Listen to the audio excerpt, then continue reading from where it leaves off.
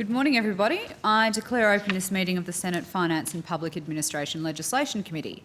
Today, the committee will continue its examination of the supplementary budget estimates for 2021-2022 with the cross-portfolio hearing on Indigenous matters. The committee may also examine the annual reports of the departments and agencies appearing before it. Senators, departments and agencies have been provided with advice on the arrangements in place to ensure the supplementary budget estimates 2021-2022 hearings are conducted in a COVID-safe environment. This guidance is also available from the Secretariat. The committee appreciates the cooperation of all attendees in adhering to these arrangements. Under Standing Order 26, the committee must take all evidence in public session. This includes answers to questions on notice. The committee would appreciate if senators could please provide any written questions on notice to the Secretariat by Friday the 12th of November 2021, however reminds all senators as well as departments and agencies that written questions on notice can be provided at any time. The committee has fixed Friday the 10th of December 2021 as the date for the return of answers to questions taken on notice. I remind all witnesses that in giving evidence to the committee they are protected by parliamentary privilege. It is unlawful for anyone to threaten or disadvantage a witness on account of evidence given to a committee, and such action may be treated by the Senate as a contempt. It is also a contempt to give false or misleading evidence to a committee. The Senate, by resolution in 1999, endorsed the following test of relevance of questions at estimates hearings. Any questions going to the operations or financial positions of the departments and agencies which are seeking funds in the estimates are relevant questions for the purpose of estimates hearings. I remind officers that the Senate has resolved that there are no areas in connection with the expenditure of public funds where any person has a discretion to withhold details or explanations from the Parliament or its committees unless the Parliament has expressly provided otherwise. I particularly draw the attention of witnesses to an order of the Senate of the 13th of May 2009 specifying the process by which a claim of public interest immunity should be raised. Witnesses are specifically reminded that a statement that information or a document is confidential or consists of advice to government is not a statement that meets the requirements of the 2009 order. Instead, witnesses are required to provide some specific indication of the harm to the public interest that could result from the disclosure of the information or the document. The Senate has also resolved that an officer of a department of the Commonwealth shall not be asked to give opinions on matters of policy and shall be given reasonable opportunity to refer questions asked of the officer to superior officers or to a minister. This resolution prohibits only questions asking for opinions on matters of policy and does not preclude questions asking for explanations of policies or factual questions about how and when policies were adopted. An officer called to answer a question for the first time should state their full name and the capacity in which they appear, and witnesses should speak clearly and into the microphones to assist Hansard to record proceedings. I remind everyone in the hearing room to switch your mobile phone off and other devices or turn them to silent. I also remind those senators and witnesses appearing via video conference who are not speaking to mute your microphones.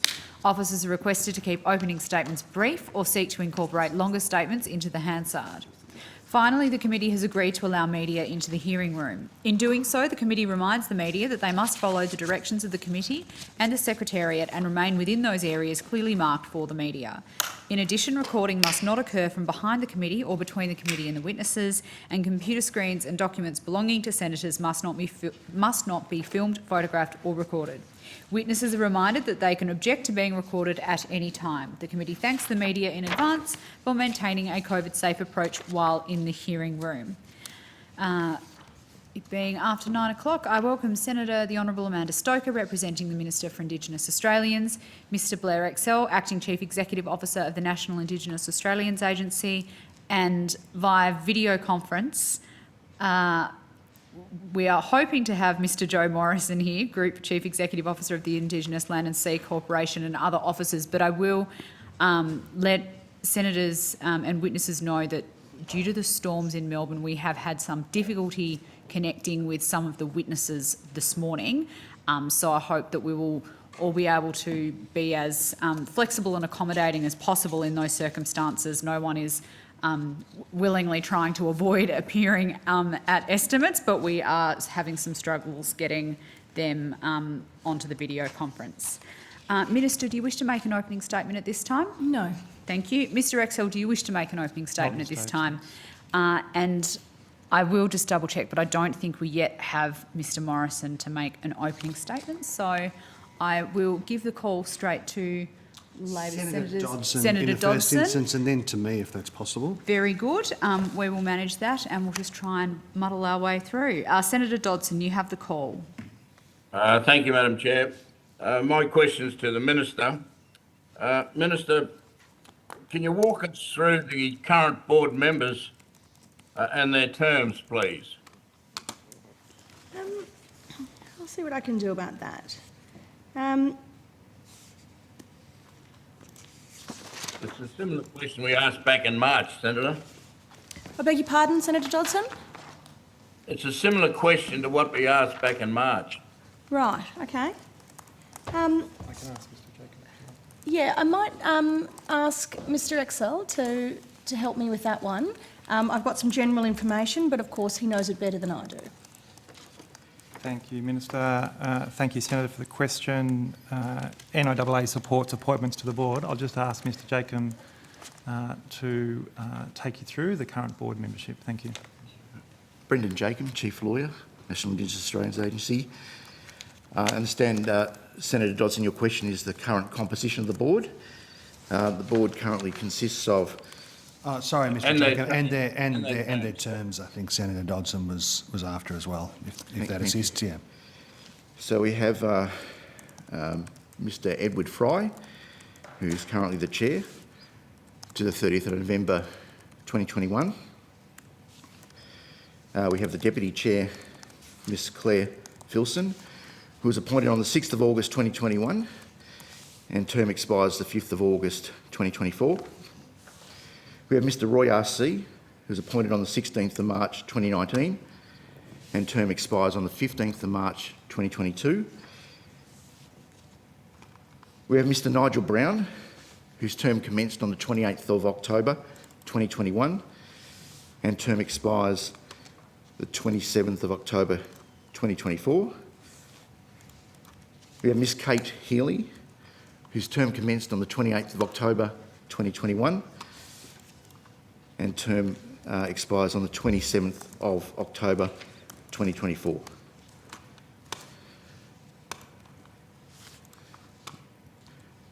So that's a total of 5, is it? That's right, Senator, and there's currently 2 vacancies. Right, and what's the last time you mentioned there was a consulting firm engaged, Anthropomorphical Fisher. Are these appointments based on their recommendations? So, Senator, I think your question was, were their recommendations put forward? Is that right? Well, there was a firm engaged called Amrop Carmichael Fisher, and I'm asking whether the appointments were on the basis of recommendations from that consultant group. Senator, so Amrop Carmichael Fisher were engaged to assist in identifying suitable candidates. Number of recommendations were put to the Minister and they form part of the decision by the Minister going forward. Okay. So of those 5 members of the board, how many of those are First Nations people? So that would be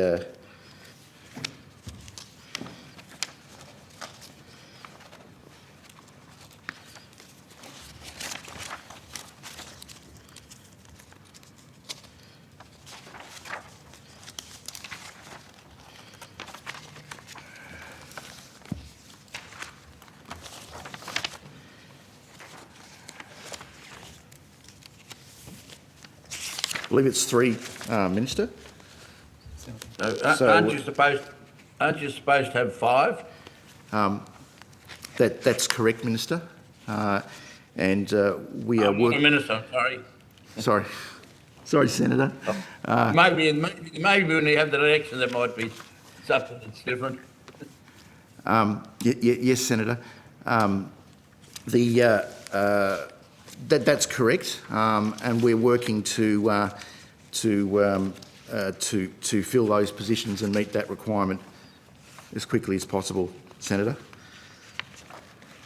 Well, you've had a review from the Tom's review, and that was more than 6 months ago.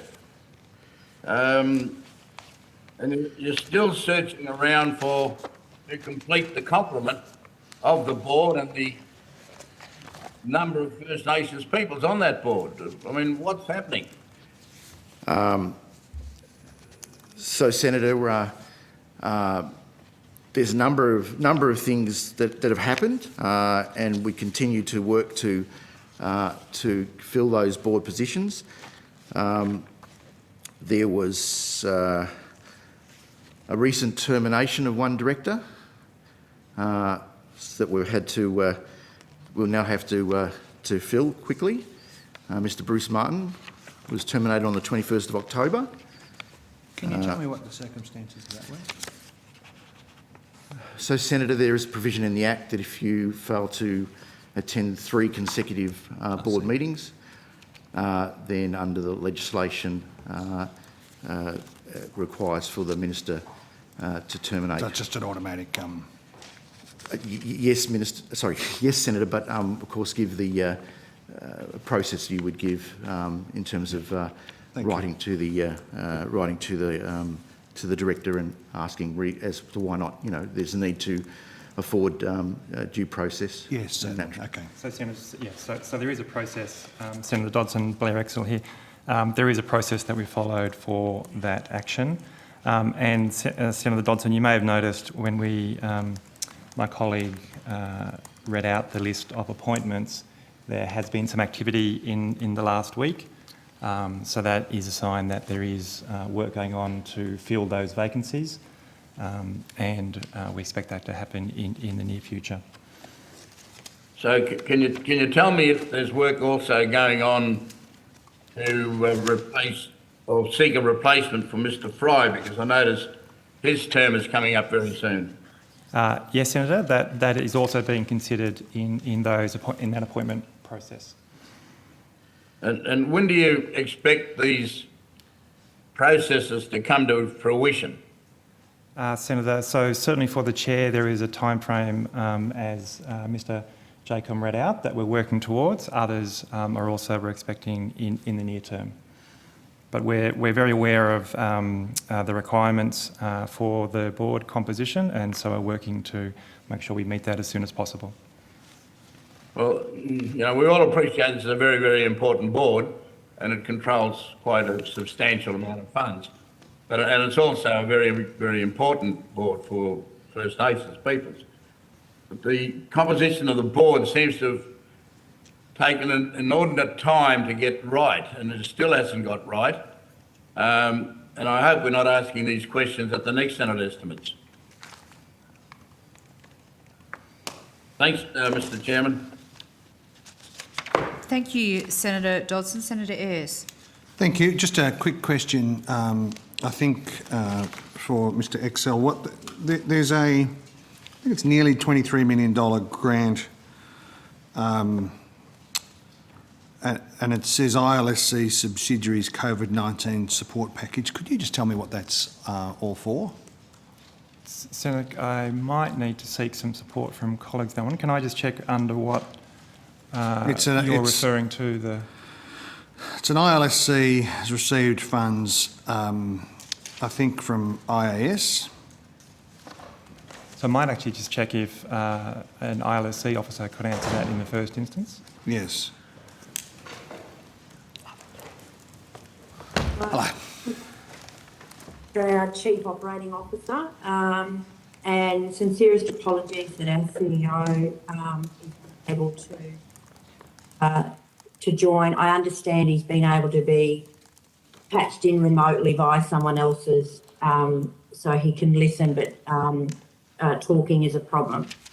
The ILSC was in receipt of what was called the ILSC Subsidiary Support Package, which was an assistance package provided by NIAA. We have online Dave Silcock, our Executive Director, Corporate Services, who can provide further details and ask specific questions. In short, the assistance package was a combination of wage subsidy and operating subsidy to support the ILSC subsidiary companies, being NCIE in Redfern and Voyagers, which operate Mossman Gorge Centre and Ayers Rock Resort. to continue operating with some supplementation of operating and wages to keep people employed throughout the height of COVID. The assistant supported the ILSC to keep those assets operating and in an order that are in their best order for future divestment. So Okay, it supported the ILSC.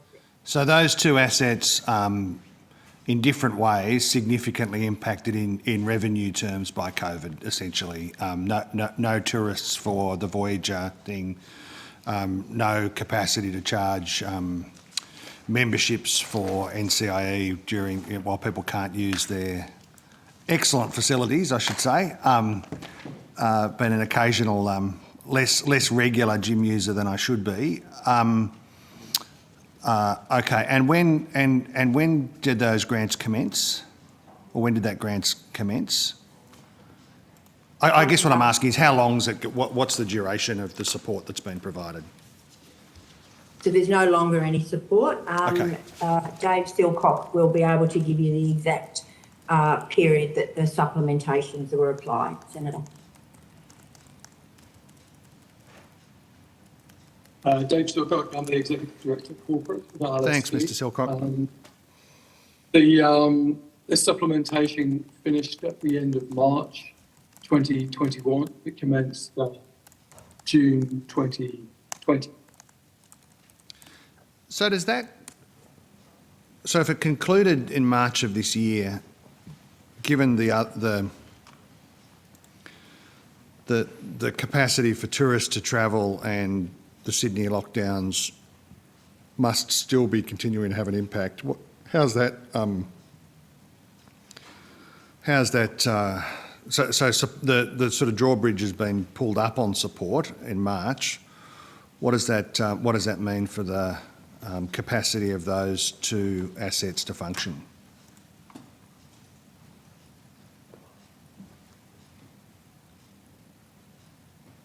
Senator, our understanding is that the package was to support the ILSC to the same extent those organisations or businesses that would have been eligible for JobKeeper Yes. work, and so that would provide some understanding as to the timing. NCIE is scheduled to reopen to members on Wednesday.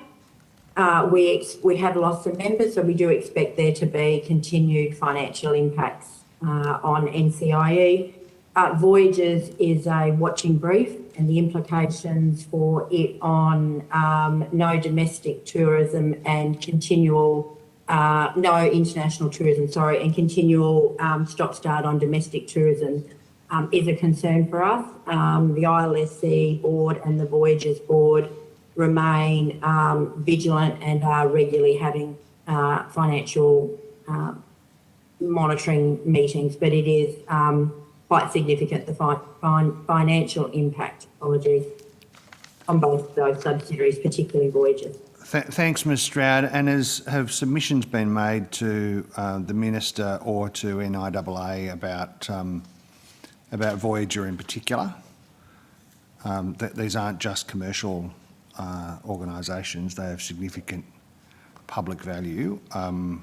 Has any proposals been put to the Minister to extend funding? If you don't mind, Senator, I'd take that on notice. Whether we have formally written from our board or our CEO to the Minister, I would have to confirm after this. I do know that we have reached out and had some conversations and raised the matter, and whether there's been anything formal, I'll take on notice, please. So you just faded out at the end there, Ms Stroud, but if I took it that there's been some informal representations made, it must be deeply concerning for the board and is a core issue for them, but you'll take it on notice in terms of formal representations. I can see Mr Bullman's just trying to jump in. Thanks, Senator Ayres. Ryan Bullman, Group Manager, NIAA. Sorry, it's a bit awkward trying to figure out It is, of with course, the yes. video. I didn't want to interrupt Ms Stroud. So I think a bit of context on this is useful. The support package for the subsidiary organisations was in line with JobKeeper. Yes. There was a unique issue in that JobKeeper wasn't available for Commonwealth corporate entities and their subsidiaries. Yeah. However, given the significance of Voyages and the Institute in Sydney, the government provided essentially the equivalent of JobKeeper and met those timeframes. Now, we work closely with ILSC as well as the CEO of Voyages beyond that to discuss options about I think I met last week with the CEO of Voyages, for example. We had a long conversation about the issues that they face and potential options for employment or other things moving forward. So we are engaged in the matter. Okay. Thanks, Mr. Borman. Thanks, Ms Stroud. Thank you, Senator Ayres. Senator Cox, you have the call. Good morning. Thank you for appearing. What type of brokerage relationships does ILSC have with traditional owners?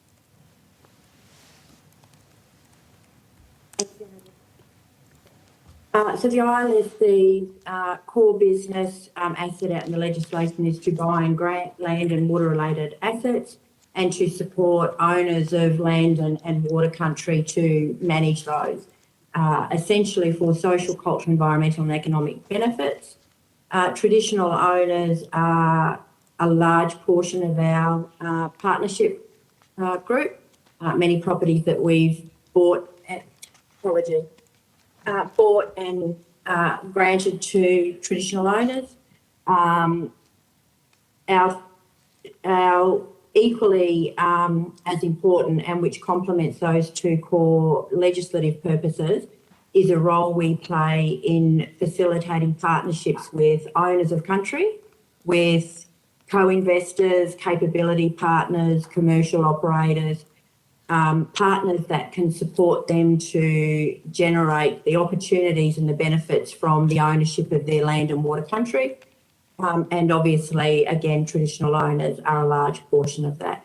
Traditional owners, including native title holders, are a significant portion of our land and water management assistance program. Okay. So just a clarifying question. So it's actually ILSC that does the assistance and advice directly to traditional owners around land acquisition and the process? So we have two ways that we purchase a property. One is that a group, and not always traditional owners, is that a group will come to the ILSC with a request for assistance to acquire land or water-related assets. The other is where a group might, and they might have a specific property in mind. The other is where a group might come to us that have a land or water need, but don't actually have a set property in mind. And in those instances, the ILSC will assist the group to identify and go through the due diligence process to marry up their land or water-related assets needs with what's on the market. Okay. Is there a process of ensuring that the land being acquired is actually for benefit? As part of our Country, Our Future is our key program, which we administer our acquisition and management functions. Through that process, there is an expression of interest process and a co-design process. So we have moved away from a very transactional application administrative-based process. And so through that, the ILSC will support groups to develop projects. Part of our due diligence is, other than the eligibility and have to be Indigenous, etc., is the number and nature of Indigenous benefits, and that being the number of people, Indigenous people, that will benefit from the ILSC's investment, so that will receive social, cultural, environmental or economic benefits, but also the nature of those benefits. And that is probably, other than eligibility, one of the most important parts of our due diligence. Right. Can you explain to me what role ILSC play in the co-management of ranger programs and how these programs are determined and how they cut across cultural tourism? Apologies, Senator, that broke up for a little bit. What was the beginning of the question? The role that you play in co-management of ranger programs. So we don't manage ranger programs specifically. We have a number of ranger positions which we fund through our RJP program, which is the Remote Jobs program.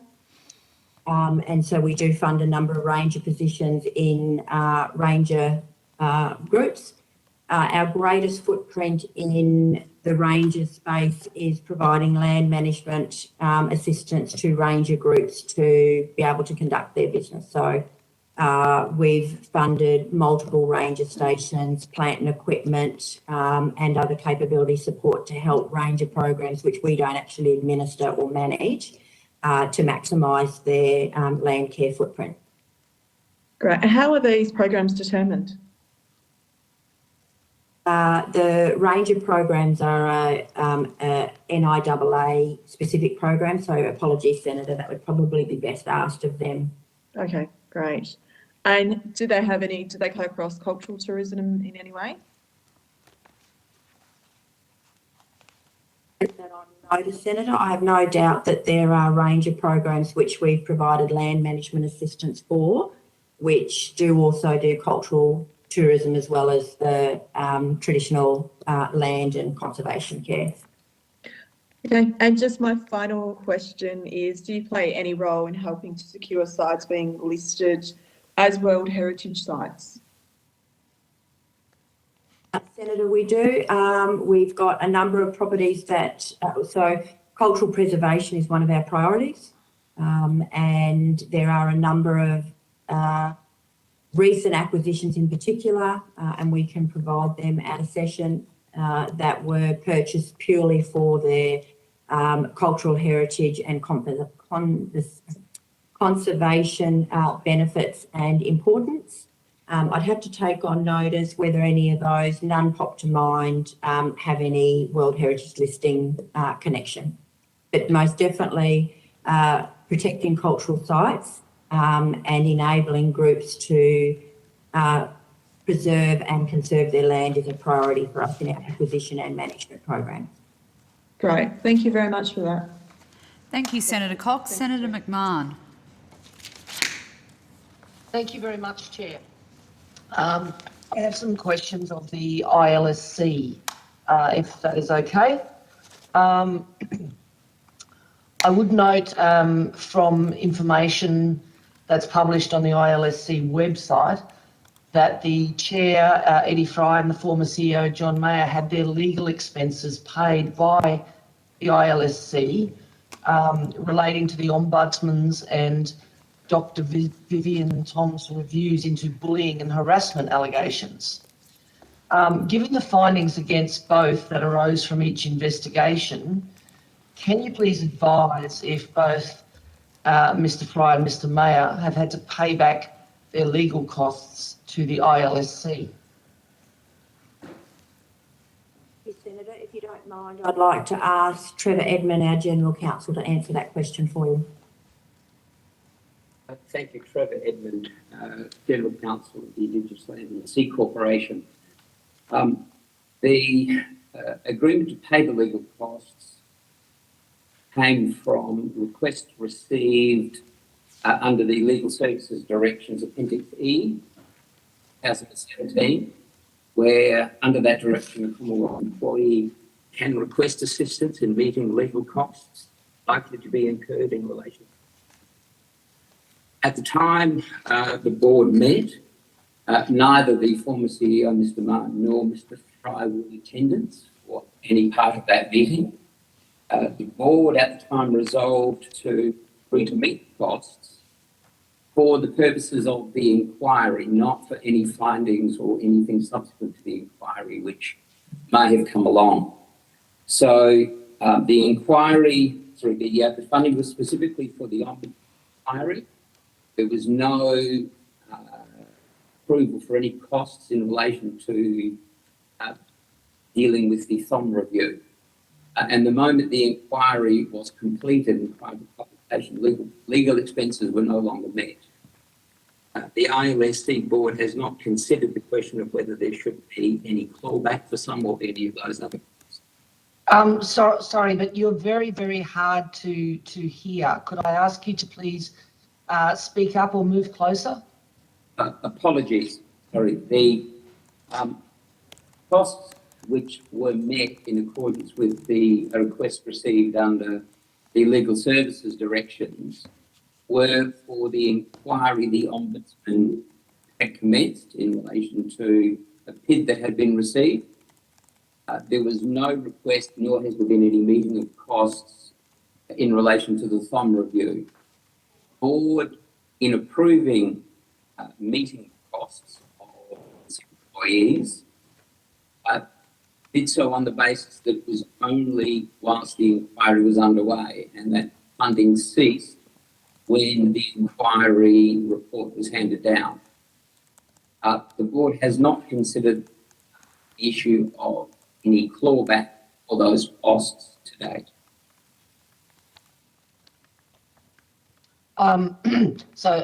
Again, apologies. You were quite difficult to hear there, but from what I gathered is that there's been no request, and the court hasn't ordered the costs to be paid back. But has the ILSC requested those costs to be paid back to them? And the board has not considered that matter as to whether they will formally request a clawback of those costs. There was no court proceeding that those costs related to.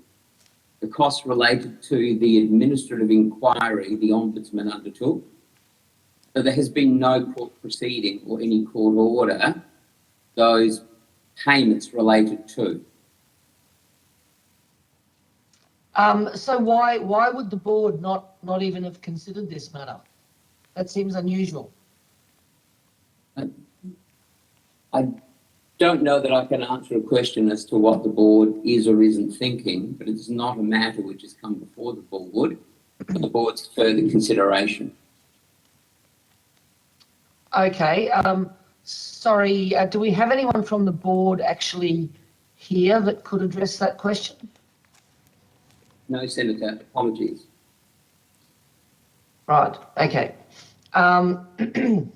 Okay. So, sorry, moving on. In 2016, former employee Mr.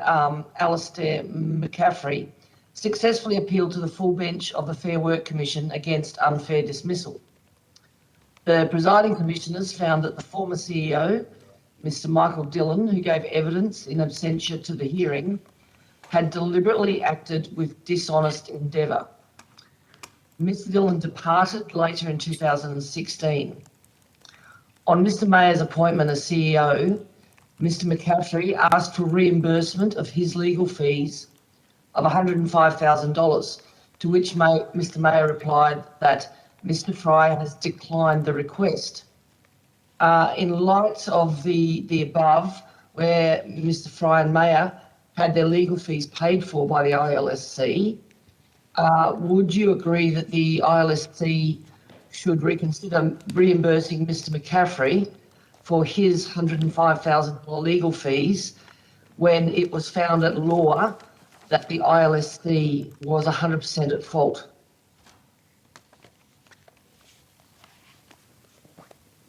Apologies, Senator, I don't have on hand the intimate details of Mr. McCaffrey's case or any of the interaction with our former CEO and chair. If you don't mind, we could take on notice that issue as well as the question you just raised earlier about whether our board is considering, or if not, why it has not considered recovering the other legal fees, and get back to you out of session. That would be appreciated. Yes, thank you. If you could take that on notice, that would be great.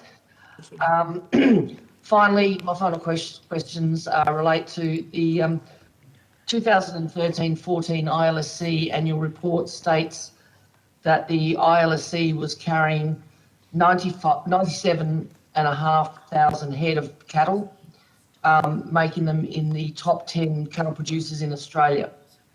Approximately $30 million in infrastructure was put into its properties to carry this number of head. The herd was valued at that time at 37 million, and the ILSC employed 137 Indigenous people on the properties. At that time, the board's plan was to increase the herd to 150,000 head over the next 8 to 10 years.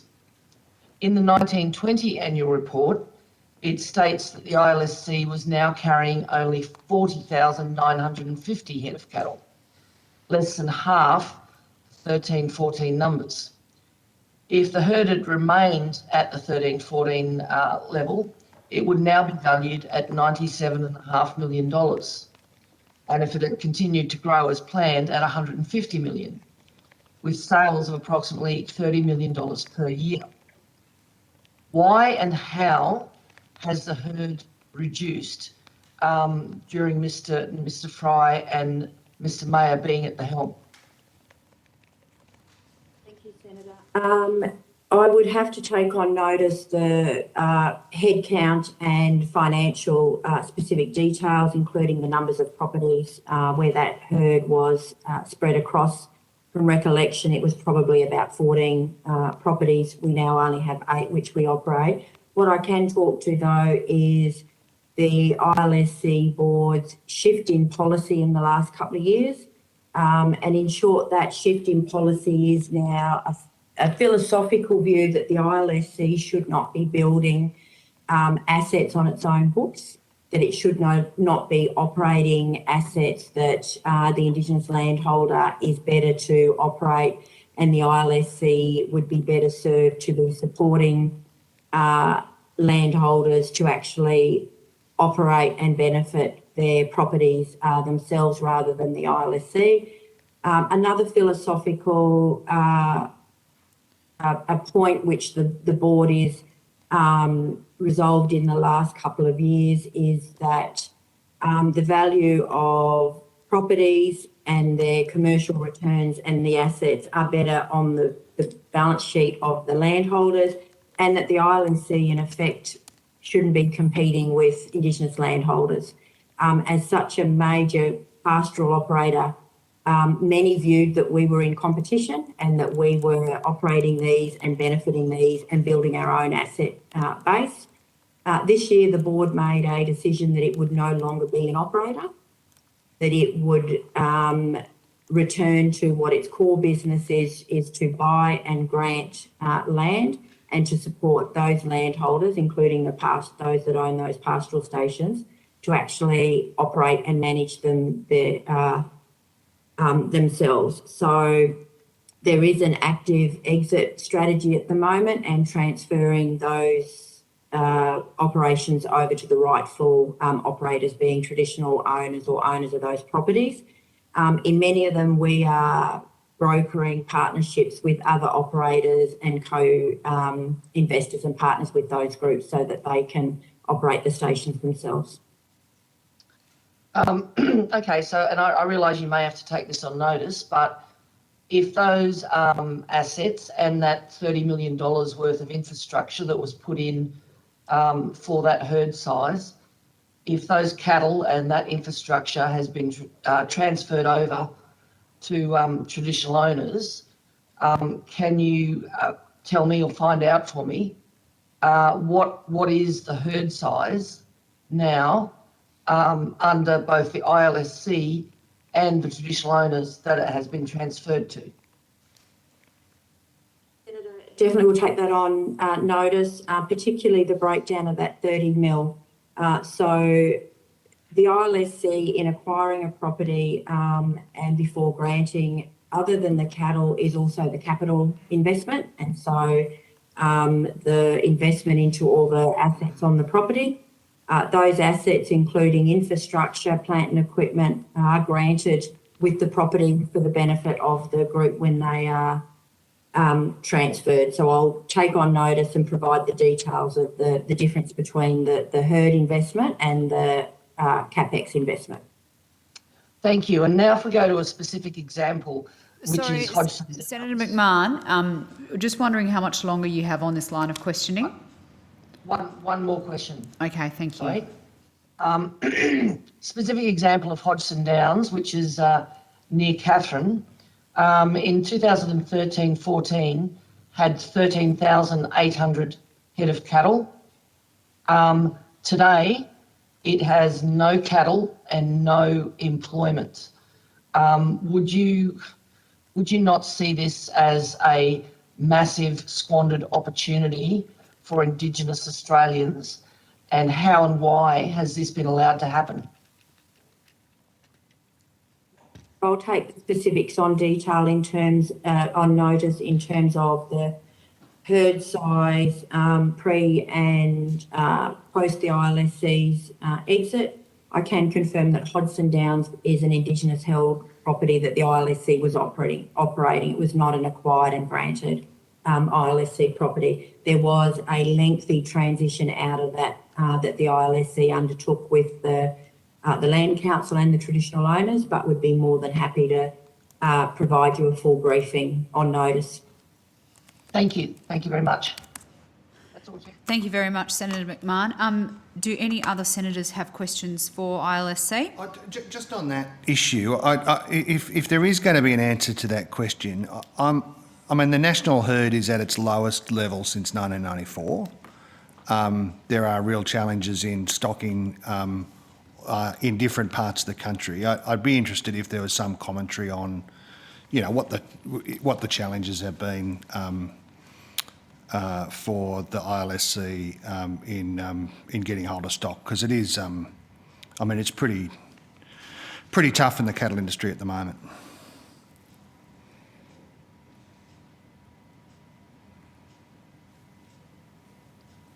I might take that as a comment, Senator Ayres. Yeah, Thank you. I'm interested in just hearing more when the question on notice comes in. Great. Not now, because we're well and truly behind. Indeed. Thank you. We'll do that, Senator. Thank you very much to representatives of the ILSC for appearing here today. We will send you off with our thanks for your evidence, and I now welcome via video conference Mr Michael Borg, the Chief Executive Officer, and other officers of Outback Stores Proprietary Limited. Thank you, Chair. Can you hear me okay? You're a little quiet, Mr Borg, so if you can potentially lean into the microphone, that would be appreciated. We'll do everything we can in the hearing room to increase the volume. No worries. How is that? Is that a bit better now? That is better, thank you. Do you wish to make an opening statement, Mr Borg? No, but I have got a couple of opening comments. Firstly, I've got Javier Ratta with me today, our CFO. And I'd like to thank you, Chair, for the invite and the opportunity to send through an opening statement yesterday. But firstly, I'd like to also acknowledge the traditional owners of the land where we sit today. We are dialing in from Darwin, the great land of the Larrakia people, and I do pay my respects to elders past and present, as always. I note the last time Outback Stores presented to the committee was 24 months ago, and so today allows us an opportunity to provide a brief update through the opening statement that we were already provided, and probably a bit on our journey through the COVID-19 pandemic, which obviously continues to be a challenge for all of us. Javier and myself, as the CEO of Outback Stores, are happy to take questions from the committee today.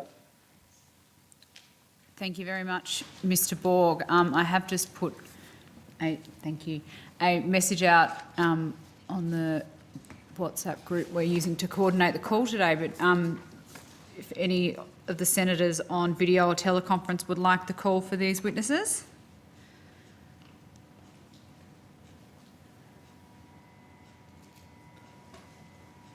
I'm very interested in the work of Outback Stores, and I'm sure they do excellent work, but Labor senators didn't request Outback Stores in for the hearing, so apologise if they've been called in for no questions. It's all right. Senator Cox has the call. She's just let me know. Thank you.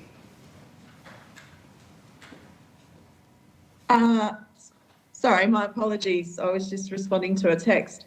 In your annual report, it notes that Outback Stores operate for a not-for-profit principles. Can you explain to me what that means? Yeah, I can take that on. Thank you.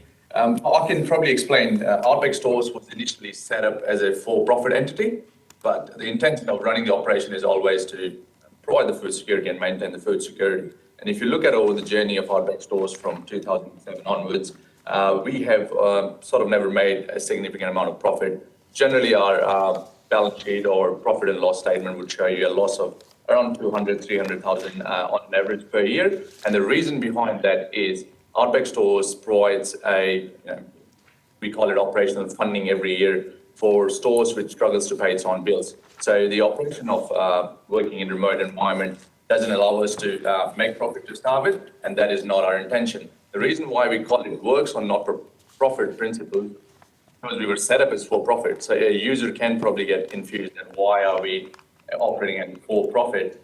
However, that had changed recently. So now Outback Stores is registered with ACNC and that will be changing going forward. So we will be a not-for-profit entity as of 1st of July. So just a clarifying question. So that you're saying that Outback Stores doesn't make a profit? That is on average, that is correct. Each year it might vary a little bit, but it's not a significant amount of profit. At the max, I think, from my memory, I've been with Outback Stores for close to 10, 11 years. In some year, we might have made 300 to 400,000, but that probably comes down from the investment that we make of our existing funding.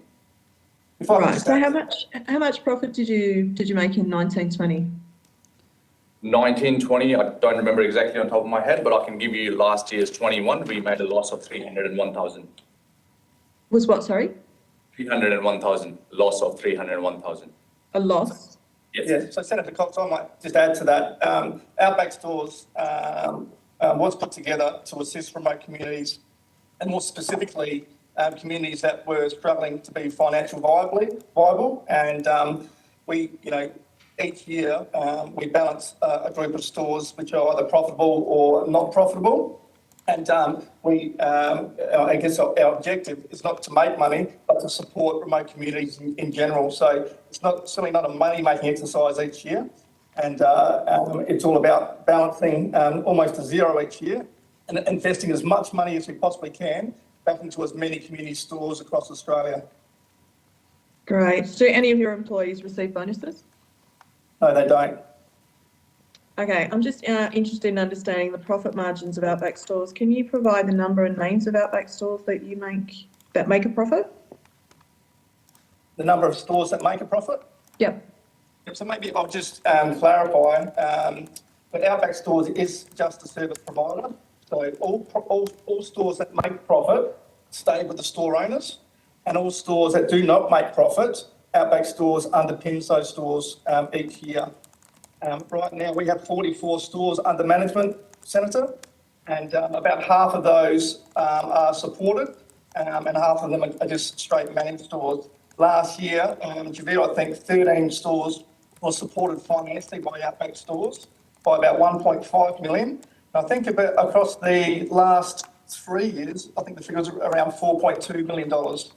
So we manage a combination of stores that are profitable and stores that are not profitable. But as a service provider, those individual organisations either have the profit reinvested back into their own stores, as directed by the store owners, or we underpin those stores to support them and make sure they stay viable, which is really the core of our business around making sure there's food security in those smaller communities across the country.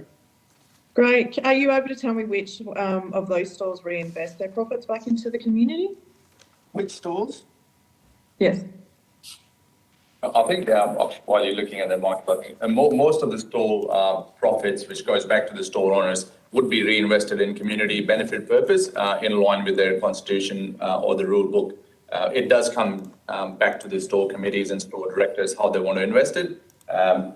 Without going into each store's details, I think I would say all 100% of these stores would be investing a sum of money back into the community benefit account, which will be used for the community benefit overall rather than for individual purpose. Do you know what percentage of those profits is reinvested back into community? Are you able to give me a figure? I'd say probably take that question on notice, but it does differ between each stores. And just some examples of that, Senator, is that the decisions don't sit with Outback Stores, the decisions sit with the store owners. So say, for example, a store may have $500,000 worth of operating cash in their bank account. 300,000 of that may have been profit from the previous year. We sit down with the directors 4 times a year. And at the end of the year, we talk around how that may or may not be best invested back into their community or their store. So sometimes profits are invested back into the infrastructure of the store. Sometimes it may be utilised for a social program for the community, whether it's being a playground or some other infrastructure for the community itself. I would suggest that out of the 22 profitable stores that we manage, at the top end of those, a dozen or so, each year 300,000 to 400,000 could be reinvested back into the community or into their own infrastructure. So you talked a little bit about the process, the 4 times a year. Can you? So who provides that advice to the individual stores? It's a very good question. So across the country, we have area managers that are aligned to certain stores, and we sit down with the directors normally of the Aboriginal Corporation, and we provide a comprehensive amount of data for those directors. And then we don't make the decisions, we just give a bit of guidance. So we see ourselves as a service provider and also much a mentor through the process. As you can imagine, across the different stores and communities, there's a different level of understanding and control around governance. We make sure there are strong governance controls in place and give guidance to the directors around what's in the rule book and what a good suggestion may be to spend their funds reasonably. So always, all stores are audited each year, and it's very important that directors understand their responsibility and make decisions in line with the rule book. Great. So the mentoring that you speak of, is that where the consulting activities for 19, 20, 2021, is that the line item for that? No, that would be Outback Stores' own consultancy. We don't charge anything separately for that piece of work. It is part of our management agreement because the decision is, again, as Michael said, stands with the store committees and directors. Our job is to provide them the data and also provide them the information on their own rule books. And for example, I can give you one recent example from my own memory where we sat down with one of the store near here, which made a decent amount of profit in last few years. And they were initially struggling, probably 10 years ago. They managed to collect a large sum of money through the years, while Outback Stores was managing it, making a profit. The community decided we need to reinvest back into the community, which was Bestwick Community Store. And the community decided that they wanted to do something for the general public across the whole community. And they decided to, I think, reinvest, I can't remember exactly, but I think just over $150,000 back into the community. Yeah, it's a real balanced approach, Senator. So we really encourage directors and the owners of the individual businesses to have a really balanced approach. We'll always give guidance around, if you spend this money on infrastructure, you could get a further return the next year, possibly like in fuel infrastructure. But, in the Beswick example that Jay just went through, at the same time, they also donated $20,000 to the school, and they've also done some work on their own social club to upgrade the facilities there. So it's a really good combination of, talking through how best the community can benefit from the profits that are made. I should also note that it is a challenging environment to make profit unless there's a substantial sized community and community members in community and supporting their own store. It does become a challenge. Hence, half the stores we do have are supported stores that don't make a profit each year. So you're saying, just to clarify that you're saying that doesn't fall within the remit of the consulting activities that you currently have listed within your... That's correct. So what are those consulting activities and what are the services that are provided? Spencer, don't they? Yeah, so looking at the financial statements, there will be 2 lines. One would be under revenue and one would be other expenses. If you are referring to the revenue line, that will be us managing a number of projects for community stores for specific projects, or us managing grant applications through different funding bodies for each particular community store, and also providing other programs through various fundings depending on each state or federal government agencies for each community store. So we provide them services. For example, we would be providing a school nutrition program across, I think, 10 or 11 stores. Yeah, the school nutrition program is an excellent one, Senator, where we're engaged with the broader community to provide a school nutrition program to ensure the kids in that school are getting healthy, nutritious meals twice a day. It's an NT, Northern Territory jurisdiction piece of work that gets completed, and Outback Stores does get a small percentage of consultancy money to be able to manage those projects, and that falls into that revenue line. So where does the money come from? It comes from the federal government. Yeah, from the... So it's a grant that you get in as part of your consulting, is that right? Yeah, so the grant is actually, the majority of the grant goes to helping with the actual program, but there's an administration fee that would fall into the consulting line that you're referring to. So this is above and beyond the money that you already get? We actually don't get any money, Senator, ongoing. So there wasn't a grant that you recently received from the federal government? I can probably take that question. Outback Stores last time received a substantial funding was back in 2009. So we do not receive any allocations ongoing or any funding on an ongoing basis. Some of the funding that we might get is mainly, running some of the smaller programs. I can't remember anything in the last 10 years being granted to Outback Stores. Great. So can you tell me about the mechanisms that are available for communities to challenge the prices that are set by Outback Stores? Yeah, given the high absolutely. rate of profit that you're making? So just to clarify that, we're not making any profit. The stores... the stores are. So, yes, yeah. Yeah, So just to clarify that. But when do community get to challenge the prices that have been set? I don't think the community's actually challenged the pricing. We sit down 4 times a year and we talk around the margins that have been set, pricing that has been set.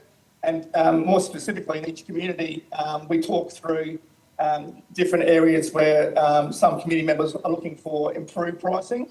Outback Stores, I believe, Senator, lead the way in balancing affordability and profit for the stores that we manage.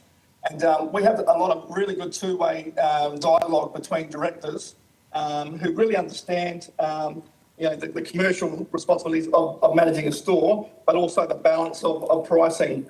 At times, Senator, one of the big questions is if you're in a large store and it is making significant profit, those discussions get had. Are you happy to make $300,000 profit this year? Next year, would you like to put that back into pricing? So what that looks like is, if a store is making X amount of profit each year, but from a percentage point of view, we can actually make some changes to a specific store and bring some prices down. Some communities choose to keep that profit and reinvest it in other areas. What number or percentage of Outback Stores have nutrition policies, and are you doing anything to increase the number of policies? All stores, as part of our management agreement, sign up to a nutrition policy, and it's something we really pride ourselves on. We do a lot of work on social outcomes and specifically on fresh produce and also sugar reduction through soft drinks. We do a lot of work with our directors on the ground, and as you would understand, the best way to influence any sort of change in a remote community is through two-way dialogue and really good communication. So we have a standard nutrition policy, which is part of our management agreement, and we have some standard principles that are discussed before we engage with the community. So if a community is probably only focused on making profit and not so focused on nutrition, we sometimes would shy away from the opportunities to assist that community. A big part of Outback Stores' DNA is certainly the health and nutrition policy that we bring to the table. Senator Cox. Great. Senator Cox, you've had about 15 minutes. How much longer Can do you I have on just, this? one last question? Okay, thank you very much. Yeah. The organisations have previously called for greater First Nations community involvement in the governance and management of Outback Stores. Are you doing anything to facilitate this?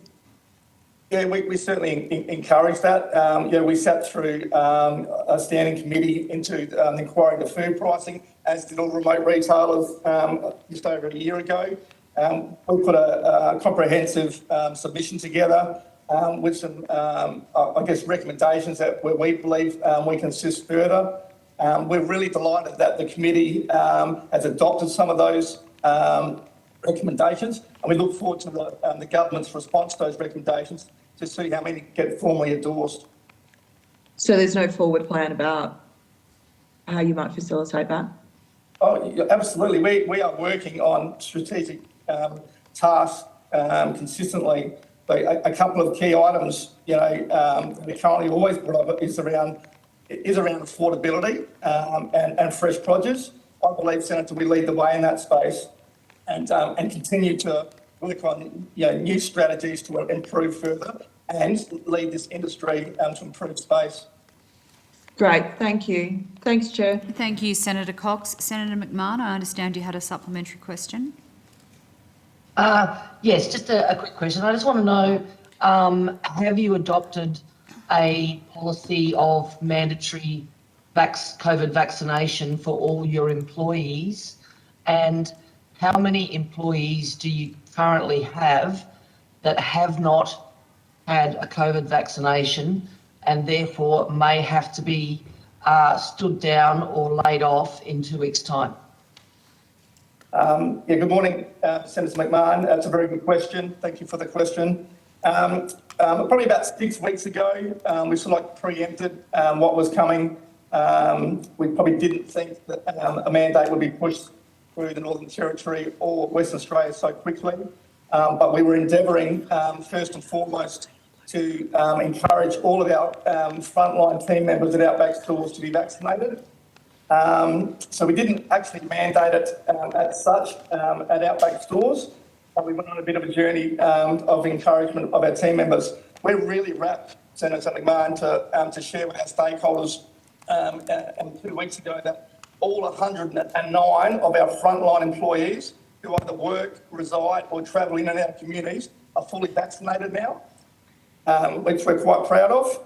We're currently now working with many Indigenous team members that work within our stores, within the Aboriginal corporations, to get vaccinated. So we're fully aware of the timelines for the Northern Territory mandate and the WA mandate, and we've got a lot of work to do in the next 2 weeks to work with the traditional owners, the owners of the stores, and the team members that work in the community stores. Yes, so how many are there that if they don't get vaccinated in the next 2 weeks are going to lose their jobs? It's a tough one. We've got 284 Indigenous employees working in stores, which is on top of our store management and our frontline team. These team members are actually employed by the Aboriginal corporations, not so much Outback stores. So right now, I haven't got an exact number. I can take it on notice and get back to you. But some early guidance on some work done last week, I would say that maybe 15 to 20%, Senator, are vaccinated. So we know that specifically out of that 284, I believe it's 175 are in the Northern Territory. We're pushing to work through about 150 more first vaccinations in the next fortnight to try and maintain those individuals' employment in stores. We are quite positive. And I had some personal discussions with store managers as late as Friday. And for example, at the Beswick store, I spoke to the two managers there. They've got 7 Indigenous staff, 2 are vaccinated, and they believe that they're well on the way of having good discussions, not only with the individuals, but more of the leadership in the community about what it means not to be vaccinated in this scenario now. So I'm reasonably comfortable, Senator, that we'll get into pretty good space. But I know that there will be some individuals that will be a little bit hesitant, that we may have to have some tough discussions with in the next fortnight. Thank you. So just to clarify, you estimate you've got about 20% that are vaccinated, so about 80% that currently aren't. Is that correct? Yeah, that'd be a rough estimation. I'm happy to take on notice and give you some regular updates over the next fortnight, because your worry is our worry in the space as well. Thank you. Thank you, Senator McMahon. Any other questions for Outback Stores? No? Thank you very much for appearing today to the officials, and we will now move on to the Northern Land Council. Thank you, Chair.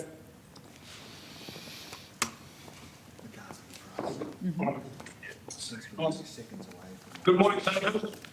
Since we're only seconds away from a horse medicine question.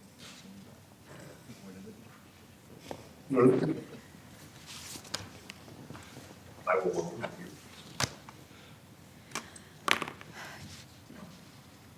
Don't play with it anymore.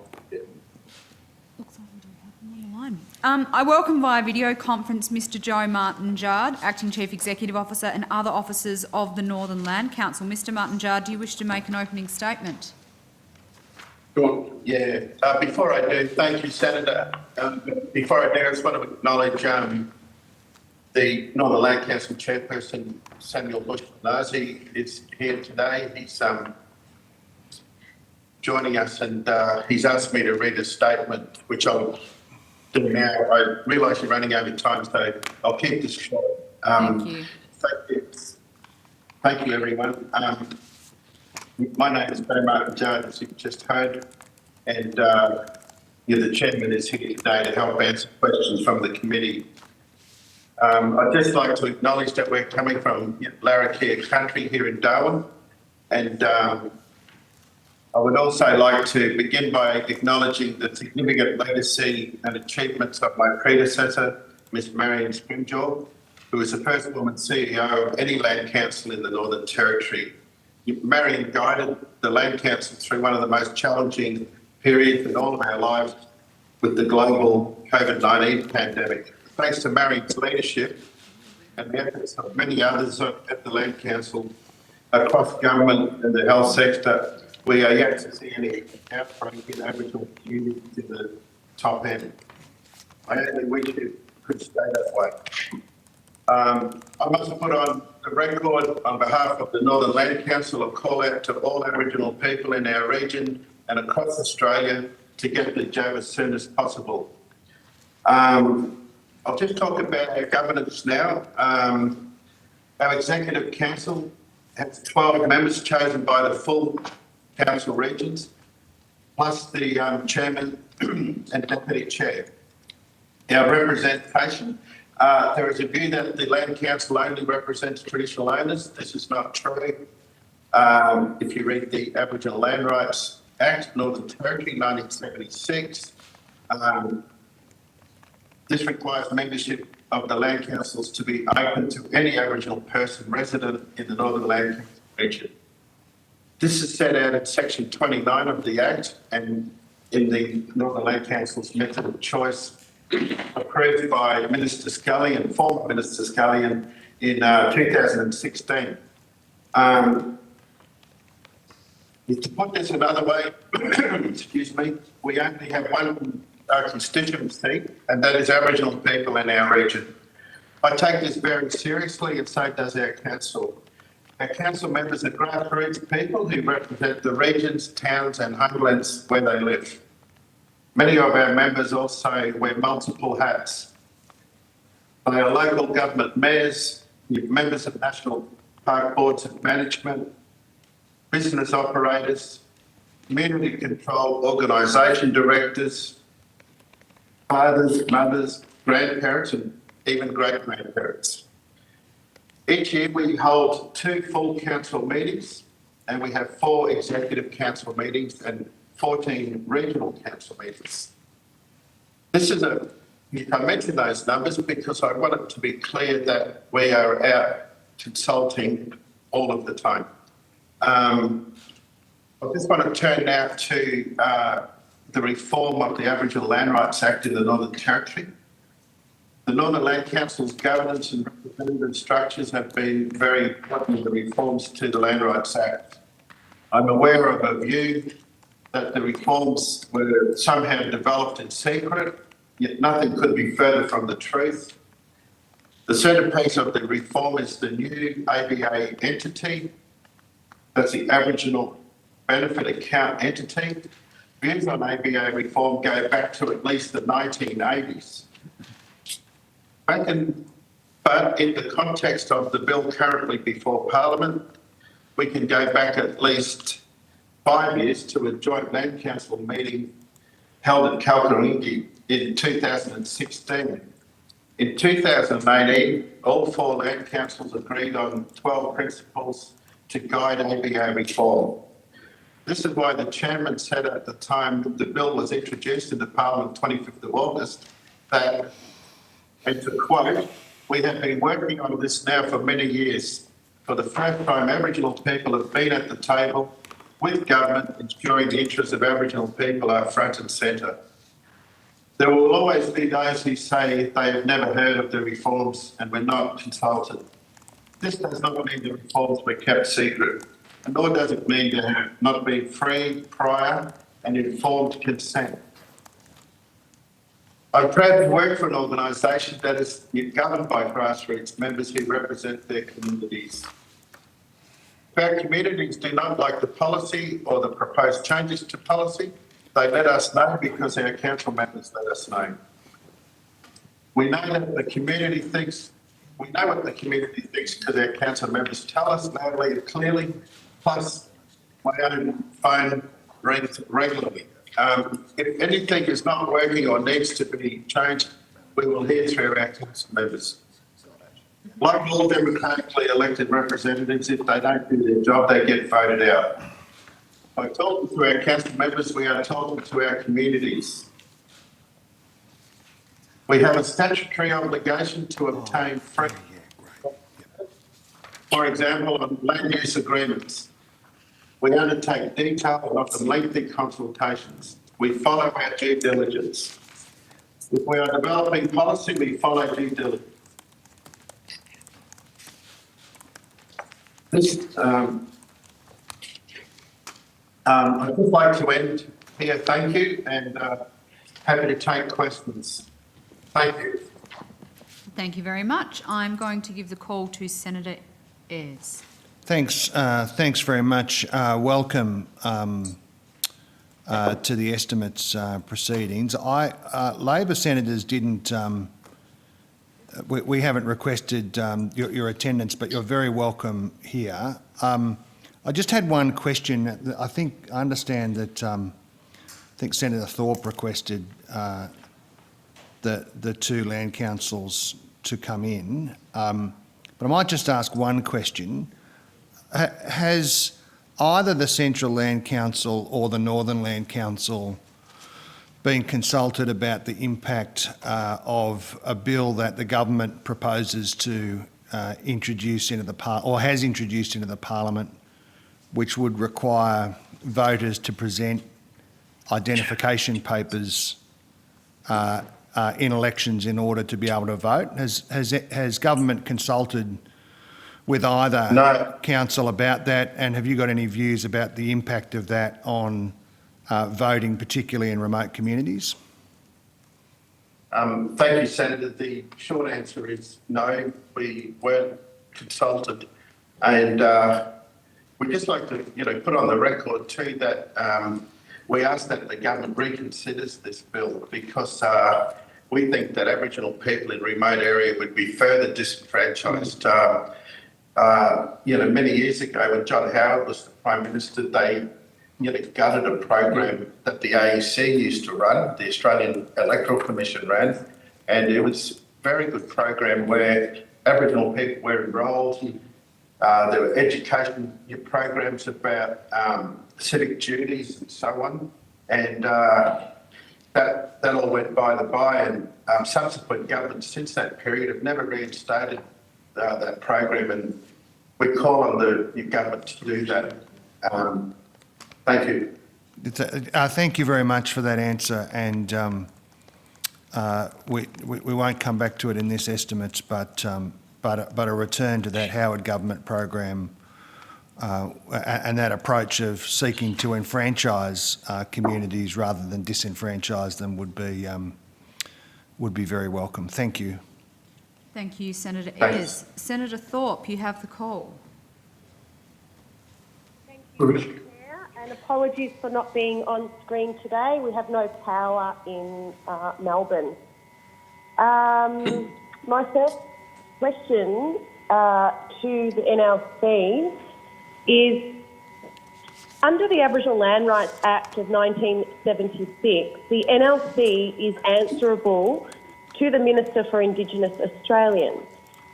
Can you please let us know how this translates in practice and how you are answerable to the Minister, and which oversight is the NLC under in practical terms? Thank you, Senator Thorpe. Joe Martin-Jones here, if you can't see me, acting CEO. We actually operate under a few other pieces of legislation, including the PGPA, Native Title Act, but we were established under the Aboriginal Land Rights Act of the Northern Territory.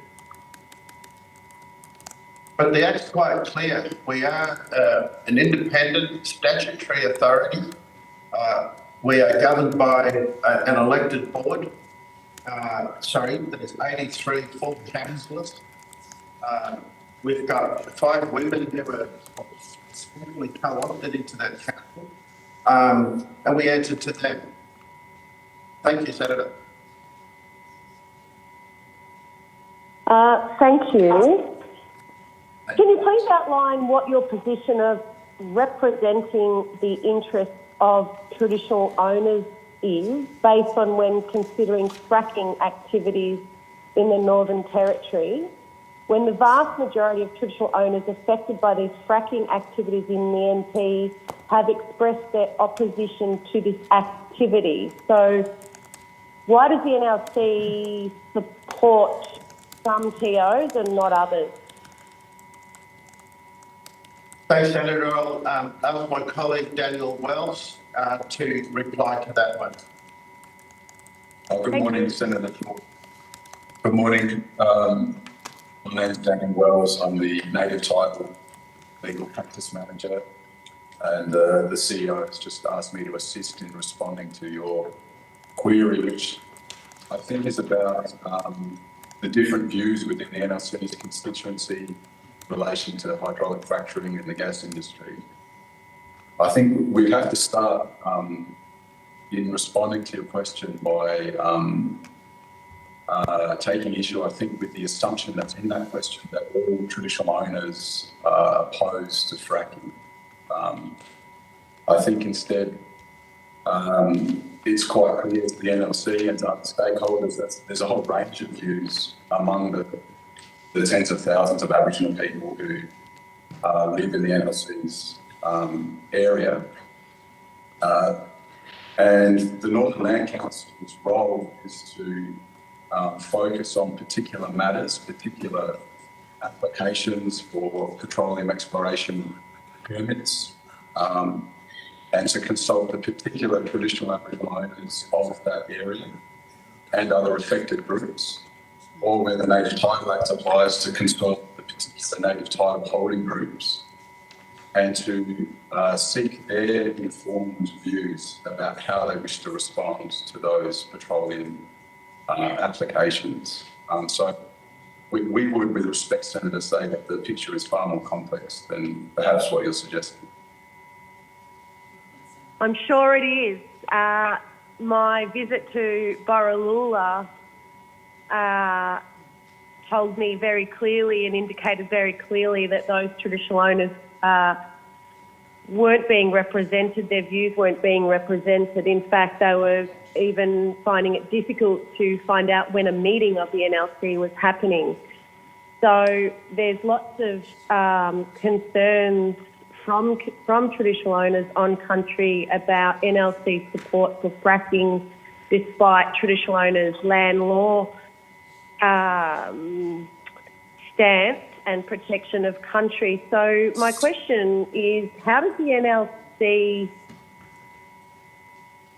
allow fracking given the destruction of land law totemic beings and the destruction of country. How does the Northern Land Council allow this to occur when TOs are saying no? Senator, I'm afraid that, again, we can't accept the suggestion that the Northern Land Council or any Aboriginal Land Council is in a position to accept or approve or support fracking. That's not our role. The Northern Land Council is quite clearly neutral in relation to land use proposals. Our statutory roles are to facilitate decision-making by the groups who, under their traditional laws and customs, own that country. NLC doesn't take a view one way or another in relation to fracking. We're there instead to assist traditional owners to reach a view. In relation specifically to Borroloola, again, we can't accept the suggestion that somehow all traditional Aboriginal owners have a particular view, that the Northern Land Council in any way has done anything other than continue to support them to make informed decisions about what they want to do. Thank you. Does the NLC then facilitate an ILUA with the government without the traditional owners?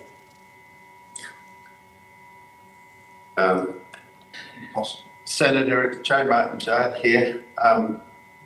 It's just impossible to do that under any legislation, but I'll hand over to Daniel Wells to expand on that. I can only agree with my CEO that I'm not aware how that would even occur, and all we can say is no, of course not. The Northern Land Council would never contemplate taking any such action. Thank you. So then why are there, I think it was 4 or 5 clans that cover the Borroloola area, and they've been told that the NLC will represent their ILUA interests when these 4 clans have asked for independent legal advice to be at the ILUA table with the NLC. Has that occurred, or is the NLC taking the charge and taking the lead and not providing seats at the table for those particular clans who are being affected? Again, Senator, I'm afraid that it would appear on the basis of your question that you may have incomplete information. Certainly nothing like that has occurred. There is no ILUA in place. What's occurring at the moment is our processes preparing for the negotiation of a possible Indigenous land use agreement in relation to the McArthur River mine and also the port at Bingbong. The preparations for that negotiation are built around a structure which will put traditional Aboriginal owners, native title holders at the very front and centre of the negotiation process, where all estate groups who have been determined to hold native title will be represented, and where people in affected communities will also have access to that process. Thank you. And that Thanks. sounds wonderful. It looks good on paper, but the reality from senior lawmen from that country are telling me very different. So I'm like, do I listen to a government department or do I listen to old lawmen from country? So apologies for not getting my facts right, just coming straight from the old people themselves. So I look forward to seeing those clans represented with the NLC as part of their contribution to their own ILUA. And it'd be great if I can put you on notice to provide that evidence on how those clans are participating at that table and what opportunities they've been given around that, what resources they've been given to attend and what notice they've been given to attend these meetings. Is that possible? Thank you, yes, NLC? we'd be happy to provide that material to you to show you some of that process. Senator Thorpe, Lydia Thorpe. Yes.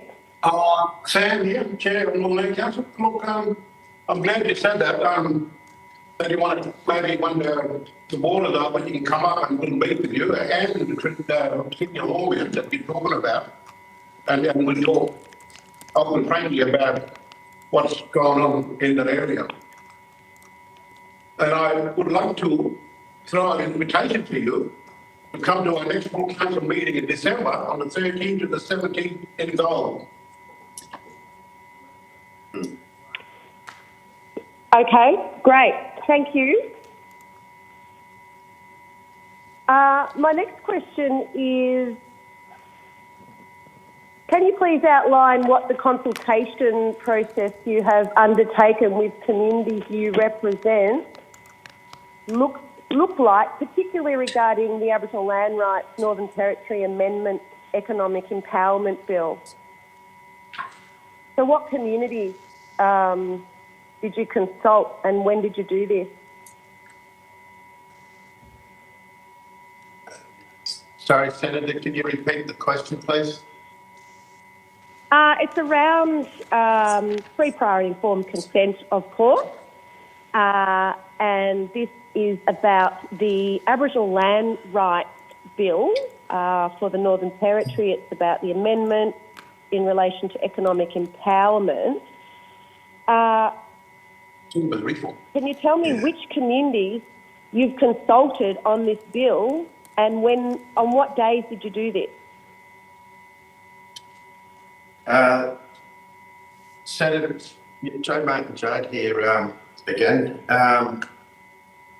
This consultation has been going back to the formal consultation went back to 2016 at Kalkaringi in the Northern Territory, and where we had a joint land council meeting, and we were instructed there to change the Act. And you might remember there were significant changes to the Act brought on by John Howard when he was the Prime Minister, and Mal Brough when he was the Indigenous Affairs Minister.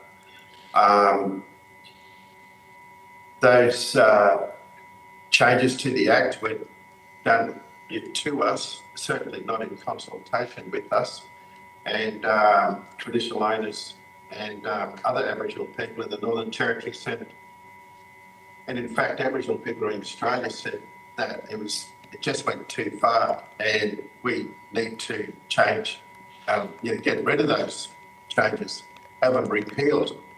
And so ever since, you probably heard of the intervention in 2007, that's 14 years ago now. That affected nearly every Aboriginal person in the whole of the Northern Territory. Well, I shouldn't say nearly. It affected everyone. And so those consultations, in one way or another, have been ongoing since then. And it's not as if we went out and had a meeting, the way that you think about it.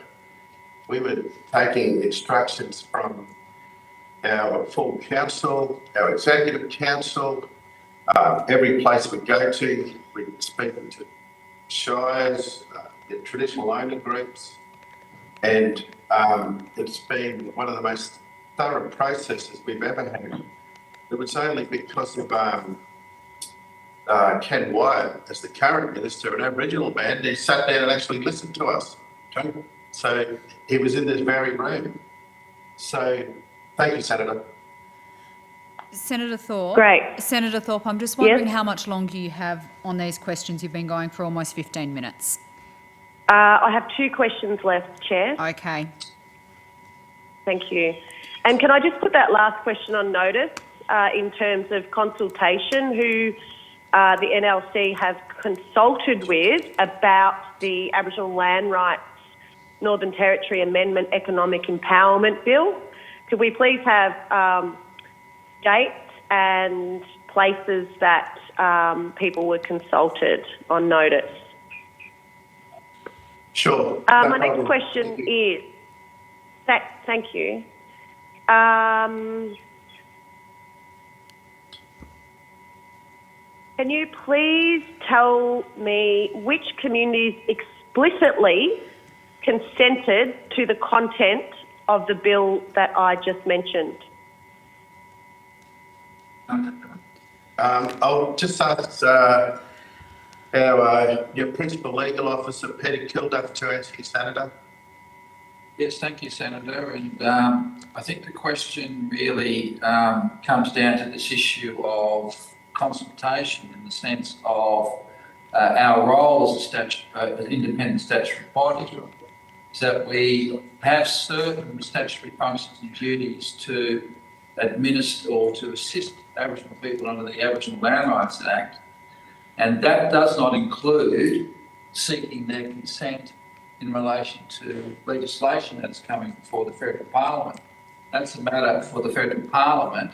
What we do as a result of some of the functions under Section 23 of the Aboriginal Land Rights Act is to go out and talk to our constituents about amendments to the Act, changes to the recent changes, and get their views. So, especially in relation to this, the notion of Aboriginal people having Aboriginal control over ABA money is what we consulted about, and there was general agreement that it'd be better for Aboriginal people to have control over that than the minister, and that was the whole way the process took place. There wasn't any need for any resolutions or agreement in relation to consent. It was just a general proposition that people were in favour of that legislation because it was a benefit to Aboriginal people.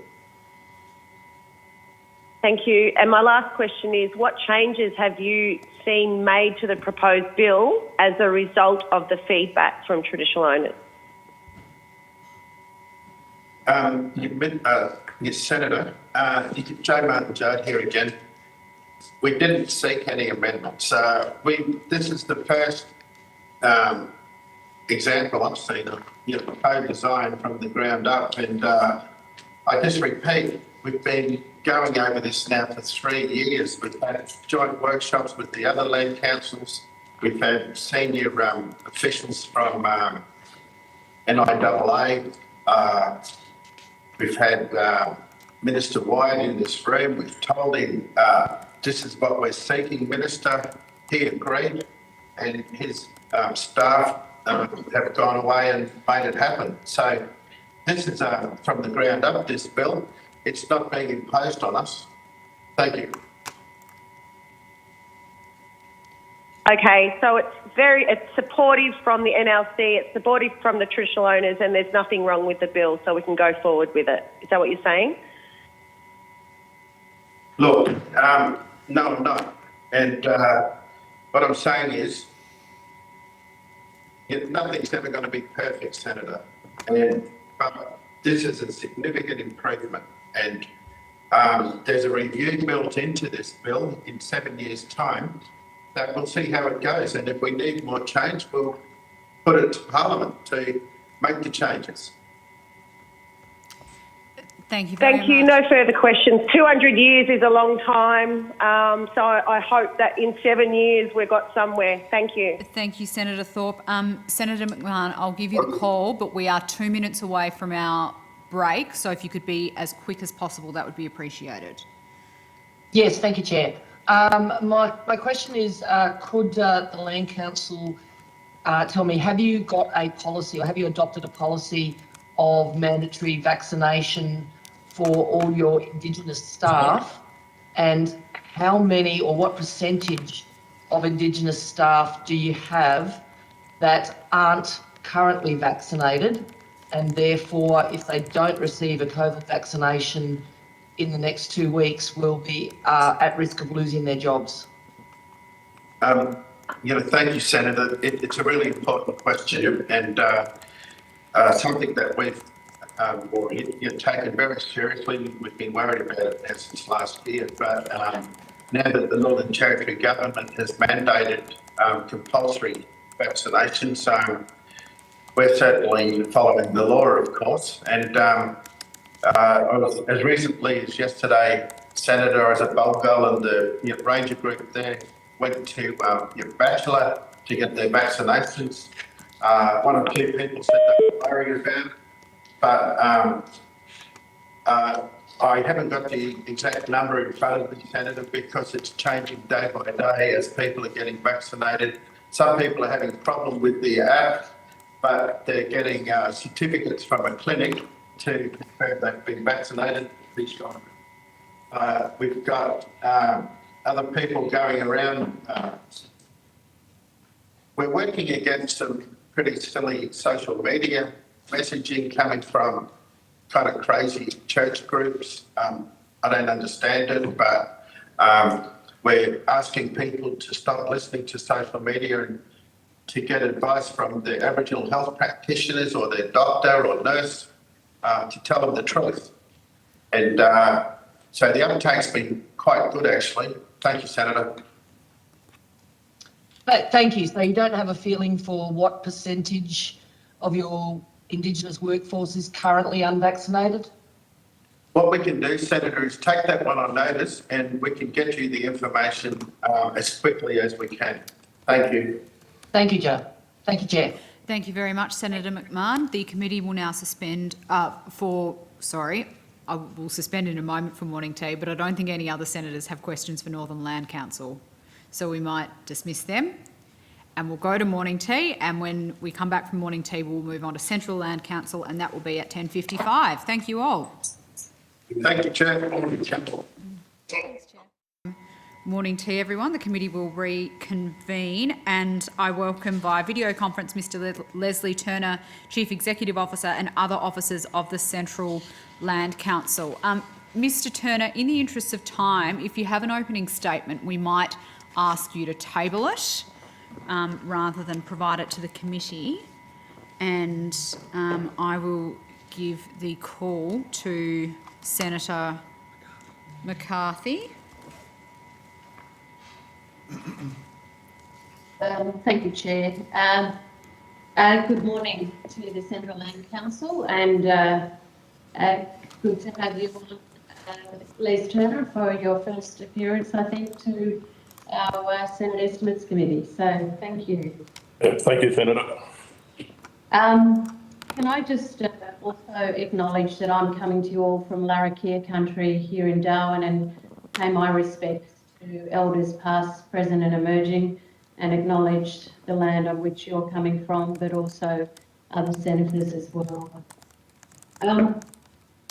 Mr. Turner, I just wanted to go to a bill that has been rushed through quite quickly into the lower house around the voter integrity bill, and just ask your thoughts on that bill, whether the Central Land Council was consulted, and what kind of interaction there has been with the Central Land Council in relation to this particular bill.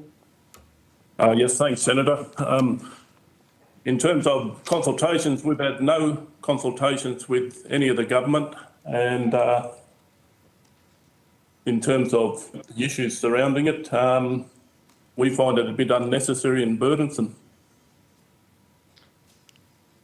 Can you just explain to the committee why the ID legislation will have an impact? Thanks, Senator. There's a number of issues surrounding Aboriginal people in Central Australia about postal addresses and street names, actually having their licences, access to information for the Australian Electoral Commission. And we have a number of Aboriginal people under the Electoral Commission statistics, about 17,000 who are eligible to vote but aren't enrolled. So there's issues around enrolment and, in terms of information that's required by the government for identification. Madam Chair, just for those people listening at home who mightn't have the detail of the proposal that is before the Parliament, the proof of identity document that is proposed by the bill seeks any of these items, any one of them, as proof of identity, and they're deliberately flexible so that it can take into account a number of the concerns that have been raised by the officer at the virtual table.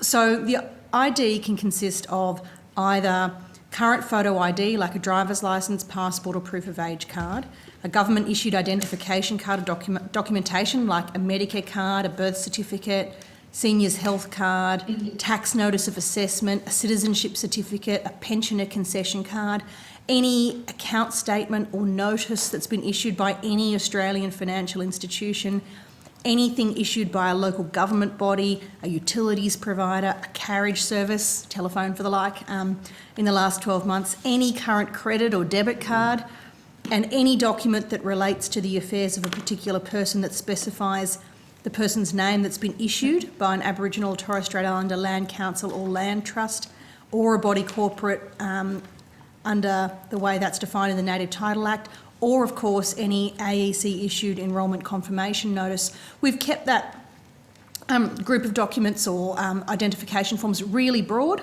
and importantly we've made it possible for a person to verify the identity of another in circumstances where none of those things are available.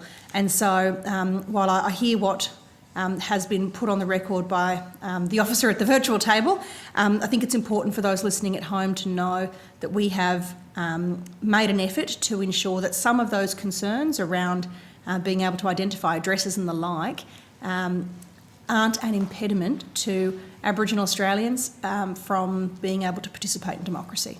Thank you, Minister. Chair, I might just indicate for the benefit of the Central Land Council and for listeners at home, that was the Minister interceding there. I'm particularly interested in hearing the views of the Central Land Council. You can get the Minister's views very easily by going to some far-right Conservative Political Action Conference imported from the United States. That's out of order. Senator That's no Ayres. problem. Senator Ayres, What the that is Minister out should of do order. is listen to the views of people who actually work in communities rather than the views of far-right Donald Trump extremists. Senator Ayres, That's what you're you doing. should be above. That's what you're doing. This nonsense. You've been doing it for years, and you've finally succeeded are in bringing scandalous. ultra-right, very nasty, derivative, pro-Donald Trump nonsense from the United States to corrupt our electoral system. Senator Ayres. And you can persist, but Madam you ought to Chair, listen to people. Point of order. Point of order. Point of order, This Chair. is out of order, Chair. It is not relevant. It is defamatory. It is dishonest and not in the spirit of estimates at all. I ask that you hold Senator Ayres to order and encourage him to participate in the estimates process in a way that is reflective of the importance of the policy that's dealt with by this committee. Thank you, Minister. And look, Senator Ayres, I will pull you to order. Senator McCarthy has the call, and I do note that particularly on this Friday of estimates, we usually all get along very well and work, across all sides of the Senate chamber to make sure that we can get through the day in an orderly manner. So I'm quite disappointed to see you working against that today. Senator McCarthy, you have the call. Thank you, Chair. Can I just go back to Mr Turner and his team there at the Central Land Council? Can you just walk us through what examples you've had with constituents in trying to get ID? Thanks, Senator, for the question. In terms of ID, about just obtaining a licence, difficulties with, postal addresses, and because some communities, as I mentioned, don't have letterbox or postal addresses. Sometimes it's the community store or the community post office, and there's just a couple of the issues.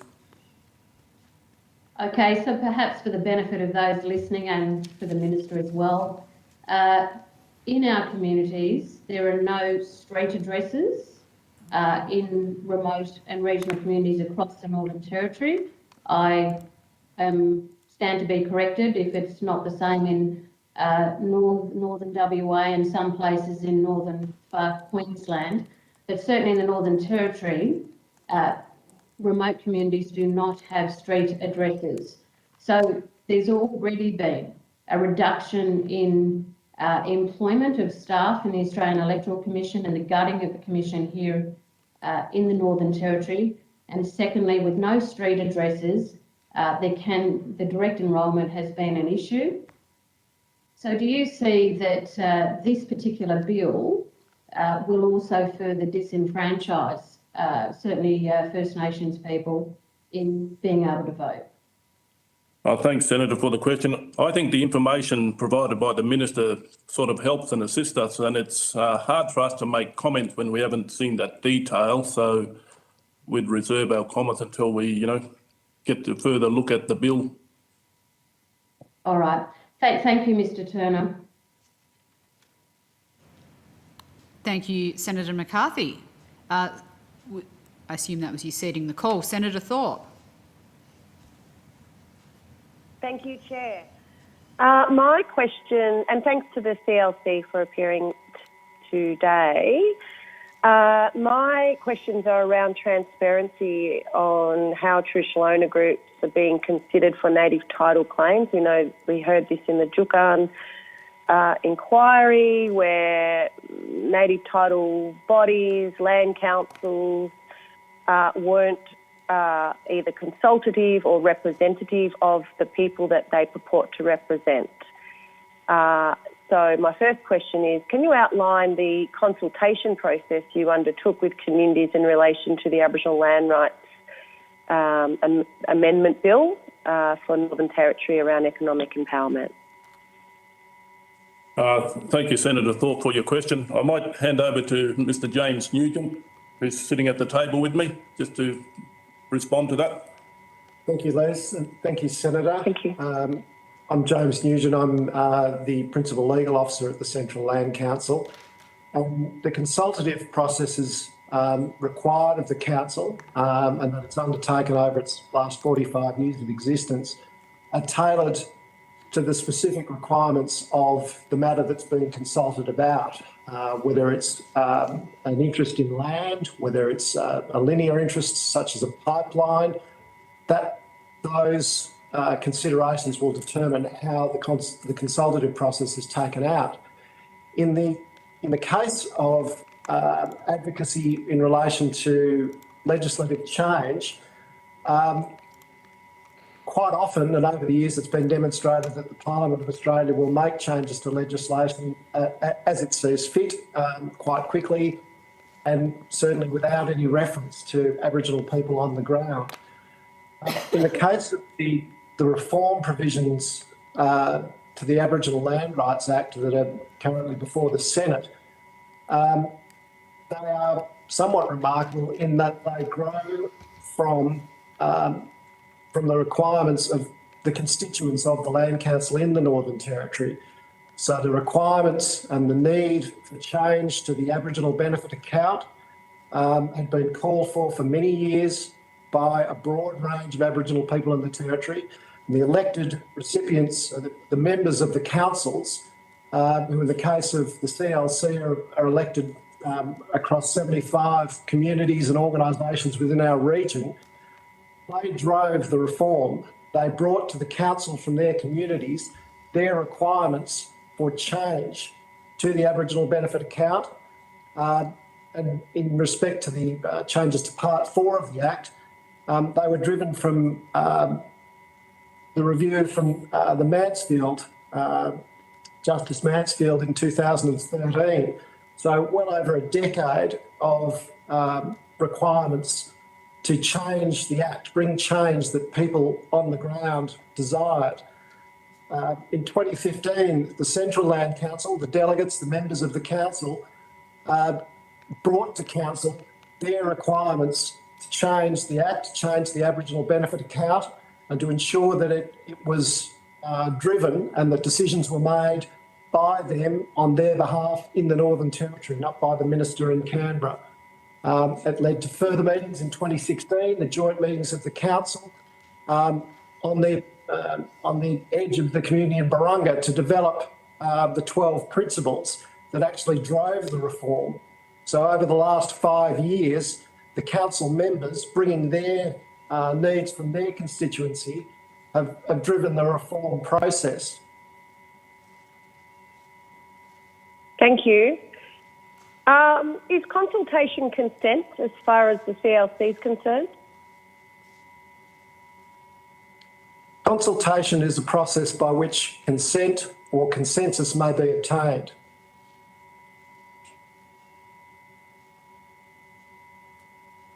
Okay, thank you. So would you be able to provide on notice the communities in which you have consulted about this bill? And when? Certainly, Senator. We have the list of meetings of the council, the executives, the joint council, the communities in which those discussions have taken place, and we will provide those to you. Excellent. Could you also include what notice was given to communities? Because I'm hearing from people on the ground that they're not able to go to meetings, buses aren't provided, transport's not provided, and they don't find out about CLC meetings and land council meetings until it's too late.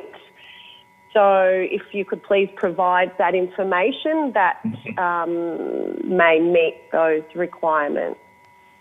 My next question is, are there any communities that explicitly consented to the content of the bill?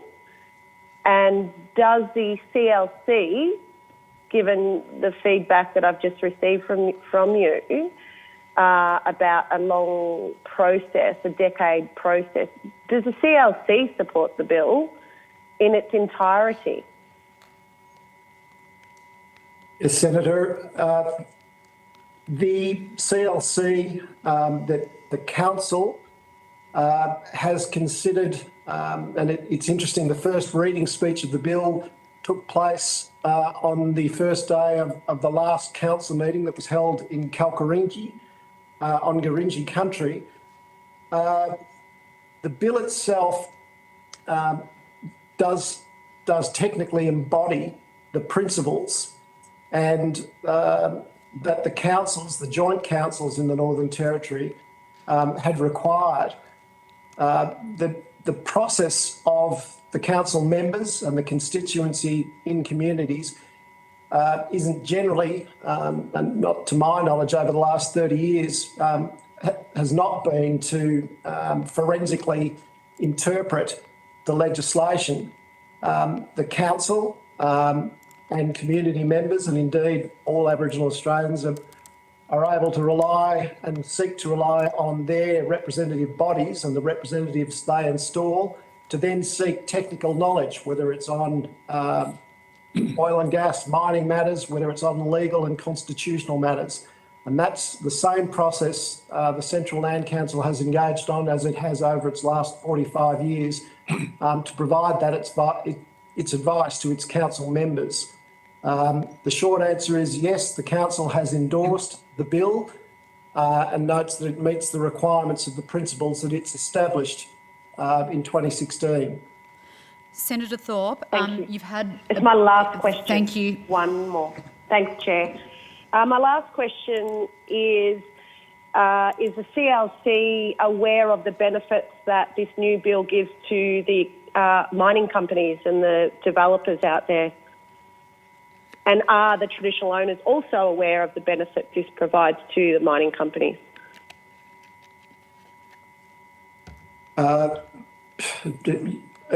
If you could be more specific, Senator, but broadly speaking, at that level of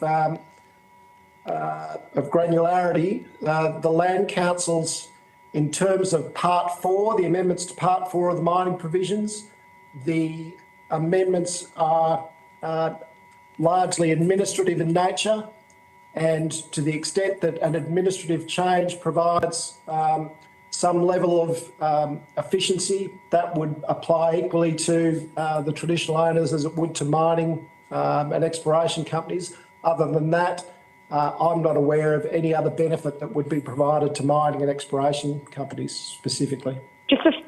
Just a follow-up, Chair, sorry, just in terms of the efficiency, you mentioned that the bill provides efficiency, which to me sounds like cutting some red tape to allow for consent to destroy country. Is that what you're referring to?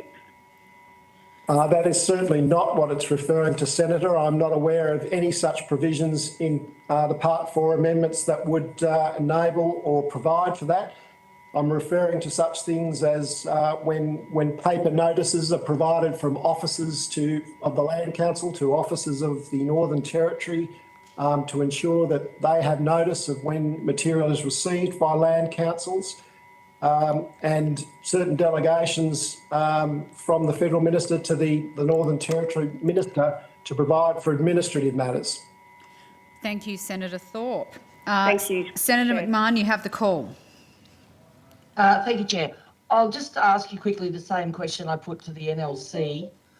Do you have a policy of mandatory COVID vaccination for your staff? And do you have an idea, even if it's a rough estimate, of how many of your staff are currently not vaccinated and therefore likely to lose their jobs in 2 weeks' time? Thanks for your question, Senator McMahon. We're actually developing our policy, taking that into consideration the Chief Health Officer of the Northern Territory's directions.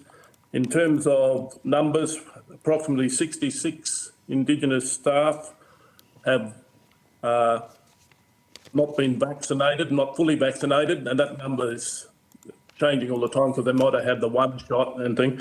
And in terms of non-Indigenous, we have 11 staff not vaccinated. And we'll be developing our policy and advising our staff in terms of those directions in the near future. Thank you. And can you tell me, have you provided any sort of incentive or reward to any of your staff for getting the COVID vaccination? Yes, we have, Senator. And what would that be? We had a $500 incentive for staff and councillors who were vaccinated. Right, so any staff or councillors who received a COVID vaccination received a $500 payment, is that correct? Not all of them elected to take the incentive money, Senator. Okay, but it was offered? Yes. Thank you, Chair. Thank you, Senator McMahon, and thank you to representatives from the Central Land Council for attending today. I understand the committee doesn't have any further questions for you, so I will call on Aboriginal Hostels Limited. Thank you. I welcome via video conference Mr Dave Chalmers, Chief Executive Officer, and other officers of Aboriginal Hostels Limited. Mr Chalmers, I'm sure you're aware, but we are somewhat pressed for time, so I might ask if you have an opening statement that it can be tabled to the committee rather than read out. And I'm just looking at Labor senators for I don't guidance. have questions, no. I think this might. I don't know whether Senator McCarthy or Senator Dodson do, but I don't think so. I think Senator Cox has a question, so I will give the call to her. Thank you.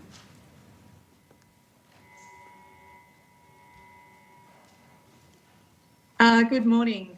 My question is, I'm interested to understand more about the use of Aboriginal hostels in WA, particularly for those coming from the bush to Perth to seek medical treatment. How many hostels do you run in Perth? Good morning, Senator Dave Chalmers, CEO Aboriginal Hostels Limited. I'll ask my General Manager Operations, Mr Bob Harvey, to talk to you about our hostels. Great, thank you.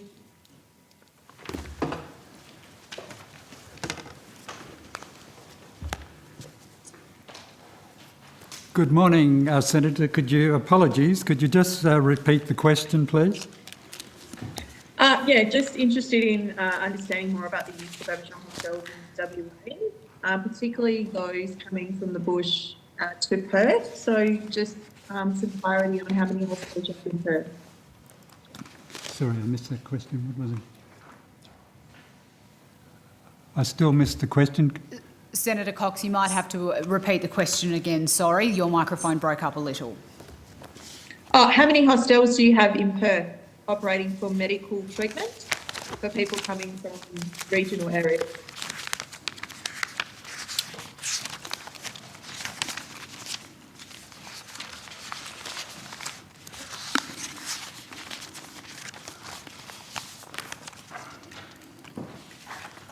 Senator, thank you for your question. In Perth, we have two hostels. One's a multi-purpose and one is medical at Derbyl Bidger. What's the occupancy level of those hospitals?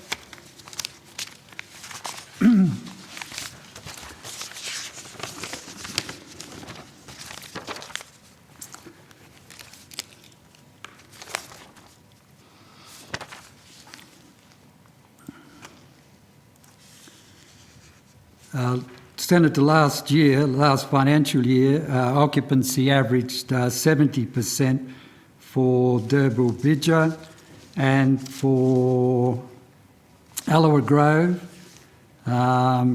it was 65%. Are people ever getting turned away from there, and are there any wait lists that, I suppose, given those quantities of 65 and 70%, you're not at maximum? No, Senator, we don't turn away residents from those locations at that occupancy levels.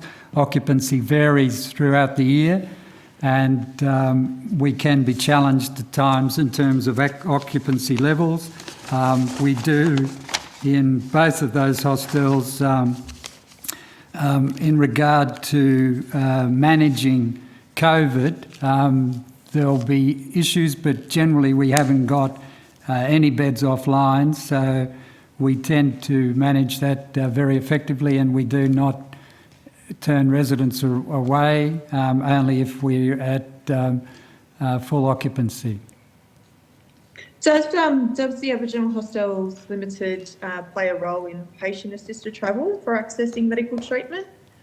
And how does that happen? So what's the process if you're coming from regional or remote Western Australia into Perth and people are needing medical treatment? What's your role in the PAT system? Senator, that's provided by state governments, the assistance provided, and that's organised by separate providers. We don't. We have a number of beds in hostels across Australia, a small number, where we get assistance to have beds opened for PATS patients, but we don't actually get involved in the travel. That's very well organised through the state and community authorities, Senator. Okay, great. And just one final question. Do you provide any assistance with people who need a longer term accommodation, for example, due to medical? Yes, we do. A number of our medical residents have been with us for a number of years. That's only a very small number, but generally we only have residents remain for about up to 3 months, so we're short-term stay. But in some of our hostels, renal residents have been living with us off and on for a number of years, but generally it's only several months. If no other accommodation is available, we can accommodate renal patients off and on for a period of time, Senator, but generally we're only a short-term provider of accommodation, generally up to 3 months. Great, thank you. Thank you. Thank you, Chair. That's all. Thank you very much, Senator Cox. Any other senators seeking a call for Aboriginal Hostels Limited? No? In that case, thank you for your very short appearance, and we'll send you off and call Indigenous Business Australia.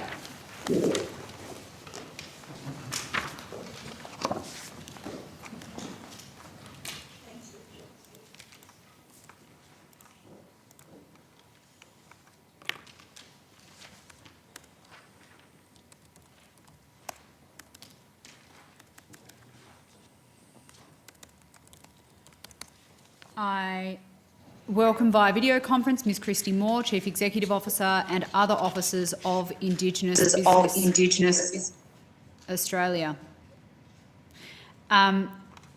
Ms Moore, in the interest of time, if you do have an opening statement, we might ask that you table it, and I will give the call to Senator Cox.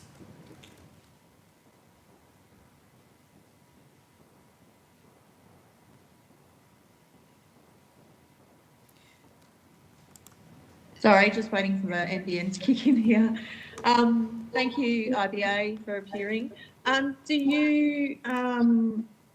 IBA assist in First Nations interests in export, trade and investment? Does that sit within your statutory interests or remit? Thank you for the question, Senator Cox. And first of all, I'd like to start by acknowledging the traditional owners of the lands I'm calling on here today. It's the Yawuru people here in Broome. In terms of our role in supporting exports, that would sit within our broader remit of business support.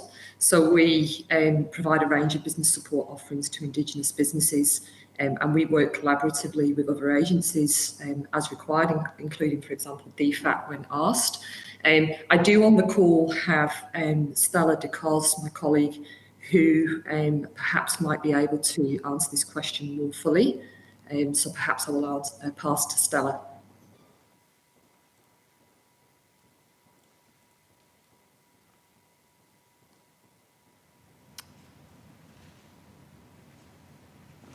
Ms Moore, are you sure your colleague is on the call?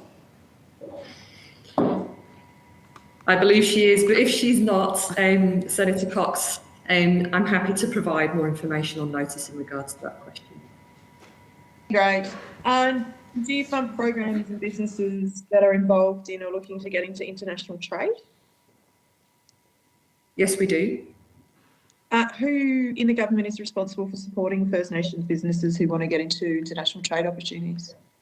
So IBA will be providing support in general, but we'll be working with any of the other government agencies. So, for example, Export Finance Australia, Department of Foreign Affairs and Trade, to the extent that opportunities come up. Our role in terms of general business support will be to work with businesses on all aspects of their business development. And if that requires capacity building or business planning or other supports to get them ready for international trade, that of course would sit within our remit. Great. And I know that the previous remit of IBA has been generally for startup. Are there many businesses now moving into scale that you're assisting to scale up their businesses? Yes, there are, Senator Cox. We have a range of businesses that are progressing through the life cycle.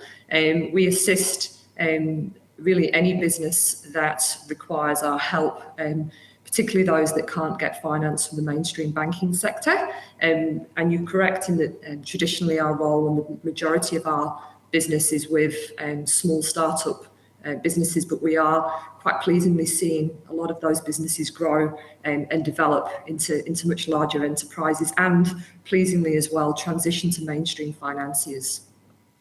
Right. And one final question, can you provide us with an update on where Be Strong with Women's Strong Business program is? And I know that Stella is responsible for that, so I'm not sure, she's not on the call. Maybe we can just get that on notice. But if you can give me any information, just funding and progress and just how we're measuring success in that program. Thank you, Senator Cox. We will provide a fuller response on notice, but yes, disappointingly, the 2020 conference that I believe we briefed this committee on last March, unfortunately had to be postponed due to the pandemic. It was quite disappointing because we had received an awful lot of interest in progressing with that, and we were hoping it would be bigger and better than the first Strong Women Strong Business conference that we had in Adelaide a couple of years ago. The Strong Women Strong Business Facebook page continues to go from strength to strength, and as you may be aware, is a mentoring and support function, and is actually led by the women themselves that participate in that social media forum, and it's accompanied by a mentoring platform as well, again led by the women themselves to help each other. I'll provide you full stats on the numbers there, but we have seen really pleasing growth over the last year or two. Yeah, great. Thank you very much, Ms Moore. Thank you, IBA, for appearing. Thank you, Senator Cox. Do any other senators have questions for Indigenous Business Australia? If not, I will thank them for their testimony today and for appearing, and we will bring on the Office of the Registrar of Indigenous Corporations.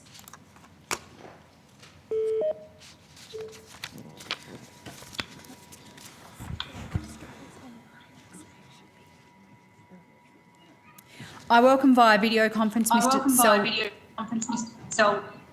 Button, Registrar. I think Mr. Buttons might be gone. Could all of the participants please mute their microphones? We're getting a bit of feedback. Thank you. I welcome via video conference Mr. Selwyn Button, Registrar of Indigenous Corporations and other officers of the National Indigenous Australians Agency. Mr. Button, do you wish to make an opening statement?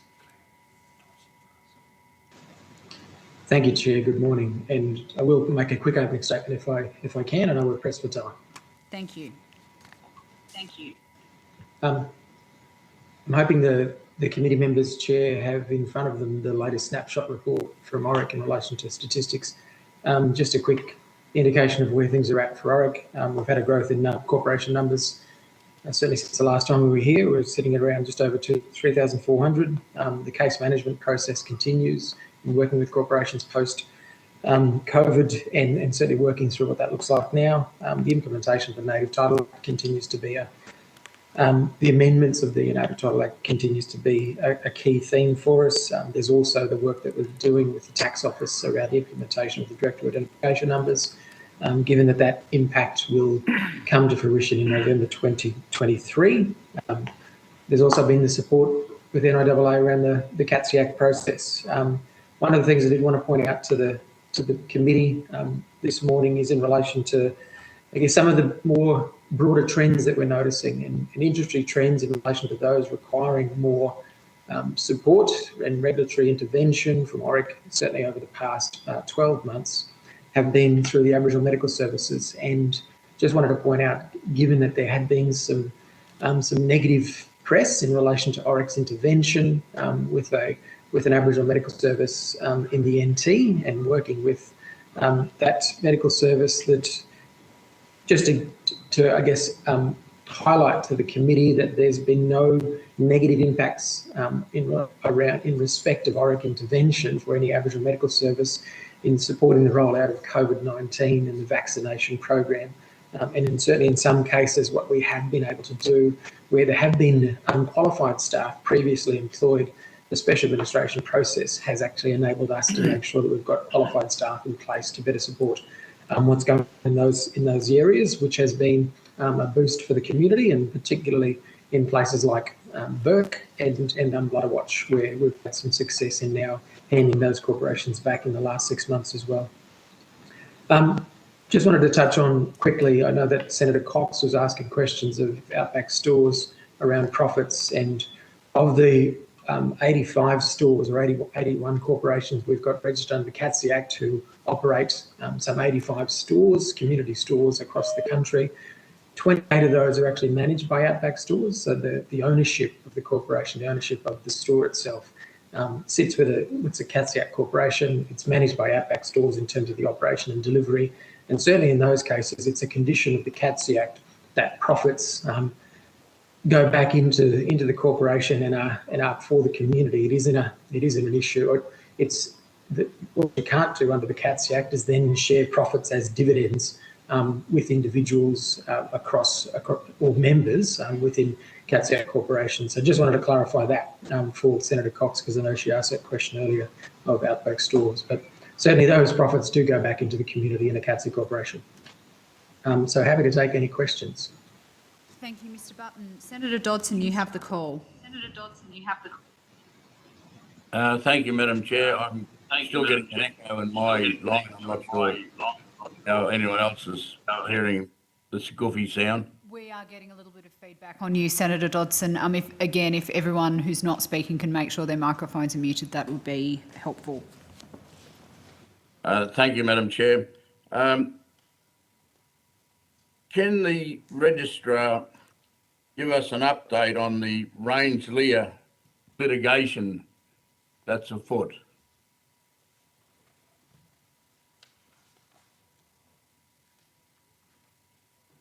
Thanks for the question, Senator Dodson. Certainly can give you a quick update in where we're at with Range-Lear.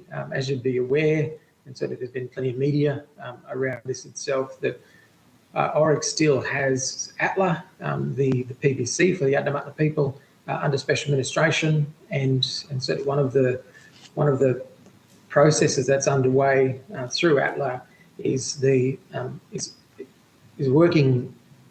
attempting to work with Rangeley as the trust that's attached to the master trust agreement for ATLA, in attempting to ensure that the Adnyamarra people and the common law holders get access to information about revenue and expenditure of the trust, and then are able to ensure that there's ongoing transparency around the current process to date. Is that the special administrator had issued a notice in relate to the trust and to Quasar and to I'm just trying to remember the other. So Heathgate Resources and Quasar, who are the mining companies that provide the royalty payments to the Rangeley Trust, that the administrator issued a notice to those companies to stop payments, not to prevent payments from continuing in the future, but just to stop payments in the event that we were attempting to get greater transparency around what was happening with the revenue and expenditure from Rangeley on behalf of common law holders. In the event that those payments had stopped, Rangeley then proceeded to take the special administrator to court for breach of the agreement. The most recent court matter, which occurred only last week, was that we were then seeking to I guess, progress the matter further to request that the South Australian Supreme Court appoint an inspector of the records to be able to go into Rangeley and to inspect the records to get an understanding of what was happening in terms of revenue and expenditure from the trust and provide that information back to common law holders. That matter has been now set aside for trial, and certainly we believe that will occur sometime either by the end of November or early December. So how much are you underwriting the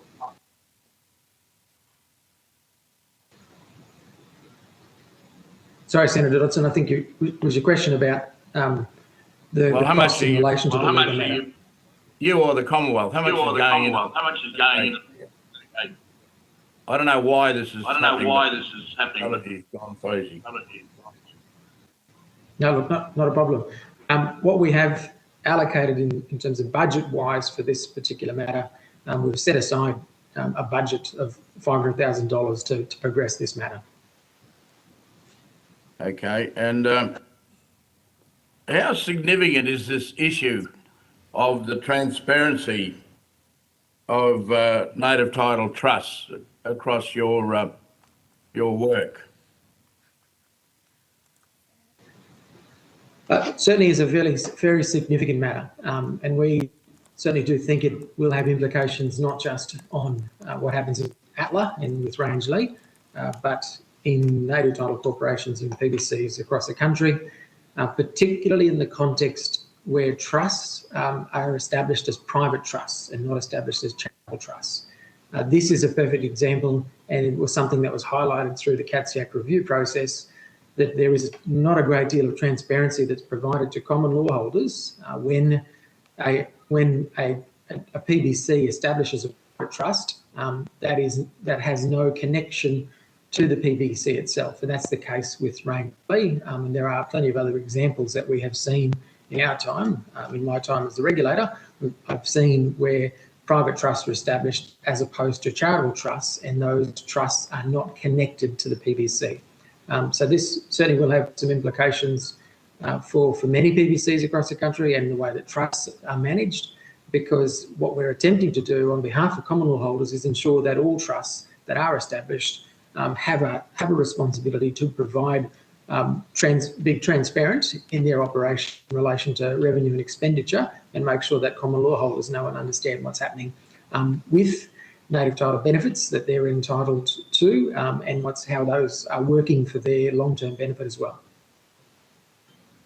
So are you this as a test case to give greater capacity for the registrar to have powers or to intervene or to take action to get trusts to comply? Look, the end result here, Senator, is about transparency to common law holders. The end result isn't about information that comes back to the registrar and back to ORIC. It's our belief is that what we're doing here is working towards a place where we're able to be open and transparent, and we're making sure that trusts that are set up to work for the benefit of traditional owners and for common law holders are fulfilling their duties in providing that information back to the beneficiaries. So are you aware of the Commonwealth doing any other or undertaking any other activities in order to respond to the problems that you're articulating? Yes, Senator, there was a recommendation that came out of the CATSIAC review process that's been set aside for further consultation, and that is directly dealing with this issue about what the establishment of a trust looks like into the future, and how do we make sure that there's reporting on native title benefits that do go back to common law holders on a regular basis. As I mentioned, that isn't something that happens as a matter of course at this point in time, particularly in the context of private trusts, where trusts are set up that are separate to the PBC. There is very little information that comes back to common law holders and traditional owners. Okay, thank you, Mr. Chairman. Thank you very much, Senator Dodson. Senator Thorpe. Sorry, Chair, I have got questions in relation to another trust, but I'll put those on notice. Okay, thank you very much, Senator Dodson. Appreciate that. Senator Thorpe, you have the call. Thank you, Chair, and thanks to the NIAA for appearing this morning. I'll be asking my favourite questions about black money and white money. So, during the last financial year, what percentage of corporations receiving IAF funding was First Nations owned? Chair, just to check, I understand we're still in the ORIC item. Yes. That question may have gone to the broader IS. I'm not sure if Senator thought we'd moved into the NIAA section. Sorry. Oh, that's what I did think. Sorry, yes. Sorry, Senator Thorpe. We're still in ORIC. My apologies. Do you have questions for ORIC? I don't. Off the hook. Okay. I'll just ask if any other senators have questions for ORIC. We dealt with that a little more quickly than I thought we would. All good? Oh, we're almost caught up on the timetable. Well done. We have. All good for ORIC? Yeah. Okay. Very well. Thank you very much to ORIC for coming along today. Thank you, Chair. I do love the sound of my own voice fed back to me. And we will now move on to the National Indigenous Australians Agency.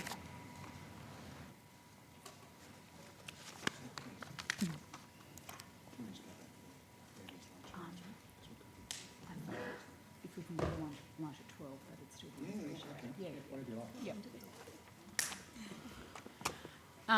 I'll just flag to officials appearing that we are proposing to bring the lunch break forward to midday until 1, but we will get NIAA started now and just finish when we finish, and I suspect we will continue with NIAA after the break. Can I express my gratitude to the committee for being willing to slightly adjust that lunchtime timing? Minister, thank you. Thank you.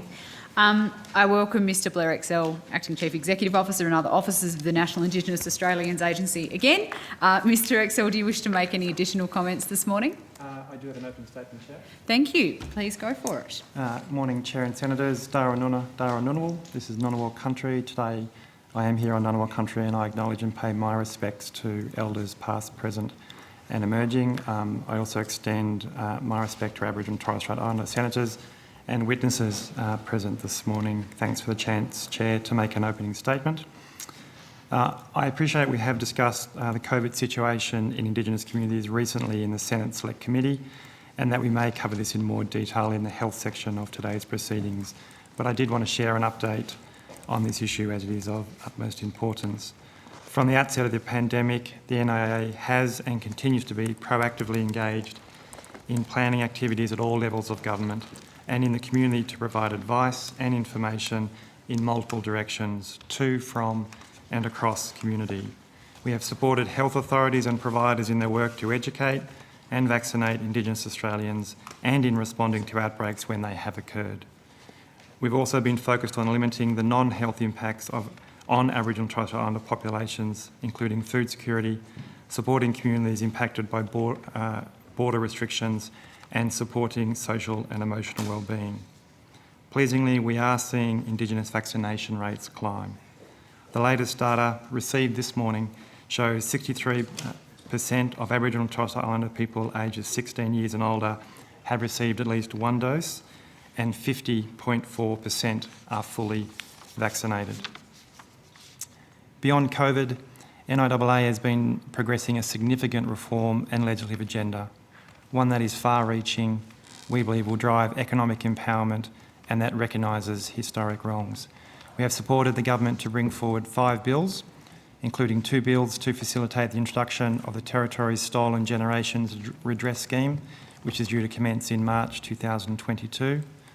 The Social Security legislation amendment that will provide one of many building blocks for communities as they co-design the trials of a new, flexible remote engagement program, replacing the Community Development Program in 2023, to build the skills and vocational capabilities of people in remote communities.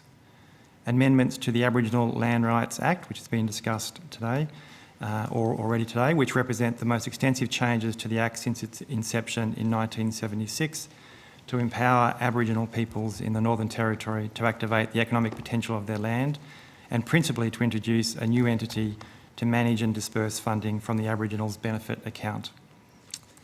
And also, as also addressed today, the introduction of amendments to the CATSI Act to improve the operations of the Act and to strengthen governance processes for Indigenous organisations. As well as the legislation since our last appearance, we've also supported the delivery of the Commonwealth's implementation plan for the National Agreement on Closing the Gap, which included more than $1 billion in additional investments.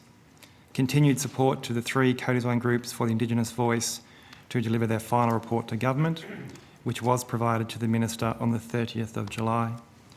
Commenced public consultations on the Indigenous Skills and Employment Program that will replace a range of current employment programs, and held roundtables for the National Roadmap to advance Indigenous skills, jobs and wealth creation. We started the development of the Indigenous Digital Inclusion Plan, and we're nearing completion of the National Aboriginal and Torres Strait Islander Early Childhood Strategy in partnership with the Secretariat of the National Aboriginal and Islander Child Care. Committee, we continue to work across the Australian Public Service to embed the priority reforms outlined in the National Agreement on Closing the Gap, including working in partnership with Indigenous communities over the long term to deliver systemic change. Our commitment to empower Aboriginal and Torres Strait Islander peoples to share in decision making through partnership arrangements will help ensure Indigenous voices, ideas, aspirations and views are heard and incorporated into policy development and program delivery. Genuine partnerships will be a key part of the agency's ongoing engagement with Indigenous Australians. These arrangements may look different from place to place and program to program, but in all cases they will help us better understand policy problems, overcome policy deadlocks, allow for joint ownership of an issue and support the development of innovative solutions that work on the ground. The government is committed to high quality engagement processes with Aboriginal and Torres Strait Islander peoples, where communities and organisations can negotiate and implement agreements with governments, and to do so in ways that are built on trust, transparency and respect. Just briefly, for Senator Ayres, we received your CDP data request on Monday. I'm pleased to say that we have been able to table that information this morning at this hearing. I'd like to caveat the data with the fact that while we've undertaken our best efforts to ensure the quality of the data, it relies on inputs from CDP providers and is therefore subject to change once those inputs are reconciled. We will, of course, advise the committee should any changes occur. And finally, I do wish to also advise the committee that since our last appearance and since I've been acting Chief Executive Officer, I have met with parties involved with resolving the use of the Aboriginal flag on a number of occasions. Negotiations are continuing, and as we have previously indicated, Mr Thomas has asked for these discussions to remain private. NRAA would like to continue to respect that today. I assure you we are continuing to progress this matter as a matter of priority, but I do appreciate and acknowledge the committee's patience. I thank the committee and welcome your questions. Thank you very much, Mr Exell. Senator Ayres, you have the call. Thanks, Chair. Welcome, Mr Exell, and to all of your colleagues. On behalf of Labor senators, I'd like to thank you for providing the CDP information so quickly and accept the caveat that you indicated in your opening statement. And I think Senator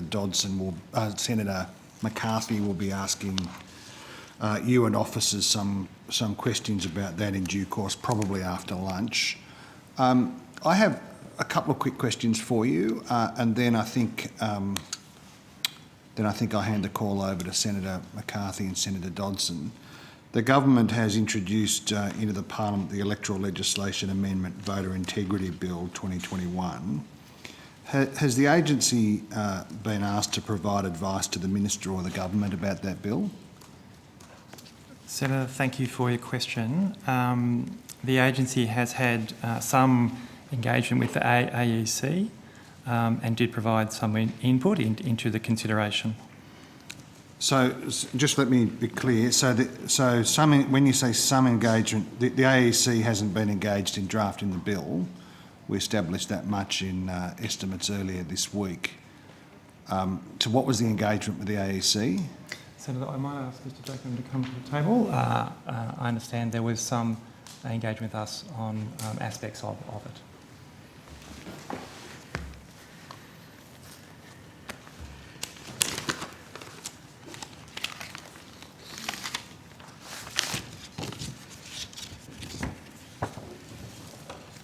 Senator Brendan Jacob. Senator, we were given an opportunity to have some comment and input on the draft bill, so I can't answer your question in relation to. Sorry, the question was in the acting chief executive has indicated two kinds of consultation. One with the AEC, and I'll come to the government in a moment. What was the engagement with the Electoral Commission? Senator, I'm not aware of what that. Sorry, Mr. Sorry, that I may have misunderstood the previous advice. If it wasn't the AEC, I take that back. Okay. Okay. So thank you for that. Yeah, I'll take that on notice. Sorry, Senator, that's a better way to clarify that engagement. But I accept what you're saying. Not with the Electoral Commission, because I think the Electoral Commission's evidence earlier this week was that they were not engaged in the process of drafting the legislation, and they are an independent organisation. So then can you tell me what advice was sought from the agency, by whom and when was it provided? So, Senator, it was in relation to comments on the bill. Sorry, you're just going to have to be more precise for me, Mr. So, Jacob. specifically comments on the draft bill. It was around the 8th. It was the 8th of October, 2021. And who sought that advice from you? That was the Office of Parliamentary Counsel, Murray Bevan. Yep. I don't need names. I just need to know the and sought advice on the bill in the broad. Yes, and any other engagement from the minister or? Not that I'm aware of. Okay, thank you. I don't have any further questions on that. Thank you, Senator Ayres. I think I'm going to Senator McCarthy next. Yes, thank you. Thank you. I might just ask a few extra questions there just in relation to that bill. Has the NIAA had any briefings around enrolment of First Nations people across Australia? We had 16 million voters in the 2019 election, and close to around 78% of First Nations people were enrolled. Does the NIAA become involved in that and understand what's going on with the enrolment process? Senator, I'm happy to take the specifics of that question on notice. I'm not aware of any more recent consultations around this issue, apart from what we have just provided evidence on, but I'm happy to take that on notice and come back to you. And also, does the Minister ask for briefings in relation to enrolment and the role of the AEC, in particular around training, around elections? Again, Senator, I'll take on notice the particulars of the question. We have at different times, I recall over the last year or so, had various meetings with the AEC, but I'll take the specifics on notice, and we have provided advice to or updates to the Minister, but I'll come back to you on the specifics. You say you have various meetings with the AEC. Would you be able to identify the dates of those meetings and Happy the to look purpose at that, of those Senator. meetings? Okay, thank you. I'd like to just go to the flag. Thank you for your opening statement, more broadly for the IAA. But this is a really important issue, and we've raised it consistently at each estimates, and I certainly understand the sensitivities in terms of Mr Thomas's privacy, but it is well over a year now since we did the inquiry. And I do want to ask for an update on these negotiations.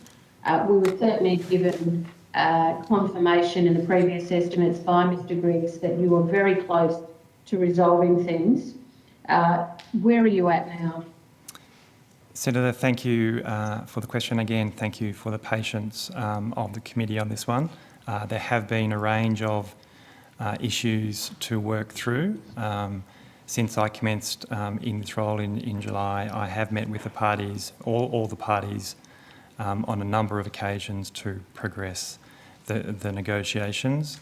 I do want to be very careful around what I say here, Senators, but I think what I can say is we have continued to move forward.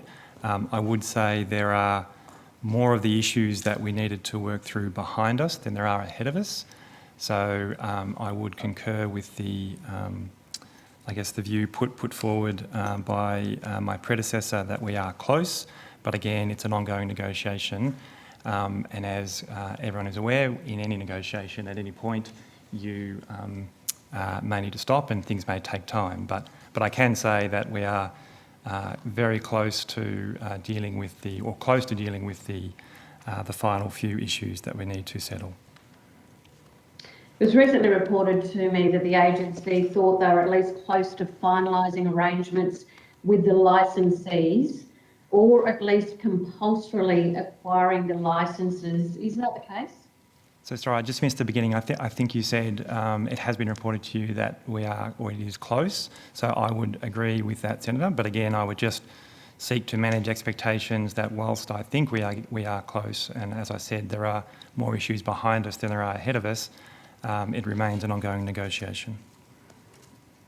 So if the government were to finalise an agreement or compulsorily acquire those licences, where that leaves negotiations with Mr Thomas, does that not mean Mr Thomas still holds the copyright to the flag?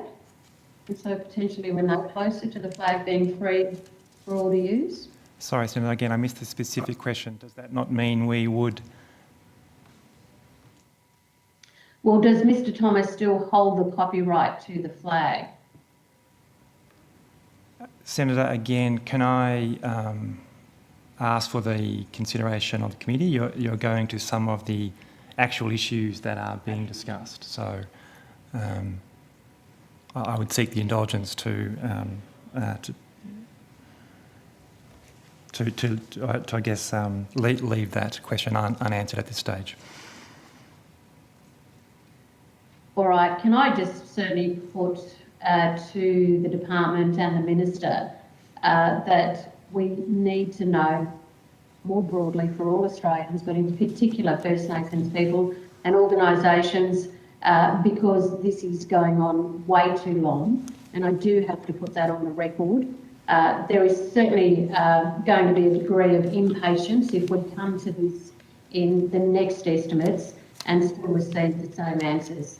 That's all, Chair, I have for, Senator for this McCarthy, before we witness move issue. from the subject, I observe with some sympathy the idea that this has taken a long time, but as Senator, you're also aware, the negotiation process is one where all parties need to be satisfied in order to generate a result, and we are very much keen on a resolution that ensures Mr Thomas, as an Indigenous artist, doesn't find himself being deprived of property rights that are significant not only for him but an important precedent for other Indigenous artists. And so while I understand it is taking time and there is some frustration associated with that, there are important broader principles that we need to maintain in the interests of Indigenous artists more broadly. Thank you, Minister. I think... Thank you, Minister. Thank you. But can I just respond to that, Chair? We're very aware of all those things, Minister, but this is the opportunity to also put the department and the Minister on notice that people are running out of patience. Thank you, Chair. Thank you, Senator McCarthy. I think that's a good point to break for lunch. The committee will suspend and reconvene at 1 o'clock, where we will continue with our examination of the NIAA. Thank you.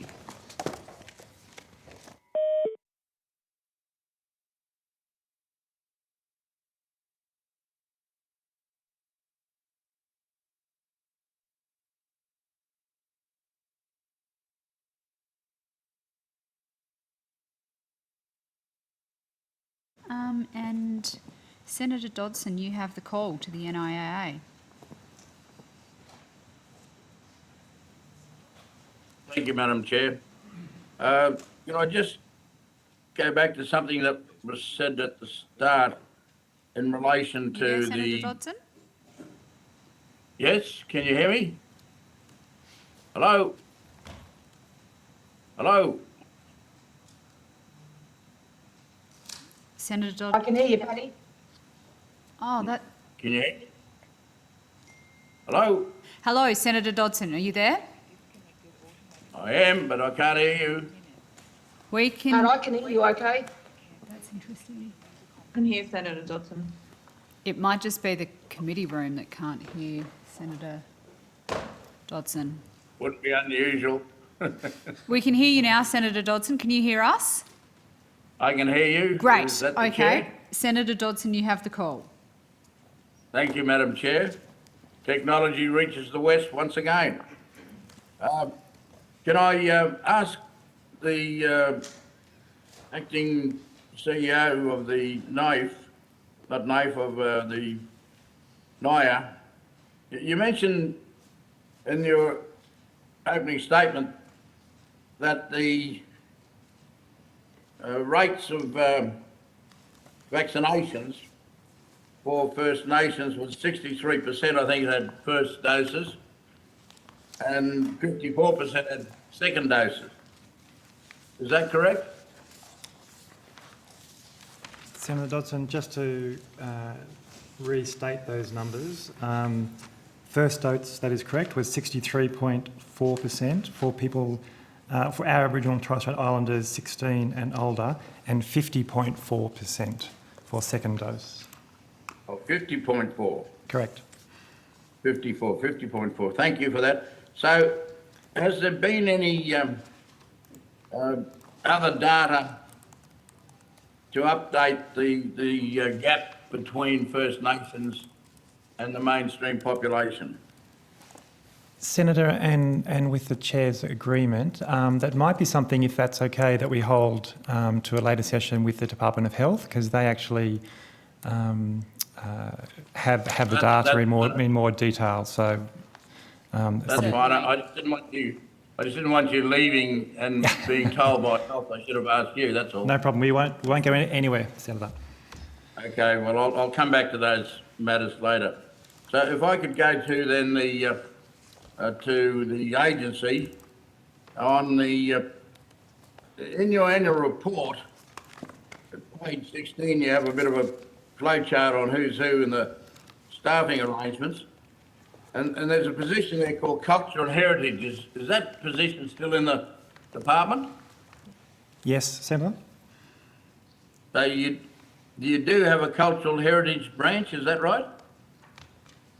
Yes, Senator, under the Social Policy and Programs Group, Culture and Heritage.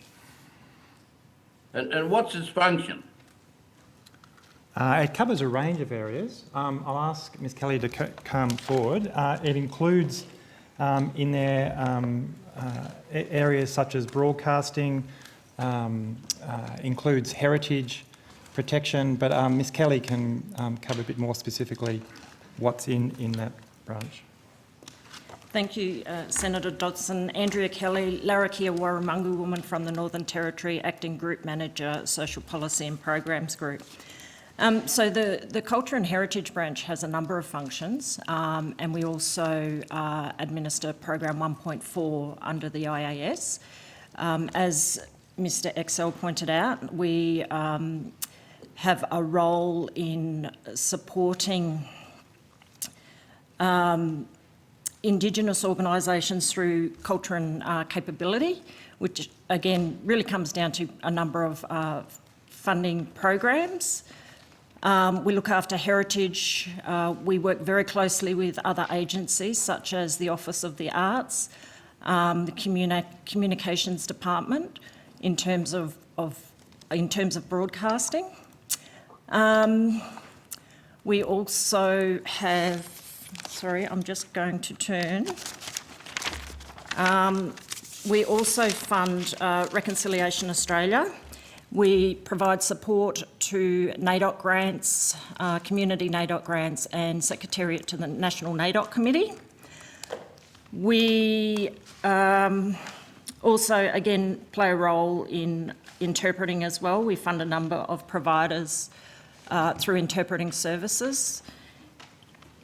And there are a number of other functions, but really the activities that we fund go to the expression and engagement and conservation of Indigenous cultures and participation in the social and economic and the economy, which includes strengthening of the capability governance. So we fund a number of governance activities as well. Okay. Do you have a role in assessing the report by the Joint House Committee on Northern Australia into the Juukan Caves? The two reports, interim report, Never Again, and the report A Way Forward. Do you have any role in analysing that and providing advice to the Minister? Yes, Senator, and as you know, that was released last week. We will work closely, as we have for a number of years, with the Department of Agriculture, Water and Environment. Sorry, just had to go through the acronym, and we will play a role in reviewing that report and work closely with that department. I mean, the Never Again report was delivered some months ago. So have you provided advice to the Minister in relation to that? Senator, happy to take on notice the specifics, but largely that is a process that's led by the Department of Ag, Water, Environment. So you wouldn't prepare anything specifically for the Minister for First Nations on the greatest tragedy that's been recorded in Australia's recent history? Senator, so there's actually been broader engagement over a period of time around cultural heritage protection, and the Minister, for example, has been a part of roundtables with the Minister for Environment. So there has been advice provided too that goes back a period of time. So is that advice available to us? Senator, as I've said, I'll take on notice and provide some information where we can. Okay, and in specifics, the 2 reports I mentioned, that would be useful. Yes, Senator. Thank you. Thank you, Madam Chair. Thank you very much, Senator Dodson. Senator McCarthy. Thank you, Chair. I'd like to go to CDP, please. So if we've got the right people at the table there, what's the process and what criteria we use to determine the successful REP trial sites announced by the Minister on October 22nd? Thank you, Senator. I'll ask Mr. Borman to respond. Hi, Senator. Ryan Borman, Group Manager here. Senator, the trial sites were selected, and I put this evidence at the time of the committee on the bill as well. The department looked at a range of different measures across the 60 regions, the 60 CDP regions. We looked at a number of different criteria to get a broad range, or a broad sample of trial sites, so it was representative of the uniqueness of remote Australia. Some of the items that we looked at were getting a cross-section of jurisdictions. So you'll see from the Minister's media release, we have one from each of the major jurisdictions where CDP is run. We also looked at differing geographic proximity to regional centres or labour markets. We looked across regions with varying proportions of job-ready CDP participants and looked at other demographics, such as the proportion of Indigenous and non-Indigenous job seekers.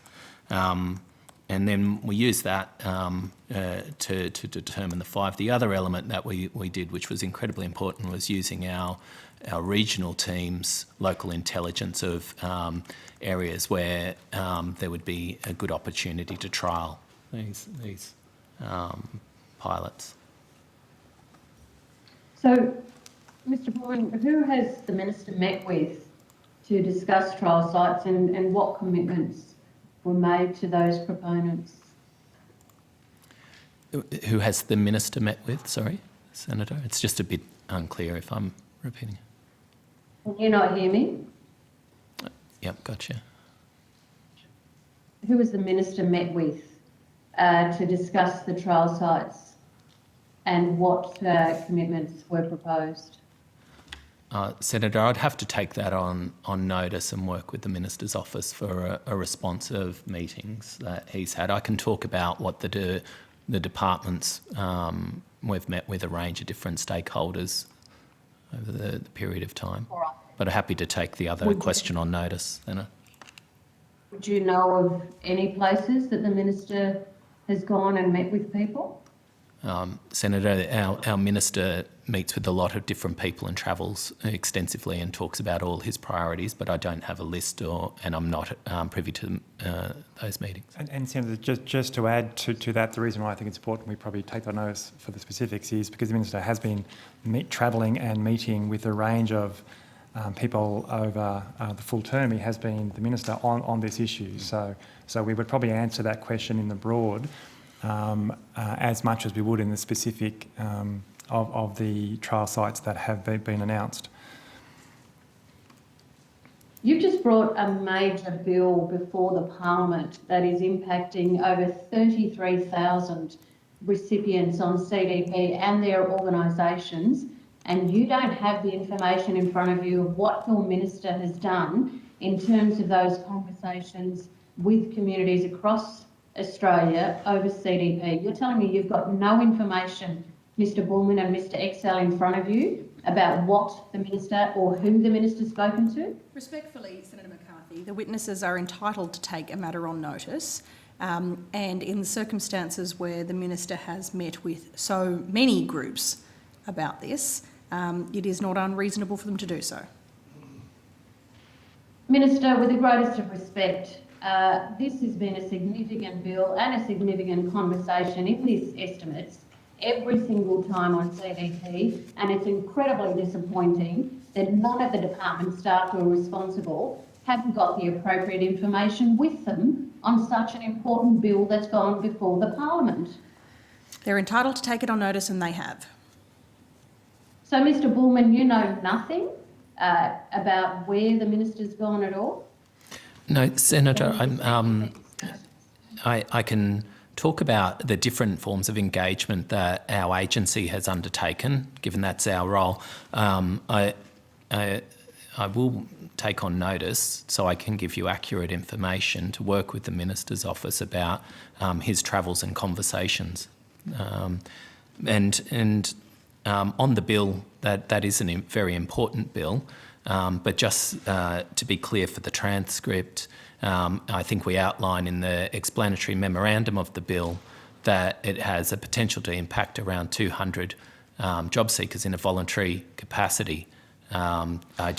Just to make sure it's clear that the bill isn't impacting on 40,000 people, as you mentioned, Senator, but happy to discuss that further. Well, that's very cute, Mr. Bullman. I was making reference to the fact that there are over 30,000 people on CDP who would like to know what their future is. That was the reference in which I made around the number of participants. Yep, so sorry. how many applications were there for the trial sites? Senator, it wasn't an open application process, so we didn't seek applications from regions. So did the NIAA provide a list to the Minister? Senator, we provide advice to the Minister on these matters. Did the Minister have final sign-off? Yeah, it was a decision of government, yes. And what sites were put forward to the Minister by NIAA? Senator, typically we don't provide an outline of the advice we give to government, but I can say that the Minister announced 5 sites, Mid-West, Western Australia, run by the MEDAC organisation, Nunjara Lands in Western Australia, run by Nunjara Council, Aboriginal Corporation, and Porpelia Jurata Corporation. There was the Eyre Peninsula down in South Australia where Complete Personnel runs, and across the Barkly region with the organisation Rise Nurajutta, and out in Palm Island in Queensland with Rainbow Gateway. And I'm happy to work through the details of those regions if that's useful, Senator. And did NIAA put those regions up to the Minister? Senator, we provide advice to the Minister on the selection of trial sites, but we don't usually go into the nature of the advice we give to government. Yes, Senator Patrick. Is not a public interest immunity. It's absolutely essential that the Senate, in its oversight role, understands the machinations of what you're doing, what you're asking. So please don't refuse to answer a question that's not a public interest, and you can't claim public interest immunity over that. You can choose other reasons. On the point of order, Senator Patrick, I didn't hear the officials claim public interest No, he wasn't, immunity. but he was suggesting that it's not normal to answer questions relating to advice. They don't normally go to that, and that is actually incorrect. And prior to coming to estimates, you should read the Prime Minister's guide to witnesses before parliamentary committees. It's well explained in there. I'm sure the officials will take on your advice, Senator Patrick. Thank you. So, Mr. Bookman, did you provide, or did the NIAA provide those 5 trial sites to the Minister? Yes, Senator, we provided those trial sites, among others, to the Minister. So those 5 sites, so the Minister has announced the 5 sites, but not who will be running the programs? No, Senator, in those trial sites, there's an organisation already in place that runs CDP, and they'll continue to be in place until 2023, and they'll be a core part of running the trialling of the new program. They'll also be a core part, along with communities, traditional owners, Aboriginal organisations in a region, in co-designing what the pilot will look like. So can you tell us who's running each of the announced trial sites?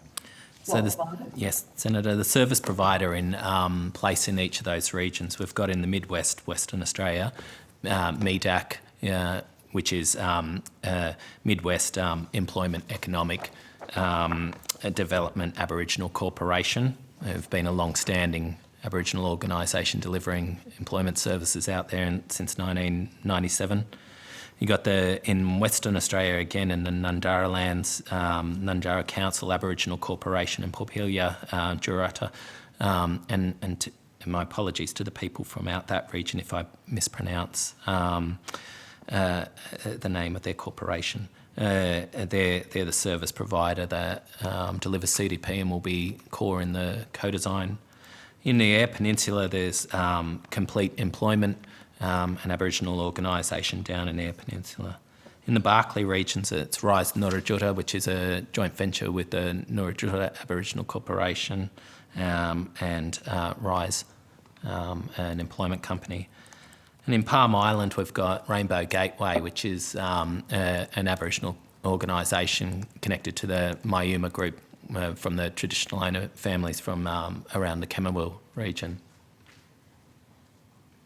And how many people will participate in the 5 trial sites? Senator, across the 5 sites, there's, as of today, 3,981 job seekers connected to CDP across those 5 sites. Obviously, the caseload shifts and changes with people coming on to income support or leaving. But as of today, 3,981 job seekers, which is around about 9.7% of the total caseload as of today. Senator, can I just jump in? Just on your previous question, sorry, Senator, you asked who is running the pilots, and I think I just want to make a point of clarification that Mr. Woolman listed the key CDP service provider that is in those locations, but that co-design mechanism that NIAA will also be a part of. When your question went to who's running the pilots, that is something that that co-design group will be a key part of leading that. So I think I just want to emphasise the difference there between the critical role the CDP service provider plays, but actual fact a broader group of people through that co-design mechanisms are actually looking at the pilot itself, if that helps. Thanks, Mr. Excel. Mr. Bullman, how many of the 3,981 people will be receiving extra payments? Sorry, Senator, the last couple of words just dropped out. How many 81 people will be receiving payments, extra payments? So in the bill, it outlines in the explanatory memorandum that we estimate around 200 people will volunteer to take up the supplementary payment. You'll recall from the bill and the evidence provided to this committee at the time of the bill that it is a voluntary payment.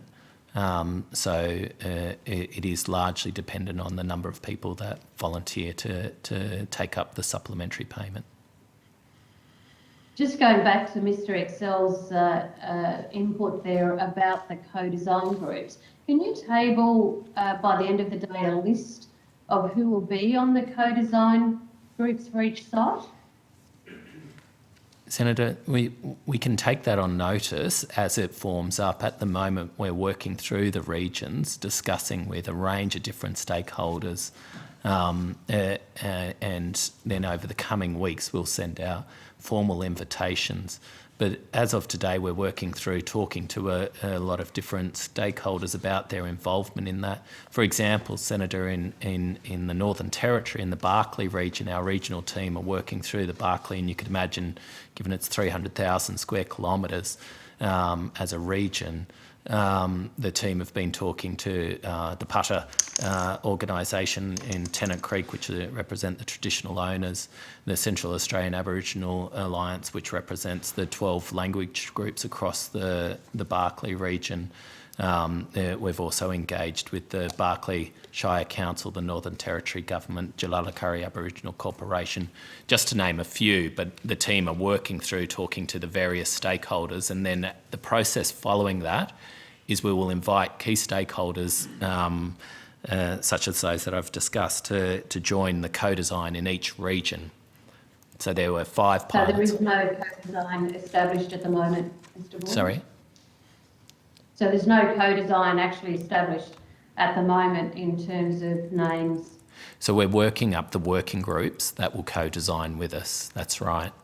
And each region will be different. There's a lot of variation across the region, which was the deliberate process of selecting. So in a place like Palm Island, which is far smaller, say 70 square kilometres on an island with an Aboriginal corporation and a Shire Council and a smaller group of people, that'll look very different to, say, the Barkly Shire, or in the Eyre Peninsula, where 93% of the caseload down there are non-Indigenous people, and they have a very different setup of organisations.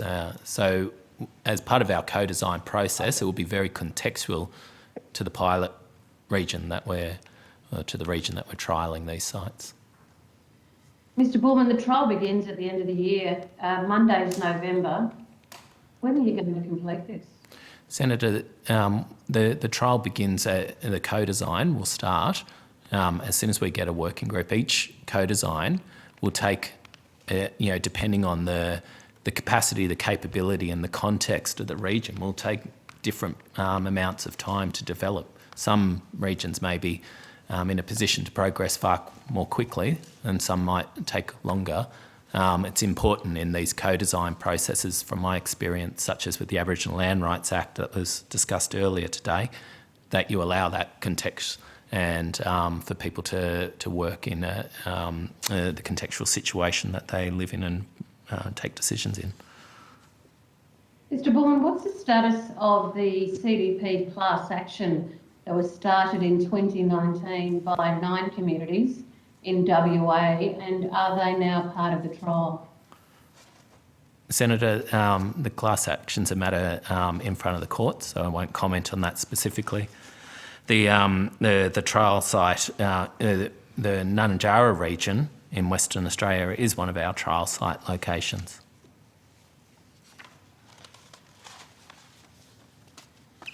And who is that with? So we'll be co-designing, like Mixta Excel says, with the community, the traditional owners. The CDP provider out there at the moment is Nunanjara Council Aboriginal Corporation, and again they'll play an important role in co-design, but so will the Nunanjara Shire Council and the traditional owner families out there. So if the court action is, or if the class action is before the courts, was offering a trial part of reducing any ramifications from that?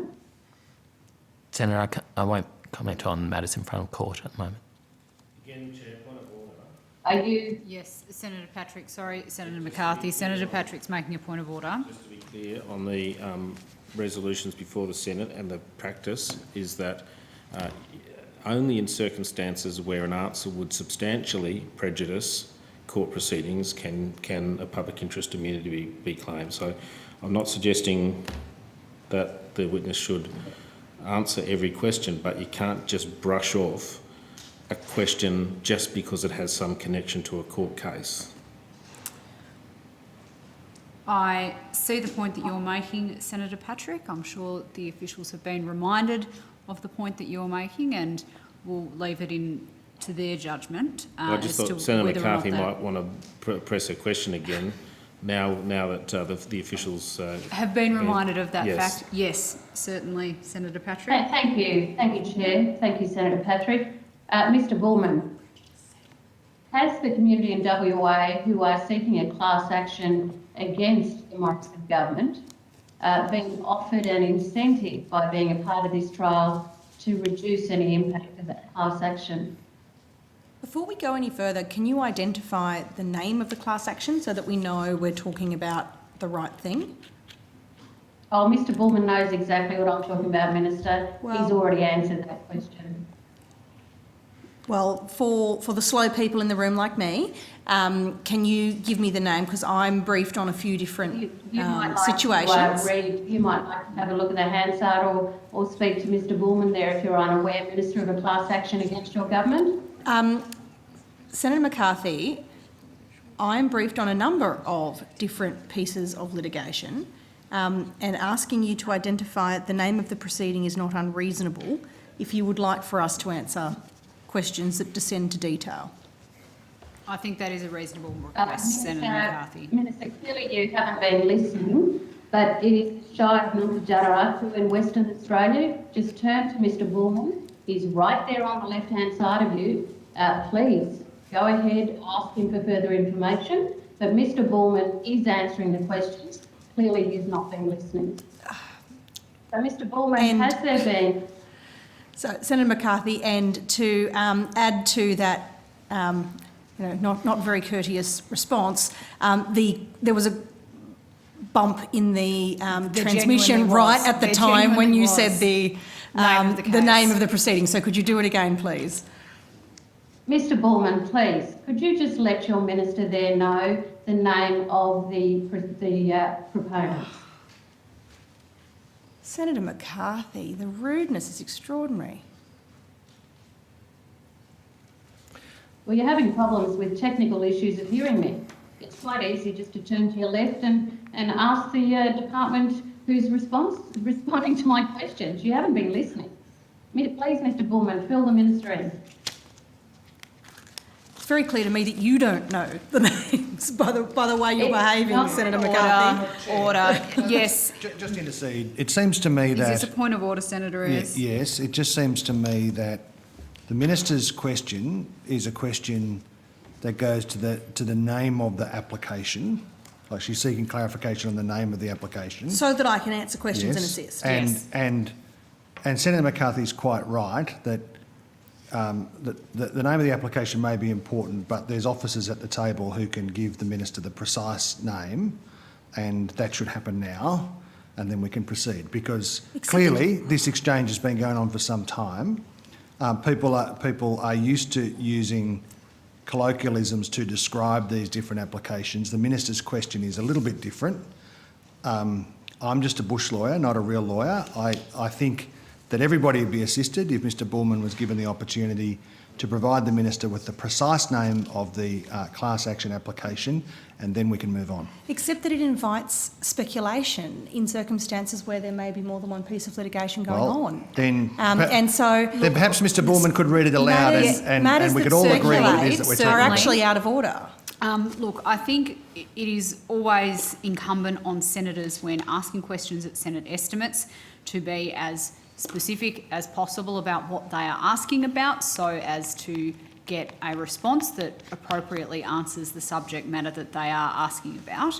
And look, we've had this conversation. I myself am not aware of the name of the case that we are referring to here, so I would certainly appreciate some clarity on that from...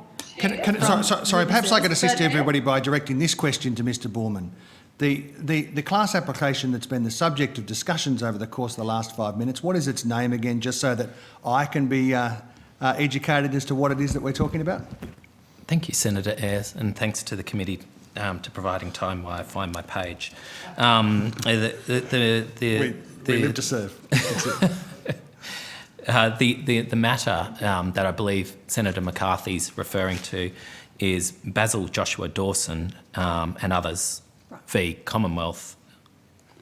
Now that I know that it's the Dawson matter, thank you. Things are much clearer. And Senator Ayres, thank you very much for cutting through the nonsense. Thank you. Senator McCarthy? I'll leave that. You have the call. Thank you, Chair. Now, coming back to the case being mounted by the 9 Aboriginal communities, which I spoke about at the beginning of these questions, which would have alerted the Attorney-General as to what that was. So, Mr. Bullman, is the trial that's been proposed to some of those communities in WA a part of trying to reduce the impact of the class action on the Morrison government? Senator,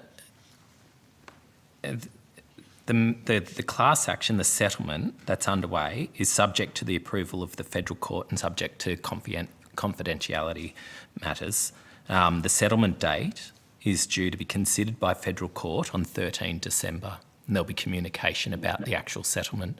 I can speak about the trial, where we've worked with the community over the several months, and Nunjarra Shire Council and Aboriginal corporations out there, and on separate to that, we're engaged. We announced that we will be co-designing a pilot with them. But was the consideration of Nunga Data Council in Western Australia also a part of the fact that this is a class action before the courts? Then I can't talk about the nature of the settlement, and to be clear, I actually don't have the details of the settlement, but I do understand that a settlement is due to be considered by the Federal Court on 13 December, and that's when there'll be an ability to describe the details, I would imagine. But we can't comment on the specific details of the matter while it's before the court and subject to the conditions. Senator McCarthy, Labor senators have had the call for 35 minutes now, and I do want to share it around. So have you got too much longer left? Just one last question for Mr. Bullman. So, Mr. Bullman, was the fact that this class action was before the courts behind influencing the decision to choose one of the 9 communities in the trial? Senator, the Minister in his statement, the media release on the selection of trial sites, outlined what influenced the selection of those trial sites, which included looking at a cross-section of jurisdictions. So, like I said, selecting pilots from the various states, so we had some diversity across different geographic locations. We looked at geographic proximity to regional centres, labour markets, and very, very remote places. I'll just say very remote places like the Nunjara region, which is 900 odd kilometres from the nearest labour market. So taking into account these uniqueness, different situations helped us informed the decision about where to take a trial site. So you didn't look at class actions as part of influencing that decision? Senator, the class action is a separate matter that like I explained, I can't comment on, but I can talk about the selection of the trial sites across the 5 regions that we're doing and the diversity of those regions. Thank you, Chair. Thank you, Senator McCarthy. Senator Thorpe, you have the call. Thank you, Chair, and thank you to the NIAA for appearing. May I just begin by acknowledging the 4 black grassroots senators, which I think is a first in the history of this country, where 4 black grassroots working people, black senators questioning the black government agency on what's going on with our people in this country. The Parliament would never acknowledge that, but I want to acknowledge that and say thank you. My first question is black money, white money. During the last financial year, what percentage of corporations receiving Indigenous Advancement Strategy funding was actually First Nations owned? Thank you, Senator Thorpe. Letitia Hope, Deputy CEO, Ops and Delivery. Before I answer your question, can I just acknowledge the traditional custodians of all the lands on which we meet and pay my respects to Elders past, present and emerging for their continuing custodianship of country, culture and knowledge. Senator, I can give you the as at 30 September, but one of my colleagues, Ben Burden, may be able to work you through the total financial year. So, Senator, as at the 30th of September 2021, the IAS and the Aboriginal Benefits Account funded organisations, there was 1,402 organisations, of which made up 1,378 organisations for the IAS and 49 under ABA. Now, I put that statistic on the record first, Senator, because that's the total number of organisations being funded, and they are sometimes organisations are funded by both the ABA and the IAS. The proportion... Right. Sorry, I'll just tell you the proportion, Senator, which is the question around your Indigenous organisations. The proportion of current funding that goes to Indigenous organisations is 59%. The proportion of IAS organisations, so that's the 1,378 that are considered Indigenous organisations is 58%, and the proportion of the IAS activities delivered by Indigenous organisations are 64%. I'll just give you the figures for the ABA, Senator, because I think it's important for fullness. The proportion of current ABA funding provided to Indigenous organisations is 94%.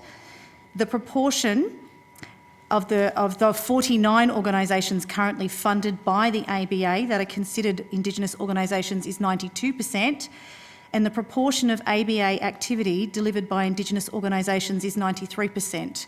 But the other point I would add, Senator, in relation to all funding is that the beneficiary of all funding, regardless of the organisation, is to Aboriginal and Torres Strait Islander individuals and people. Yeah, thank you. No, not all would agree with that. Obviously, considering the last Senate estimate that blew that out of the water, but nice try.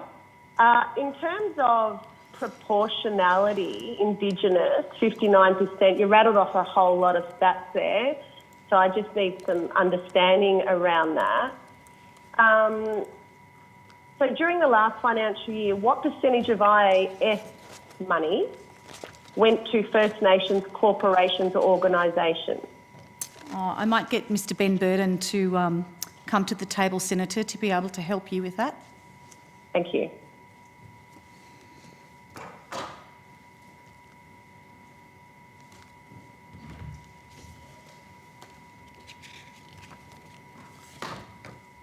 Thank you, Senator Thorpe. Ben Burden, Group Manager, Program Performance and Delivery. So, Senator, if I have your question correctly, it's what was the proportion of funding that went to Indigenous organisations? Is that correct? That's correct, in the last financial year. So, Senator, I don't unfortunately have last financial year numbers with me to hand. I can give you the proportion is at 59% as at 30 September this year. Senator, we could take that on notice for But, you and do a breakdown That'd if be that would great. be beneficial for you, Senator. That would be great, thank you. So how many of the 10 biggest Indigenous Advancement Strategy funding recipients in the last financial year were First Nations owned? So the biggest recipients of money, black money, were that first 10 black, or was it a mix? Senator, it is a mix, and I'll, if I can take that on notice, I can provide you with a detailed breakdown.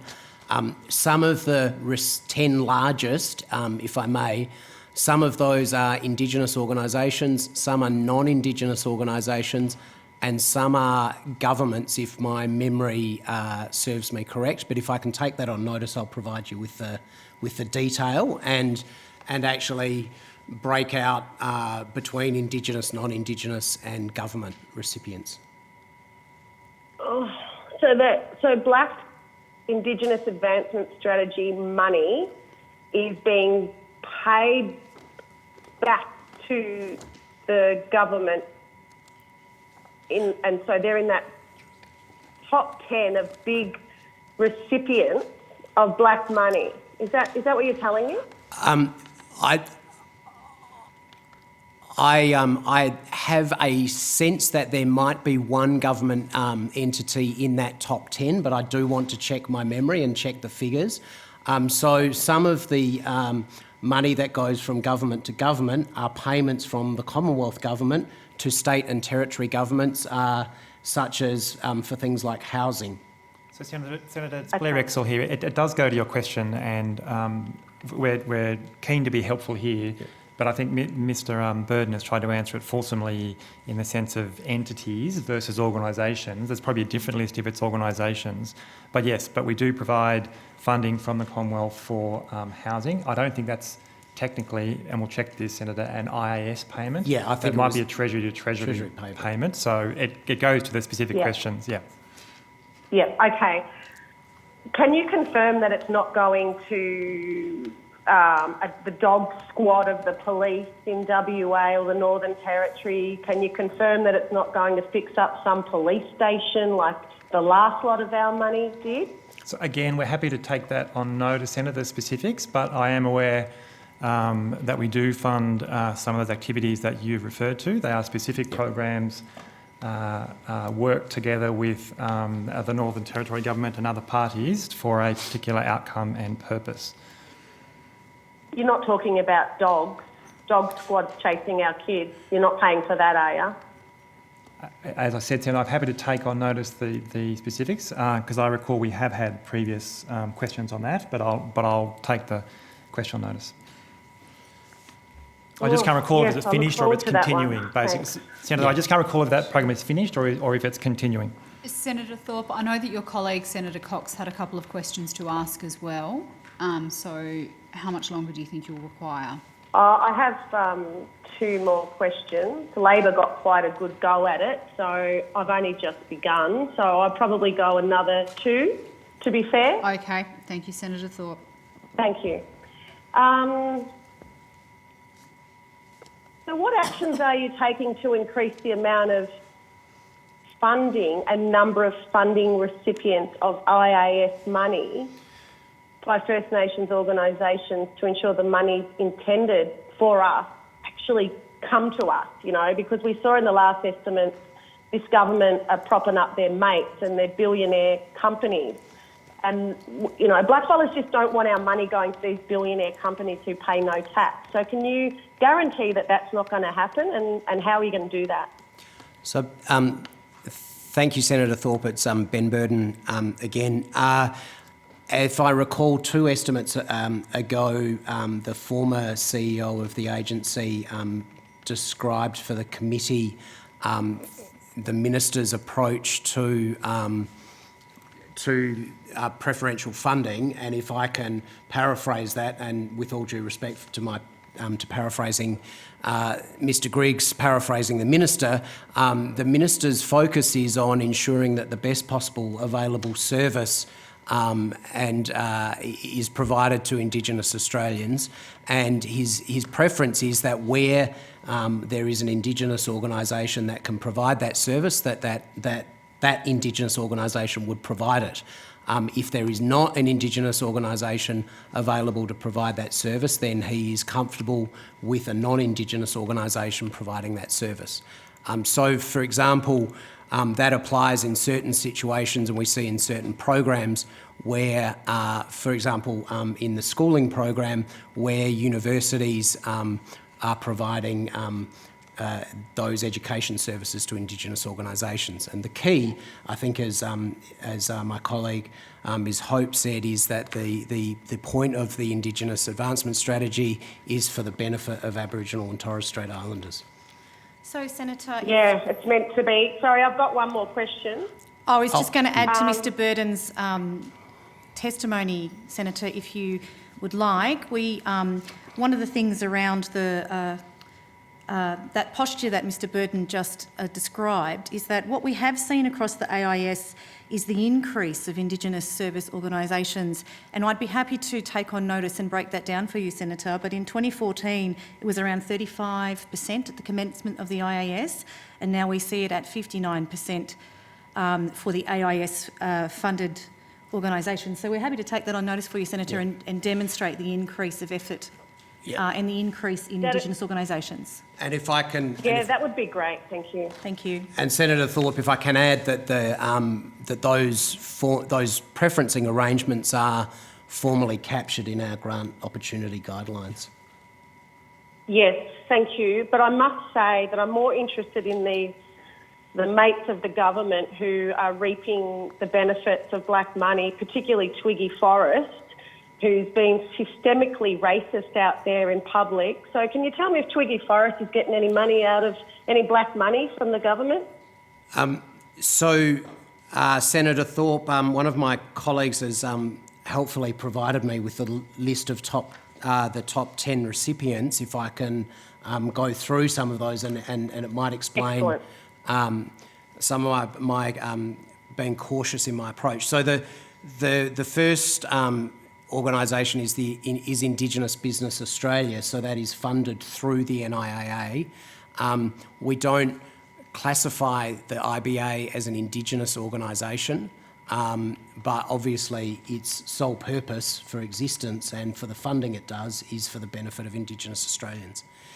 Next, and if I just go quickly through the list, bearing in time, the Australian Indigenous Education Foundation, the Clontarf Foundation, Aboriginal Employment Strategy Limited, STARS Foundation Limited, Many Rivers Microfinance, the Aboriginal and Torres Strait Islander Healing Foundation, the Department of Agriculture, Water and the Environment, and there I think the transfer is for Indigenous Rangers programs. With apologies for my pronunciation, the Torres Strait Island Sea and Land Corporation, and then as number 10, the East Kimberley Job Pathways Company. Who runs that one? So I have that listed as an Indigenous corporation in the data I have in front of me. I don't have a detailed breakdown of its ownership structure.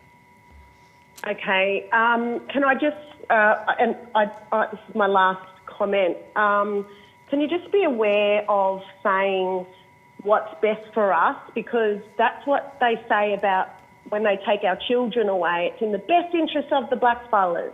When they lock us up, it's always in the best interest. So be very careful giving black money to white people saying it's in the best of our interest, because it actually isn't. It's against our rights as Aboriginal people in this country, and that takes away self-determination. Thank you. No more questions. Thank you, Senator Thorpe. I'm going to give the call to Senator Patrick, and then I'll come back to Senator Cox.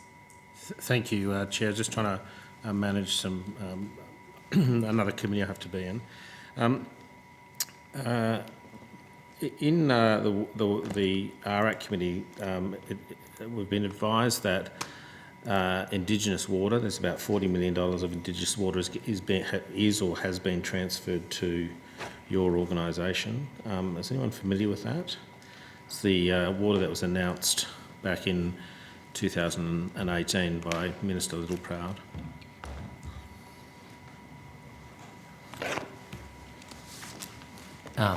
Senator, yes, we are aware of that. Okay, thank you. Can you give me so do you have control of it yet, or are you in the process of receiving control of that? We're in the process. The transfer from the Department of Agriculture, Water and Environment has been agreed. It will come over to our portfolio. Yeah. And we'll work with stakeholders. Sure. And in your briefing from them, as part of the transfer, I'm sure you've got at least some briefing from them. How much money's been spent, and where do you think you're up? Where do you think they're up to in terms of where you take over?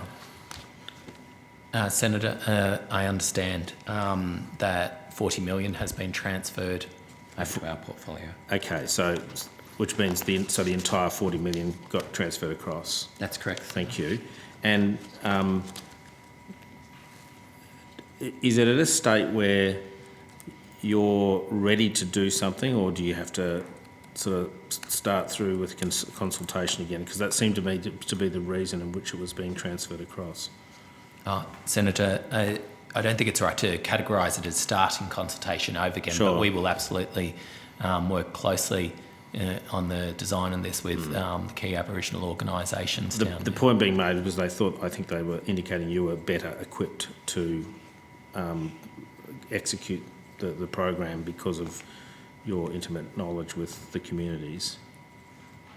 Yes, Senator, we work really well with Aboriginal communities. Sure. We'll be working closely with them. Do you, early days, do you have any idea of how long it will be before you start any purchases in relation to water and returning that water or giving that water to the communities? Senator, early days, and I don't want to preempt until I've had a detailed Sure. conversation with them. I understand the caveats. Yeah. Look, we'll progress again. This will have to be Aboriginal-led, Indigenous-led once I've had an opportunity and with the team and through some of our other portfolio bodies to work with some of the key organisations, MDRAM, Mildren down there in that Murray-Darling Basin, and get a sense of the pace and how they would like to design and work with us on this, then I'll be able to report back to the committee and give a bit more of an estimation of a project timeline. All right, I might come back at next estimates. Thank you, that was very helpful. Thanks, Thank you, Chair. Thank you, Senator Patrick. Senator Cox. Thank you. In November 2020, the House of Reps Standing Committee on Indigenous Affairs handed down its report on food pricing and food security in remote Indigenous communities.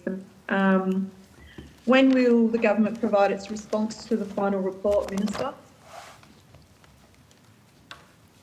So I might hand over to Sam Jeffries. Thank you, Senator.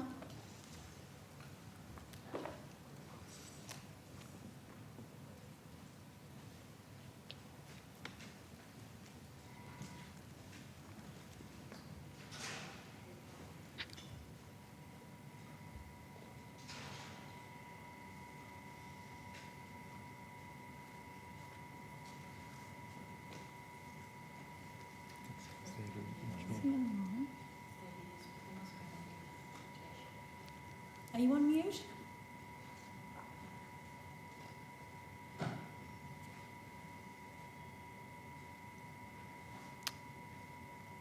We can't hear any audio Sorry. in Canberra. Are we... We can see movement. but not Mr audio. Wilmot, is that who we're... Mr Jeffries. Mr Jeffries. Chair? Mr Jeffries? Can you hear me? Yes, we can hear you now. Oh, okay, thank you. Senator Cox, Sam Jeffries, Group Manager, Central Group. Senator, to answer your question, the government is still considering its response. So there's no timeline, Mr Jeffries? Not as yet, Senator. Right. Well, hopefully one day they'll get to it. As part of the inquiry, AMSANT recommended that the Australian Government undertake a review of the outback stores with the goal of increasing Aboriginal community-controlled organisations operating in this sector. Will you undertake a review of the outback stores, and how will the agency be committed to increasing community-controlled organisations operating in the retail sector? Senator, there were a number of recommendations in the report, and until the government provides its response, what actions and our response to the recommendations will be undertaken once the government's made its response. We won't particularly comment on any specific requests or options that were put forward by people that have made submissions until the government finalises its response to the report. Okay. So Senator Blair Exel here. Can I just jump in? Just to add a little bit of context, some of those, in terms of the time frame, some of those recommendations went to aspects that cut across jurisdictions. So that is something that takes more time than just across the Commonwealth when we're actually working across multiple jurisdictions. So the Minister did meet under the National Cabinet Architecture with the Indigenous Affairs Task Force, and this was one of the items that was on that agenda a couple of months ago. So just to give you a sense of one of the reasons for the time on this one, because it's not straightforward, something that's just across the Commonwealth. There are multiple parties here. But can you provide an update then for me on the national food security plans? I'm interested in the amount of money that's being provided through those state-based plans, through NIAA, to address some of the food security issues. Senator, I'd have to take those questions on notice and provide and come back to you with information on that.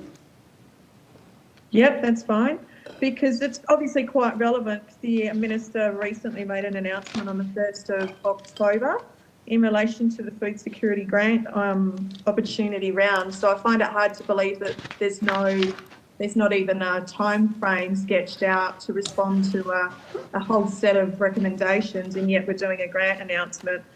Can you tell me, for that $5 million, how many applications have been received to date? Senator, thank you for the question. Up until yesterday, we had not received any applications, although the application round is still open until the 10th of November.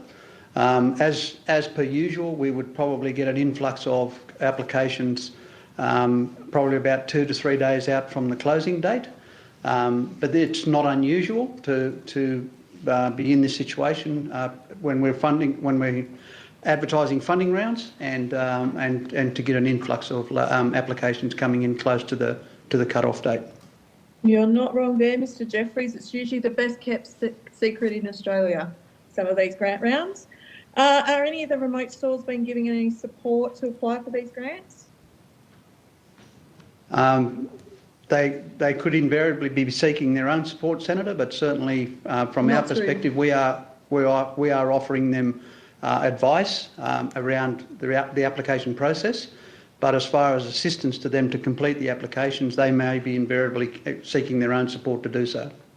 Senator, just on your previous question, I think it was, around the level of information, I'm happy to take on notice and come back to you with advice around what we have done to circulate information. It's certainly our intent that there is a broad understanding and awareness of that round. So I'm happy to, I don't have the specific details with me, but I'm happy to provide advice to the committee around what we do to actually bring that to attention of as many people as possible. Yeah, thank you. That would be great, Mr. Exel. Just that given that Outback Stores has already been on this morning telling us about all the great work that they're doing in relation to consulting services and providing mentorship to some of these Outback stores, I'm finding it hard to believe that NIAA doesn't know about any of that or yeah, it's a bit of a fact-finding mission. Can you guarantee that some of these grants will actually result in a reduction of the price of food in some of those remote stores? Senator, the $5 million grants that we're talking about will go towards supporting better food security in communities. There is a second amount of funding that's been announced as well, which will support other food production activities to assist in alleviating, the supply and invariably the cost of food in communities if it's locally produced. This funding is out there to support those activities to ensure that people get the opportunity to put forward their ideas around how to at least support their store with proper infrastructure and also the production of food locally to provide fresh produce at an affordable price. Would you agree then, Mr. Jeffries, that the recommendation 4 of that report talks to local distribution centres that are closer to the allocation of food to remotes and building that infrastructure and warehousing, particularly that we're still in Western Australia, we're still in the middle of the pandemic response. So wouldn't that money be more well spent in that area? Senator, there is some moves afoot from some organisations in conjunction with wholesalers to build new distribution centre in Alice Springs to bring food, distribution closer to where the stores are, and that's only the Northern Territory. I can only speak for the Northern Territory. I don't know what's happening in other jurisdictions in that regard, but we're familiar that there's a new distribution centre being constructed in Alice Springs for the distribution of food to not just corporate managed stores, but also to independent managed stores as well. Senator Cox, if you could, Senator Cox, do you have too much longer? We are running over time with this witness now. Yeah, one more question. Okay, thank you. There's currently, and this is in relation to the Coalition of Peaks, there's currently no community services peak representation for WA at the Coalition of Peaks. We're currently represented through our Aboriginal Community Controlled Health Service. And do you think that this is an issue, and what work are you doing to support the development of a community services peak from Western Australia to be at the table negotiating for us? Senator, that probably goes to a broader question. I mean, ultimately that is a question for the Coalition of the Peaks and their own structure of how they're established and how they come together. So actually I think that's a question that we can't answer for those plans. More broadly though, I can point to the Close the Gap that has, for example, prior to Reform 2 that goes to strengthening community controlled organisation. We can talk a bit about that if you would like to, but as to the specific for Western Australia. Can I just get a clarifying question there? that this is about community services, where we're asking primary health networks to negotiate on the basis of all of the Closing the Gap targets in Coalition of Peaks, which in fact doesn't cover community services. It doesn't cover the social needs of the community. And so it is a significant issue, and I'd like to know what NIAA is doing in order to alleviate that, because we can't just give it all of the money in Western Australia to one peak and ask them to solve the world's problems here in Western Australia. It's a big geographical size, but also that it doesn't have the remit to actually cover all of the community services that are required, programs and projects that need to be funded for our communities here in Western Australia. Senator, I do understand your point. I'm being very careful not to kind of imply or indicate that the government is going anywhere near the question of what is the Coalition of Peaks representative structure in WA, because that's a really important aspect. That's up to the Coalition of Peaks themselves and how they are set up and how they are continuing. I do know, and my colleague who's just joined the table may know more specifics around the WA government. So they have tried to establish a coordination group, for lack of it, there's a proper term which I'm forgetting at the moment, that was the party, for example, that came together to prepare the West Australian implementation plan under the Close the Gap agreement, and that had a broader representation, I understand, than just the health providers. I'll just check if my colleague Ms Ford has anything more to add, but yeah, unfortunately the representation of that group is land councils and health services. That's right, thank you. So we need to actually, if NIAA can pick that up and actually look at the community services aspect of this, because the community are missing out, and the social justice issues here that need representation are quite significant, as have been noted in the media recently. So, it'd be a great move for NIAA to actually do something in this patch, given your ministers from our state. Thank you, Senator Cox. Senator McMahon, you have the call. Yes, thank you, Chair.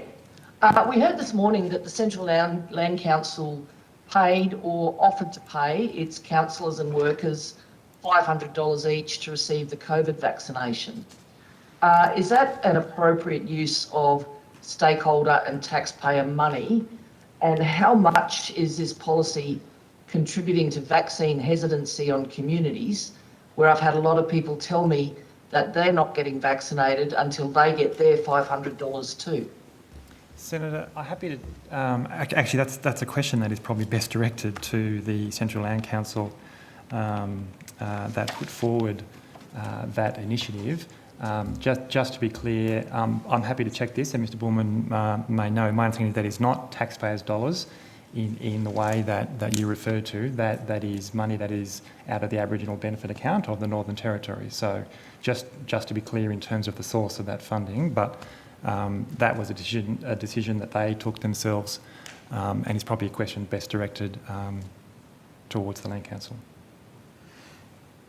Well, I mean, the Land Council is funded through a combination of funding from the federal government and through the ABA. So I'm not saying exactly where that money came from, but that is the combination of their funding.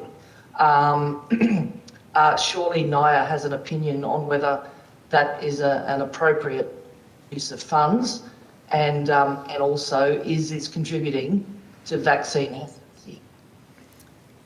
Senator Ryan Bullman here. The Central Land Council's operational budget's funded through Section 64(1) of the Aboriginal Land Rights Act, which is ABA monies.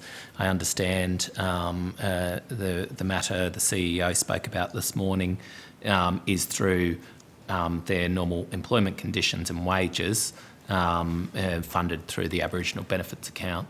So it's a matter for Central Land Council. We're comfortable that they expend their monies in line with the PGPA and the Aboriginal Land Rights Act. But again, as Mr Excel said, it's probably a matter best directed towards the Central Land Council. Okay, so I'm fine that we're comfortable with the money being paid, but do you have an opinion, or can you give an opinion on is this contributing to vaccine hesitancy on communities?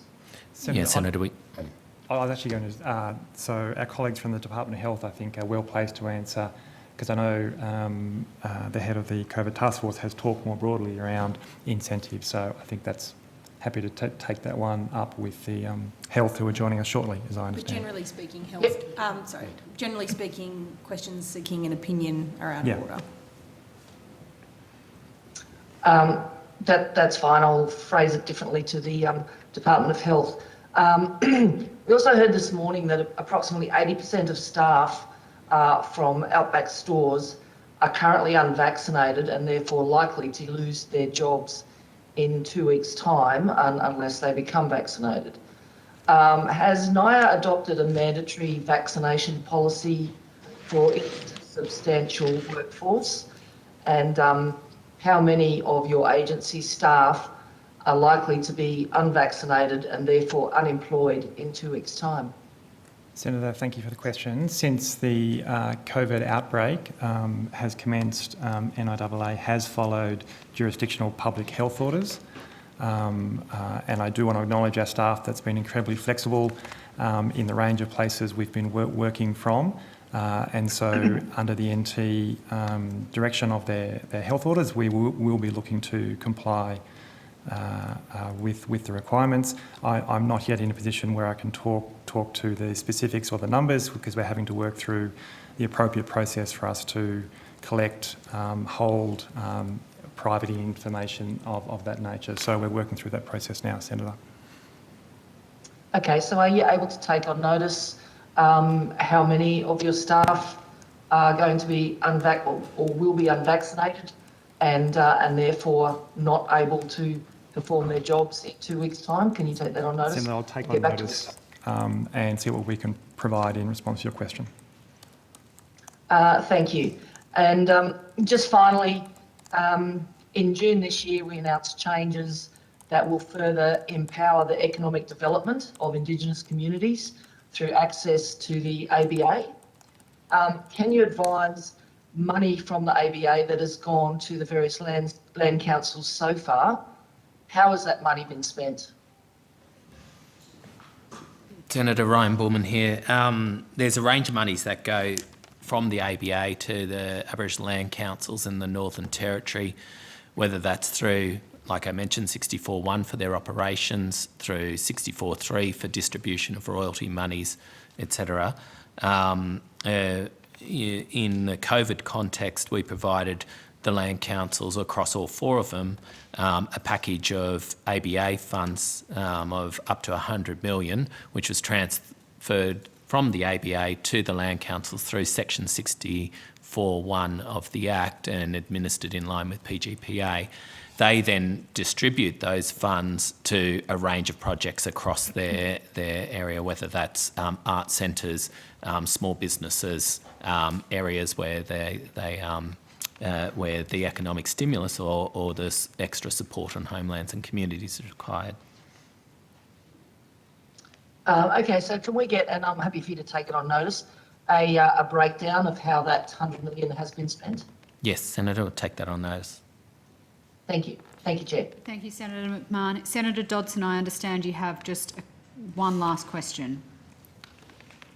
Well, it's one last topic, Madam Chair, but the one last question, I suppose, is on the voice co-design. The Minister's had the report for some time. Has it gone to Cabinet? When are the public going to see it? And what are you doing about the referendum process?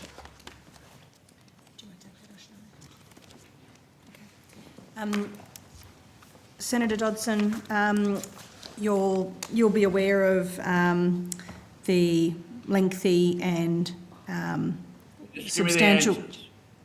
So let me answer the question, Senator Dodson. The lengthy and substantial co-design process. That report has been provided to government.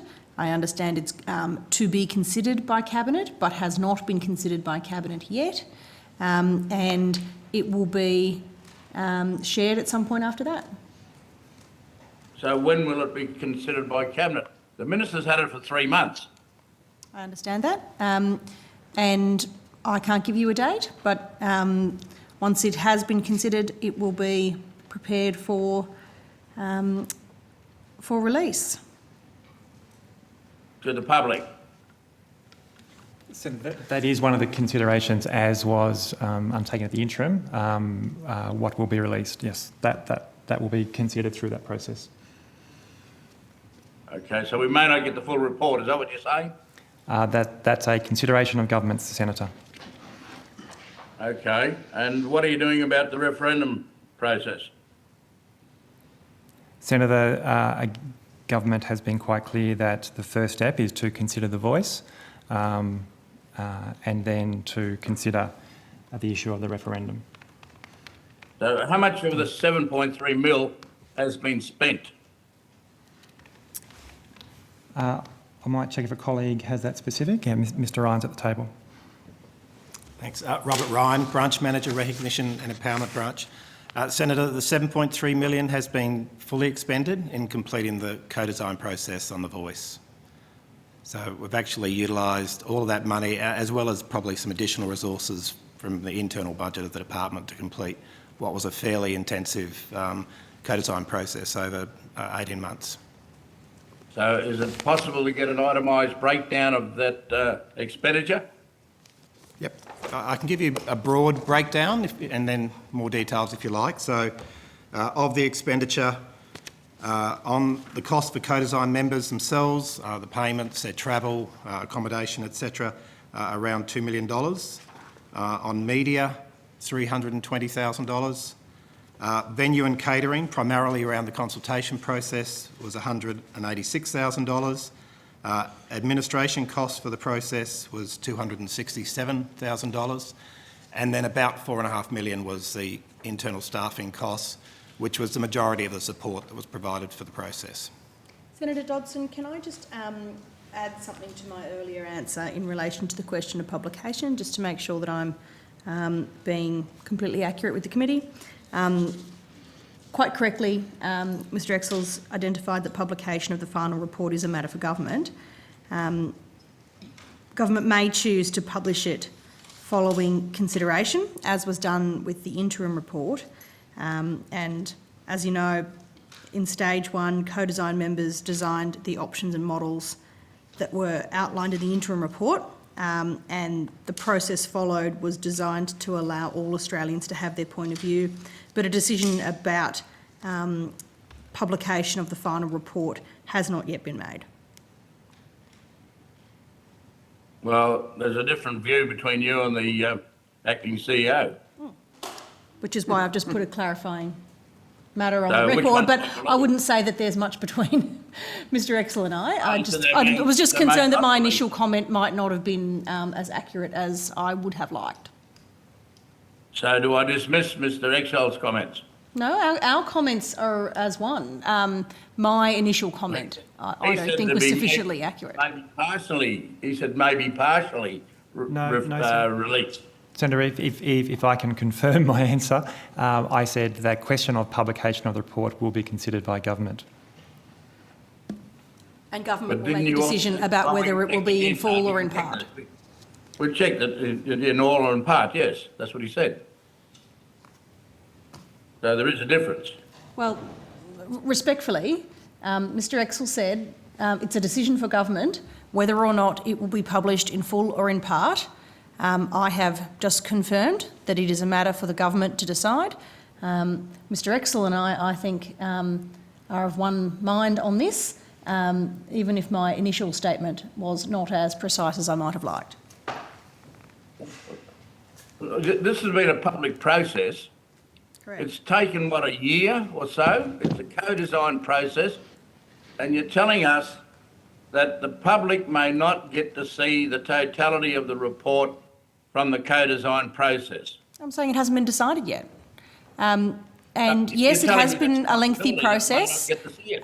Well, Senator Dodson, let me finish my answer. It has been a lengthy process, but that's the nature of co-design. And I suspect if the process had been fast, the government might be accused of having insufficiently taken into account the needs and wishes, particularly of Indigenous Australians, if we go through a process that safeguards that experience to make sure that Indigenous people are properly heard and consulted and listened to in a way that is relevant and appropriate, you complain that it takes too long. So I fear that we're between the rock and the hard place here, but in any event, the matter is going to Cabinet, it will be considered and a decision will be made about release. Yes, I'm glad you said a rock because it was 4 years since the Uluru Statement was made. Well, what I'm saying is that it may not be possible to please you on this one, but the government has a process with which it is comfortable, which we are sure that we have provided an opportunity to be heard to those participating in the co-design process that was meaningful. It has produced a meaningful product and it will be considered and taken into serious consideration in the way that it deserves, given that substantial design process.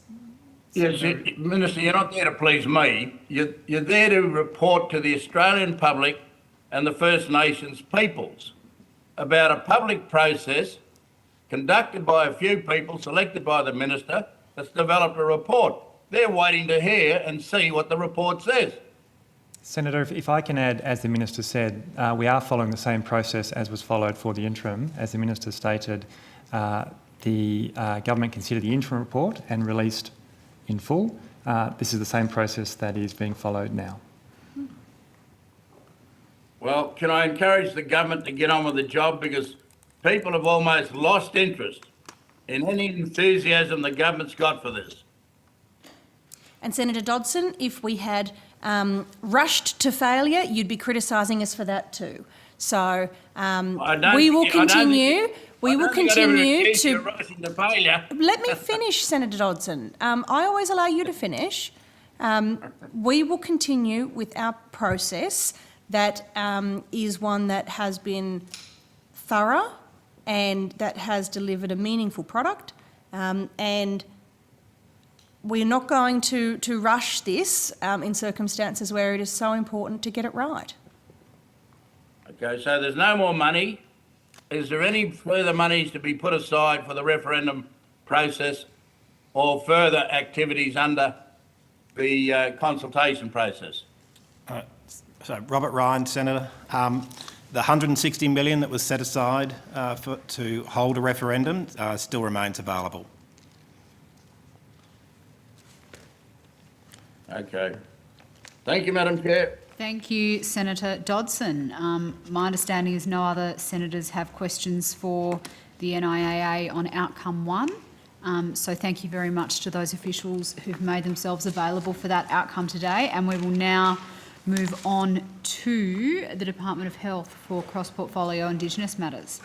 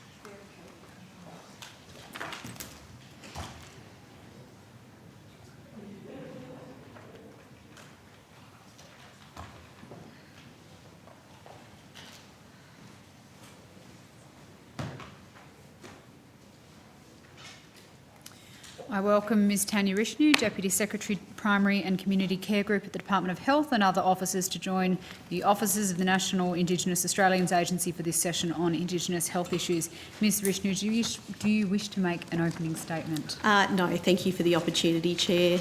Tanya Rishnu, Deputy Secretary, Primary and Community Care Group, Department of Health. Can I just acknowledge that we meet today on Ngunnawal country and pay my respects to Elders past and present. Thank you very much. McCarthy or Dodson? Senator McCarthy, I understand you would like the call. Thank you. Thank you, Chair. I'd like to just go to, we've only got a short amount of time left, but earlier this week the department said the gap in First Nations vaccination was 21.86% for the first dose and 25.5% for the second dose. Has there been any changes in that statistic? Senator, I'll ask Dr. Datoka to give you an update on the statistics. Thank you. Hi Chair, hi Senator, Dr. Lucas Datoka, First Citizen Secretary, Implementation and Primary Care Response, National COVID Vaccine Task Force, the Department of Health. Thank you, Senator. So just to confirm, the question was whether there's been any change in the gap or the progression of it? You mentioned it, the estimates earlier in the week, so I'm just wondering if there's been a change. We got a different statistic from NIAA, so I just want to clarify what the latest stat is. Yeah, so as of today, the gap in first doses between First Nations people 16 years and over and and general population is 24.5%. So it's slightly lower compared to when we presented on Wednesday. Okay, so you said 21.86% earlier in the week, but now it's down to 21.5%. Is that right? I would have to look what the exact number was 2 days ago, but at the moment is 24.5% in first doses. 24.5. Correct. And the second dose? The current gap in second dose is 25.5.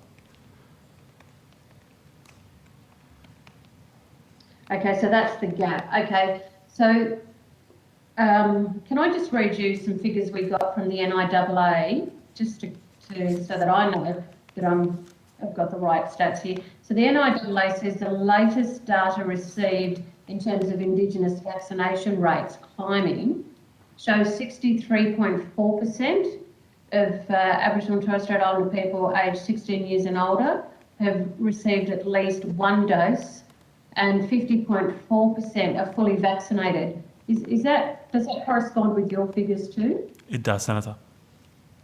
It does? Great. Now, the department also said that projections based on current rates show that 80% of First Nations people will have a first dose by early December and 80% will be fully vaccinated by the second week of January. Has there been any change in those projections? No, Senator. We're still tracking for, based on that forecast, noting that that's assuming no change in rate, and it varies quite a lot as acceleration efforts continue around the country. But if we are purely projecting the current rate as of yesterday into the future, 80% of first dose would still be achieved in first week of December. We are tracking fully vaccinated to occur in the first week in January. But we are continuing the acceleration efforts, so that number has changed and has been brought forward recently, so we expect that will continue to change for the better, Senator. Okay, so when do you expect to have the next results in terms of those stats? These stats need to be taken with some consideration, Senator, in the sense that they're just a mere projection. They're a bit of a blunt tool of just forecasting what the current rate is into the future and then having a date based on that. So they have limited value in terms of planning. It's useful to see when it comes forward, but it does change quite frequently because the rate varies quite frequently. Well, what we're pleasingly seeing is that quite consistently now, and General Fruin made reference to that on Wednesday, and it's been maintained since, is that for nearly 3 weeks now, the proportion of first doses every day that go to First Nations people has been above population parity. So a higher proportion of first doses are now going to Aboriginal and Torres Strait Islander people than they are to other Australians, and that's why while still quite substantial, the gap is closing. I'd like to go to SA2 data, and I'm not sure, Dr. Dutoka, if it's you, but the question is this: does health have vaccination rates available by SA2 data, and if yes, is it published, and if not, why not? Yes, Senator. So health does have data that can be extracted from the Australian Immunisation Register at different levels of geography, and that includes the SA2 level. At the moment, both for in general population, for general population at the moment, the smallest geography that we publish is SA3 and LGA. There are concerns that going to very granular levels of geography, the accuracy of the data diminishes because small changes in addresses can have bigger repercussions the smaller the lens is. And also, particularly for First Nations populations, there are concerns that with small levels of geography, some of the suppression rules would have to be triggered because there is risk of re-identification or privacy issues in small levels. However, SA2 level data is being provided to states and territory governments and departments of health, Aboriginal community control health services and their peak bodies, and other partners as part of the acceleration activities to help inform local planning, but taking it with a grain of salt, as you have to do with small geography level data. But do you publish it? Not at the SA2 level. No. So is there anything in legislation that prevents you from publishing the information? I'll have to take on notice a specific legislative framework. There are guidance issued from ABS and other bodies in terms of suppression rules that need to be applied in order to prevent re-identification and privacy issues. The LGA data that is published for general population in the Department of Health website every week has a number of rates, particularly in remote communities, suppressed for that reason, and also because of the potential accuracy issues with addresses on the Medicare database if you go to a very small geography. So it's not that we're not publishing SA2 data for First Nations people, we're not publishing SA2 data for any population. But I will take on notice the legislative framework, Senator. Do ARCHOs have access to SA2 data? Pardon? Do ARCHOs have access to the SA2 data? Yes, Senator. ARCHOs also have access to the AIR directly through a CLIC database, and that was established in partnership with NACCHO throughout August, and from September, ARCHOs have direct access to AIR because it's crucial for them to inform the local planning. So, Dr. Dutoka, why is it published, SA2 data published by social, in terms of social security payments, but not by health? I would have to take a notice that specific difference. The issue with the Australian Immunisation Register and very small level geography is that it's not necessarily a database designed for that level of reporting. The addresses that the Australian Immunisation Register pulls from are from Medicare, and often, particularly in outer regional, rural and remote areas, there is some degree of inaccuracy with Medicare addresses. You'll be familiar with the fact that many people in Maningrida or in Galawinku might have an address via Winelli because of the post office there, and sometimes in the air they would be counted as Darwin as opposed to Maningrida or Galawinku, which we're working to address, or people in Warburton might have an address that goes via Alice Springs and count in Alice Springs. So while at an aggregate level, jurisdictional SA4 and in some cases LGA level, we are comfortable with the level of accuracy that it gives us. There are concerns that in smaller geographies, and particularly for subpopulations such as First Nations people, the inaccuracies would render the data of limited use for public release. So if Federal Health can't reveal or publish the SA2 data, can the states and territories publish them?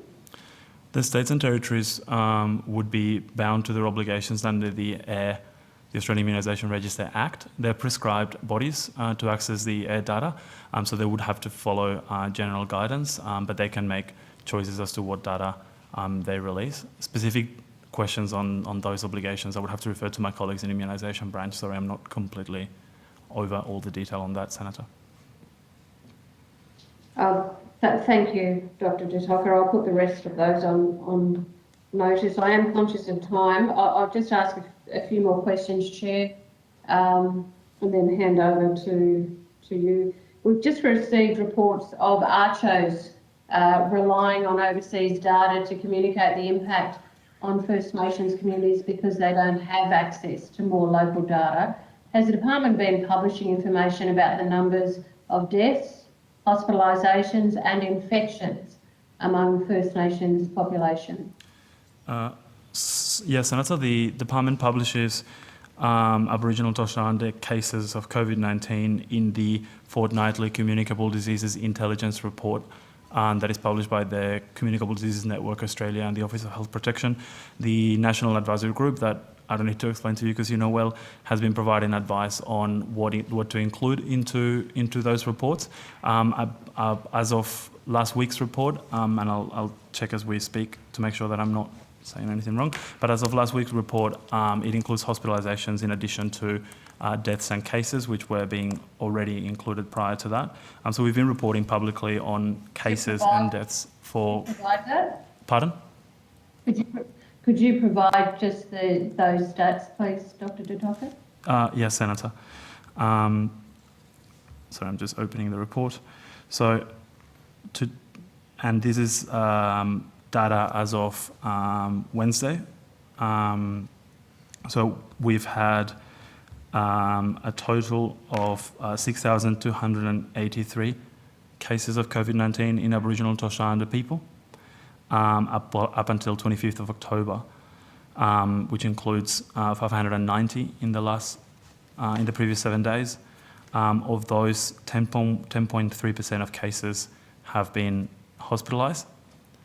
1.1% have gone to ICU, and 13 people have sadly passed away.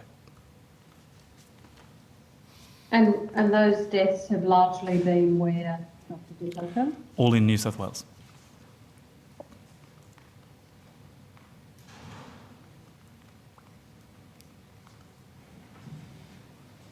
Well, certainly condolences to all those families.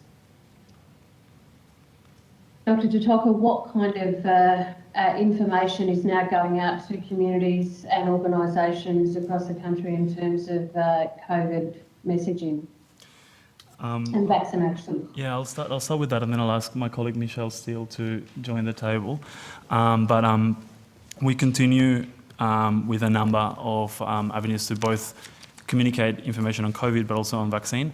Last weekend, we launched a new campaign specifically focused on First Nations communities, featuring well-known people such as Baker Boy and others, and that's been distributed quite broadly. We're also now finalising a series of infographics that help tell the story of how COVID-19 has in a very real way impacted First Nations people in New South Wales, for instance, and try to capture those stories in a proactive way so that particularly communities that have not been affected by COVID-19 yet can see the reality of what impact is that's having in communities. So there will be infographics including real-world examples of how quickly a community went from one case to hundreds, the impact on young people, or the fact that a high proportion of the cases were in young people, or different messages to make sure that that's well communicated. But Ms. Steele can provide more context on our overall comms activities. Yeah. So Michelle Steele, on behalf of the COVID vaccine task force as well. So as Dr. De Tocker just mentioned, the national campaign has recently been ramped up as well, including a new campaign focused on For All of Us. So on Sunday the 24th of October, the project itself actually stayed within social media channels as well. So that's actually looking at for our past, for our future and for all of us, which is to get vaccinated for COVID-19. Again, it builds on public sentiment and increasing public confidence in that there's many other Aboriginal and Torres Strait Islander people across the country, but building onto the fact that, it's about protecting culture as well and that ongoing mechanisms. We've also, as you know, continued electronic distribution methods as well to over 800 organisations signed up to our distribution list for communications activities. Quite often we're still building on the advisory group as well to maintain and inform those campaigns. Just finally, what planning is occurring federally to prepare for outbreaks in First Nations communities with low vaccination rates? Dr. Totoka. Thanks, Senator. So the planning continues building on the very significant activity and planning that commenced very early last year at the establishment of the advisory group. So the advisory group is currently reviewing on behalf of CDNA, the Communicable Disease Network Australia, the guidelines to inform the response to a national outbreak, to the national guidelines for response to outbreaks in Aboriginal and Torres Strait Islander communities, including not just a refresh on the content that was last updated last year, but also taking into consideration some of the real world experience for what happened in Western New South Wales and other areas, or the response to the Tanami incident, as well as the new availability of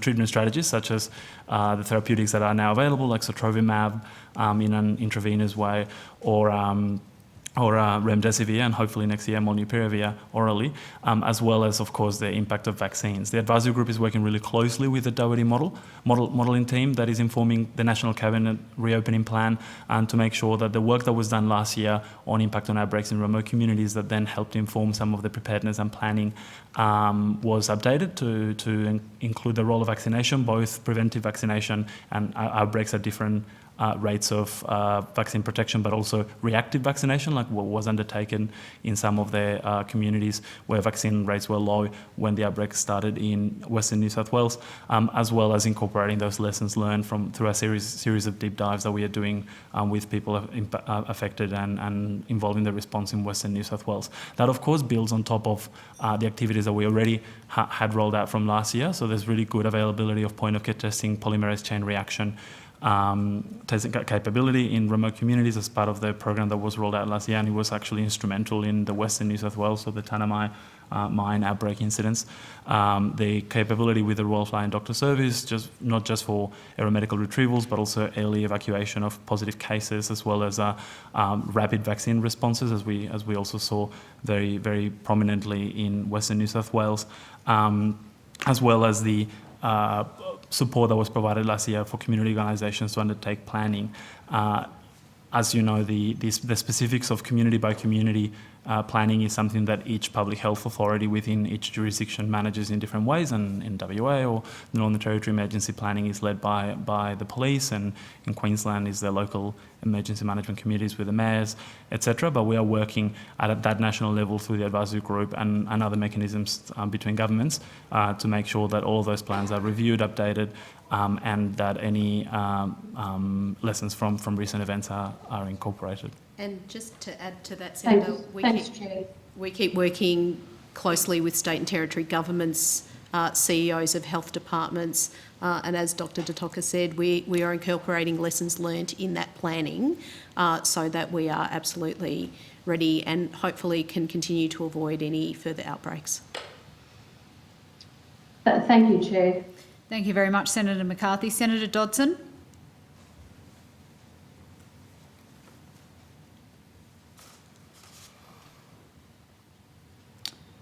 I think that's Labor's working. one. Hello? Hello, Senator Dodson. The mic is working, is it? Coming through loud and clear, Pat. All right. I was just going to ask, what information or lessons have you learnt from the Wilcannia Western New South Wales experience that's being brought to planning for the eventual outbreaks in some of the other more remote places? So, Senator, we've absolutely learnt a number of lessons, and I'll get Dr. Totoka to go into some detail.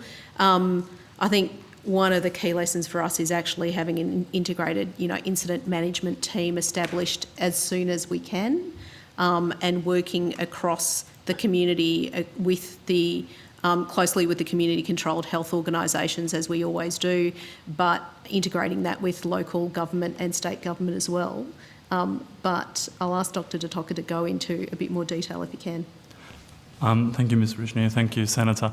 So the there are quite a number of lessons learned from the outbreak in Wilcannia, in Walgett, in Burke, in the communities in Western and Far West New South Wales.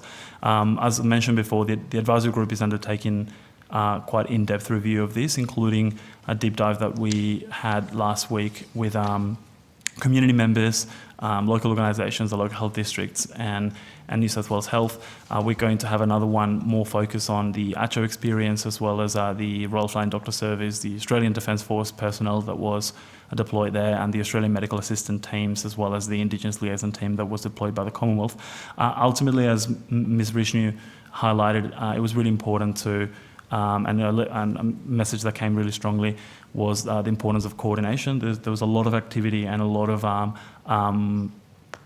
willingness to help and to dive in from different levels of government, from different agencies, but it was really valuable to have coordination mechanisms that brought all of that together and centred the voices of local organisations and local communities to help inform the response live, making sure those connections existed so that in communities where ACCHOs provide the majority of care, ACCHOs were aware of positive cases and could support their live follow-up, the integration of the hospital and public health system with primary care, so that care for COVID in the community was a big part of the activities ongoing, especially since it's the local organisations that have the trust of patients to be able to reach out if they're deteriorating when they're positive with COVID at home, and that's already been picked up in some of the systems that the government is putting in place, including Minister Hunt's announcement today to focus on the role of general practice and primary care in general, including ACCHOs in management of COVID positive cases in the community and the COVID positive pathways systems that are being put in place to support that work. So communication and coordination were really two important lessons, and the localised communication with local voices taking the lead on disseminating messages. Our colleagues from the NRAA were heavily involved in that response as well, which was one of the strengths of that coordination. So I'm sure Mr. Excel can add some of their own lessons. Thank you, Dr. Totoko. The main point I would add is there's a range of players that's more, and I know this wasn't implied, more than just the health providers. So NRAA in particular worked hard to make sure there was a broad representation of community interest in Western New South Wales, and then is continuing to bring into the forward planning around jurisdictions that broader engagement and involvement at all different levels of government. So I'll just pause there, Senator. Okay. So is that data being shared with states like my own Western Australia and the Northern Territory and South Australia, where there's remote communities? You know, you guys know what the difficulties are in getting services there, but is this information being shared with those other jurisdictions? Absolutely, Senator. Yeah. That's, in fact, I must say, it was at the request of the ACCHO and jurisdictional representatives from Queensland, WA and the Northern Territory in the advisory group that it was at their suggestion that those deep dives were conducted. Of course, a debrief on what happened and what lessons we can get from that, and to inform their local response is really important. But there was also the really strong push to make sure that those other jurisdictions, particularly the ones that thankfully to date have not experienced significant outbreaks, learn from it. So representatives from the Kimberley Aboriginal Medical Service, from the Aboriginal Health Council of WA, from WACS, from WA Health, are all attending those deep dives, and they're part of the discussions and the refresh of the national guidance. So, and Senator, if I could just add to that, we are sharing that information as it evolves and as quickly as we can, as Dr. Totoko said, with the sector, with state and territory governments, with health CEOs, and obviously a subject of discussion at AHPPC as well. All right. Can I just get clarification? I think you may have covered this, but earlier I think you said that the states have access to the SA2 and SA1 level data. Is that correct? Yes, Senator, but I'll clarify. So states have access to air data, full stop. The states have prescribed bodies under the AIR Act and can access Australian Immunisation Register data directly. In order to support the acceleration efforts in First Nations vaccination, we have been sharing on a weekly basis SA2 level data with the partners that are involved in each of the jurisdictional acceleration meetings. So in WA's case, AQUA, the ACHOs, WA Health, WA Country Health Service, they're all having access to that SA2 level data. In addition, at the request for more granular data that those two respective governments have placed, we're also sharing SA1 level data specifically with the Northern Territory and WA governments. Okay, and is there any prohibition on them publishing that data? Yes, as I mentioned earlier to Senator McCarthy, there are some considerations that need to be taken when we're talking about low geography data sets and the reliance on and the accuracy of those data sets. SA1 level data is very granular. We're talking about units of population of about 200 to 400 people. So the impact of potential inaccuracies in addresses, and also the possibility of re-identification of people are a real concern. So the general approach is not to publish those small level data. We publish LGA data, First Nations LGA data, so local government area, on the Departments of Health website every week for the 30 LGAs of concern as part of the acceleration effort, and we publish SA4 level data. For general population, we also publish SA3, but SA2 and SA1 air data are not currently published for the COVID-19 vaccine program. Okay, so how is the Department of Social Security able to publish such data and you guys aren't? I can't... So Senator McCarthy asked us exactly the same question earlier.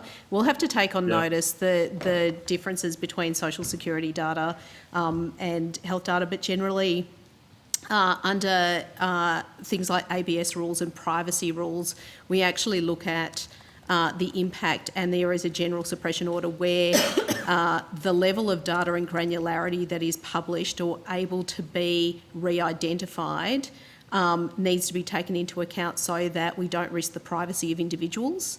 But we'll have to take that on notice in terms of the specific comparison between social security data and this level of health data. Senator Dodson, we only have 9 minutes left, and I do have two other senators that have some questions. Okay, I'm sorry, just one last thing. Okay. What the DSS figures seem to do is put approximations in when it's lower than 5, say, rather than, say, 3. So they do have a different way of enumerating the number. And I'm not sure whether that's Senator, satisfactory to the medical people. That's actually something we are considering in publishing broader LGA data than the current 30 that we are. And one of the options would be to publish a range instead of an actual number. So that is something that is being actively considered. Yeah. Okay. And Senator, Thank you. with census data, it's usually under 10. But we'll take that on notice and get back to you. Thank you, Senator Dodson. Senator Thorpe. Thank you, Chair, and thank you to the Department of Health for running up today. My first question is, a couple of months ago, a reporting glitch on the vaccination number of First Nations people in Victoria was admitted, which saw vaccination numbers massively over-reported. Can you please explain what measures have been taken to fix this and how it is being ensured that vaccination rates are being recorded correctly now? Thank you, Senator. Lucas Atoka again. So a few months ago, we identified an issue that was specific to a number of general practices in Victoria that was due to a specific private medical software that was incorrectly labelling, and unknowingly, but incorrectly labelling patient files in which the Indigenous status was not ticked, or so normally would have been classed as not stated, was automatically classifying them as Indigenous, which meant that the number of records that were uploaded to the air as Indigenous was greatly and artificially increased. That had been happening for quite some time. It wasn't an issue for the COVID-19 vaccination program. It was an issue specific to that medical software provider, and as such had been part of immunisation records for a number of years.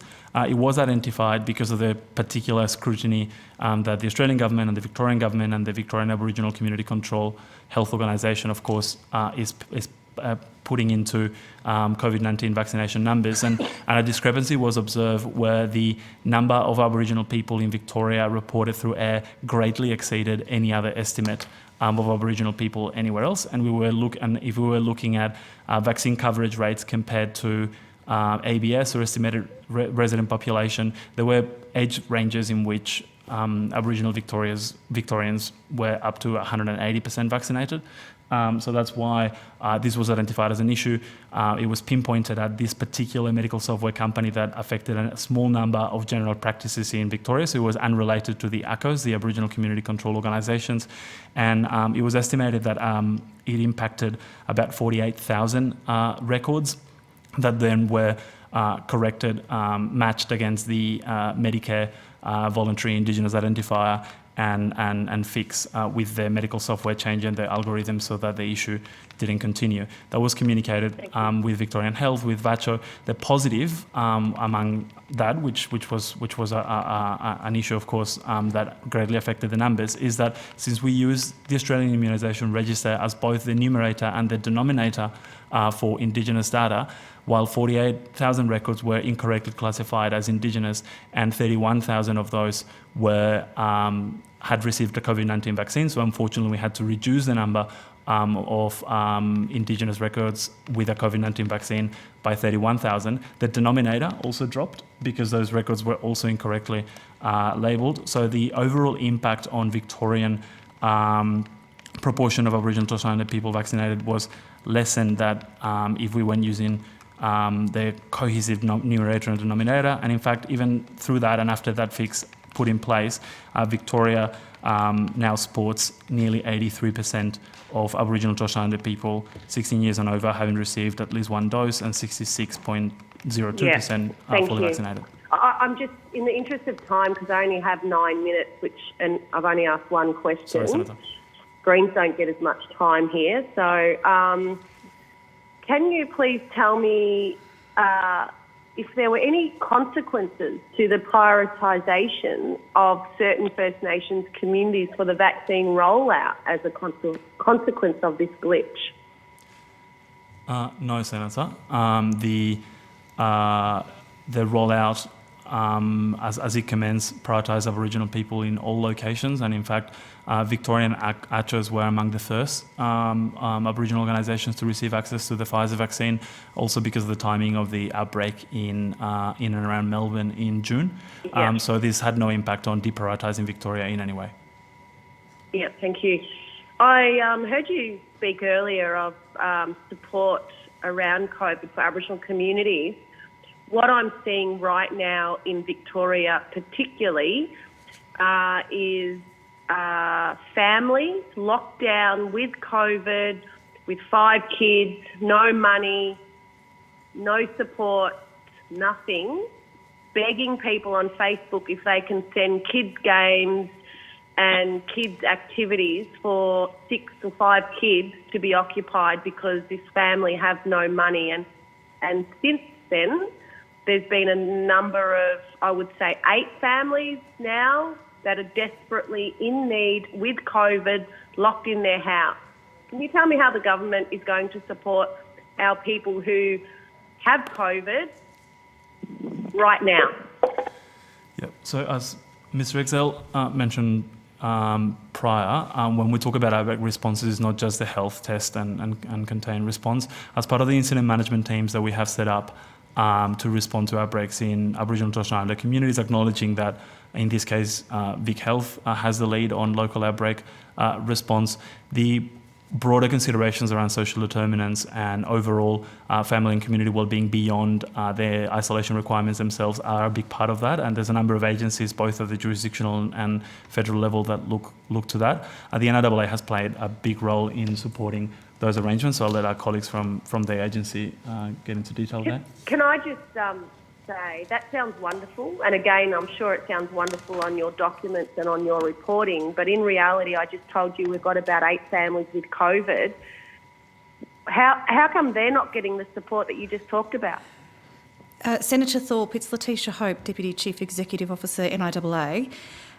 Senator, we would be happy to work with you on those families directly, as we have done in other locations.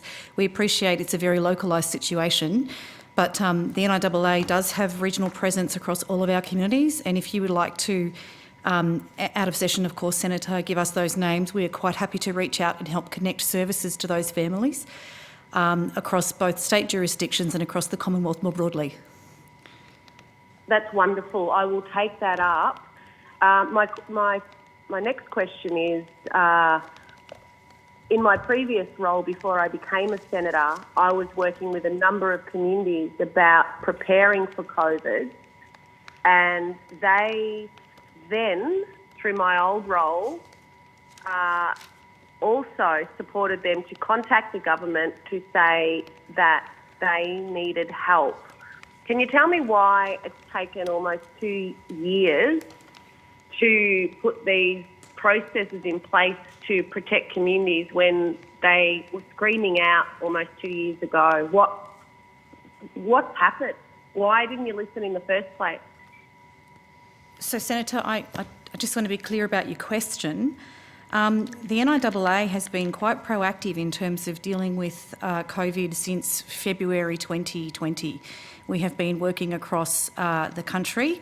Our initial role, particularly around gathering intelligence from communities, was around border closures. We've been working with community around all kinds of social wellbeing needs, service delivery, CDP, local connection, food security, impacts to culture, etc. So I'm quite happy, Senator, if there are specific cases that you'd like us to look at, we will take that directly on notice. And I'm also quite happy, Senator, to provide on notice, I'm looking at the time, sorry, to give you a comprehensive briefing on the things that we have done to work with Aboriginal and Torres Strait Islander communities since February 2020. Fantastic. My final question is, and I'll put a whole range of questions on notice, or might even just have a meeting with you rather than do that, or both. But my last question is,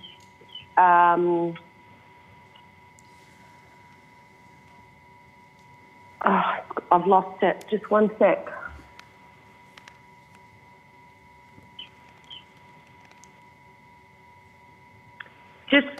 That's right. Housing and the issue around overcrowding. Obviously, we saw New South Wales Aboriginal families overcrowded, been telling the government for decades, we're overcrowded, we need homes. Now with COVID, we can't lock our families out of our homes when they need a bed. So in terms of a health perspective, what is the government doing to address the overcrowding in Aboriginal homes as a preventative to COVID? So, Senator, as you know, housing is predominantly a responsibility of the states, but we have been working across the jurisdictions, particularly in locations where there have been outbreaks, to make sure that we have isolation, help me out, Dr. Toka, isolation facilities, isolation... Yeah, so supporting, particularly in areas where we know there are issues with overcrowding, part of the outbreak responses that the jurisdictions have been leading on include contingency for supported isolation when quarantining within a person's home is not feasible. In fact, there's a number of cases of hospitalisations that occurred in New South Wales, not necessarily where people were hospitalised, not necessarily because everyone in the household required hospitalisation, but as a way for the family to be able to remain together and isolate. There's been quite a lot of coverage, but that's not the only example on the efforts that the New South Wales government undertook in providing alternative accommodation through a range of options, through habilitating motels and hotels in Dubbo for quarantine and isolation, to using motorhomes in Wilcannia for the same purpose. Yes, and I hear tents. People are asking for tents, hey? So I understand that it's a housing issue and it's not your department, but the preventative measure for keeping our people healthy is a home and their own bed. it's a health issue. If you look at it blackfellow way, it's a health issue. So what is your department, besides just working with the housing department, what are you doing to pressure the housing department to act on not giving people tents and hotel rooms, but giving them a roof over their head permanently? Last question as well, Senator Thorpe. Hi, Senator. So, Gavin Matthews, First Assistant Secretary of Indigenous Health Division.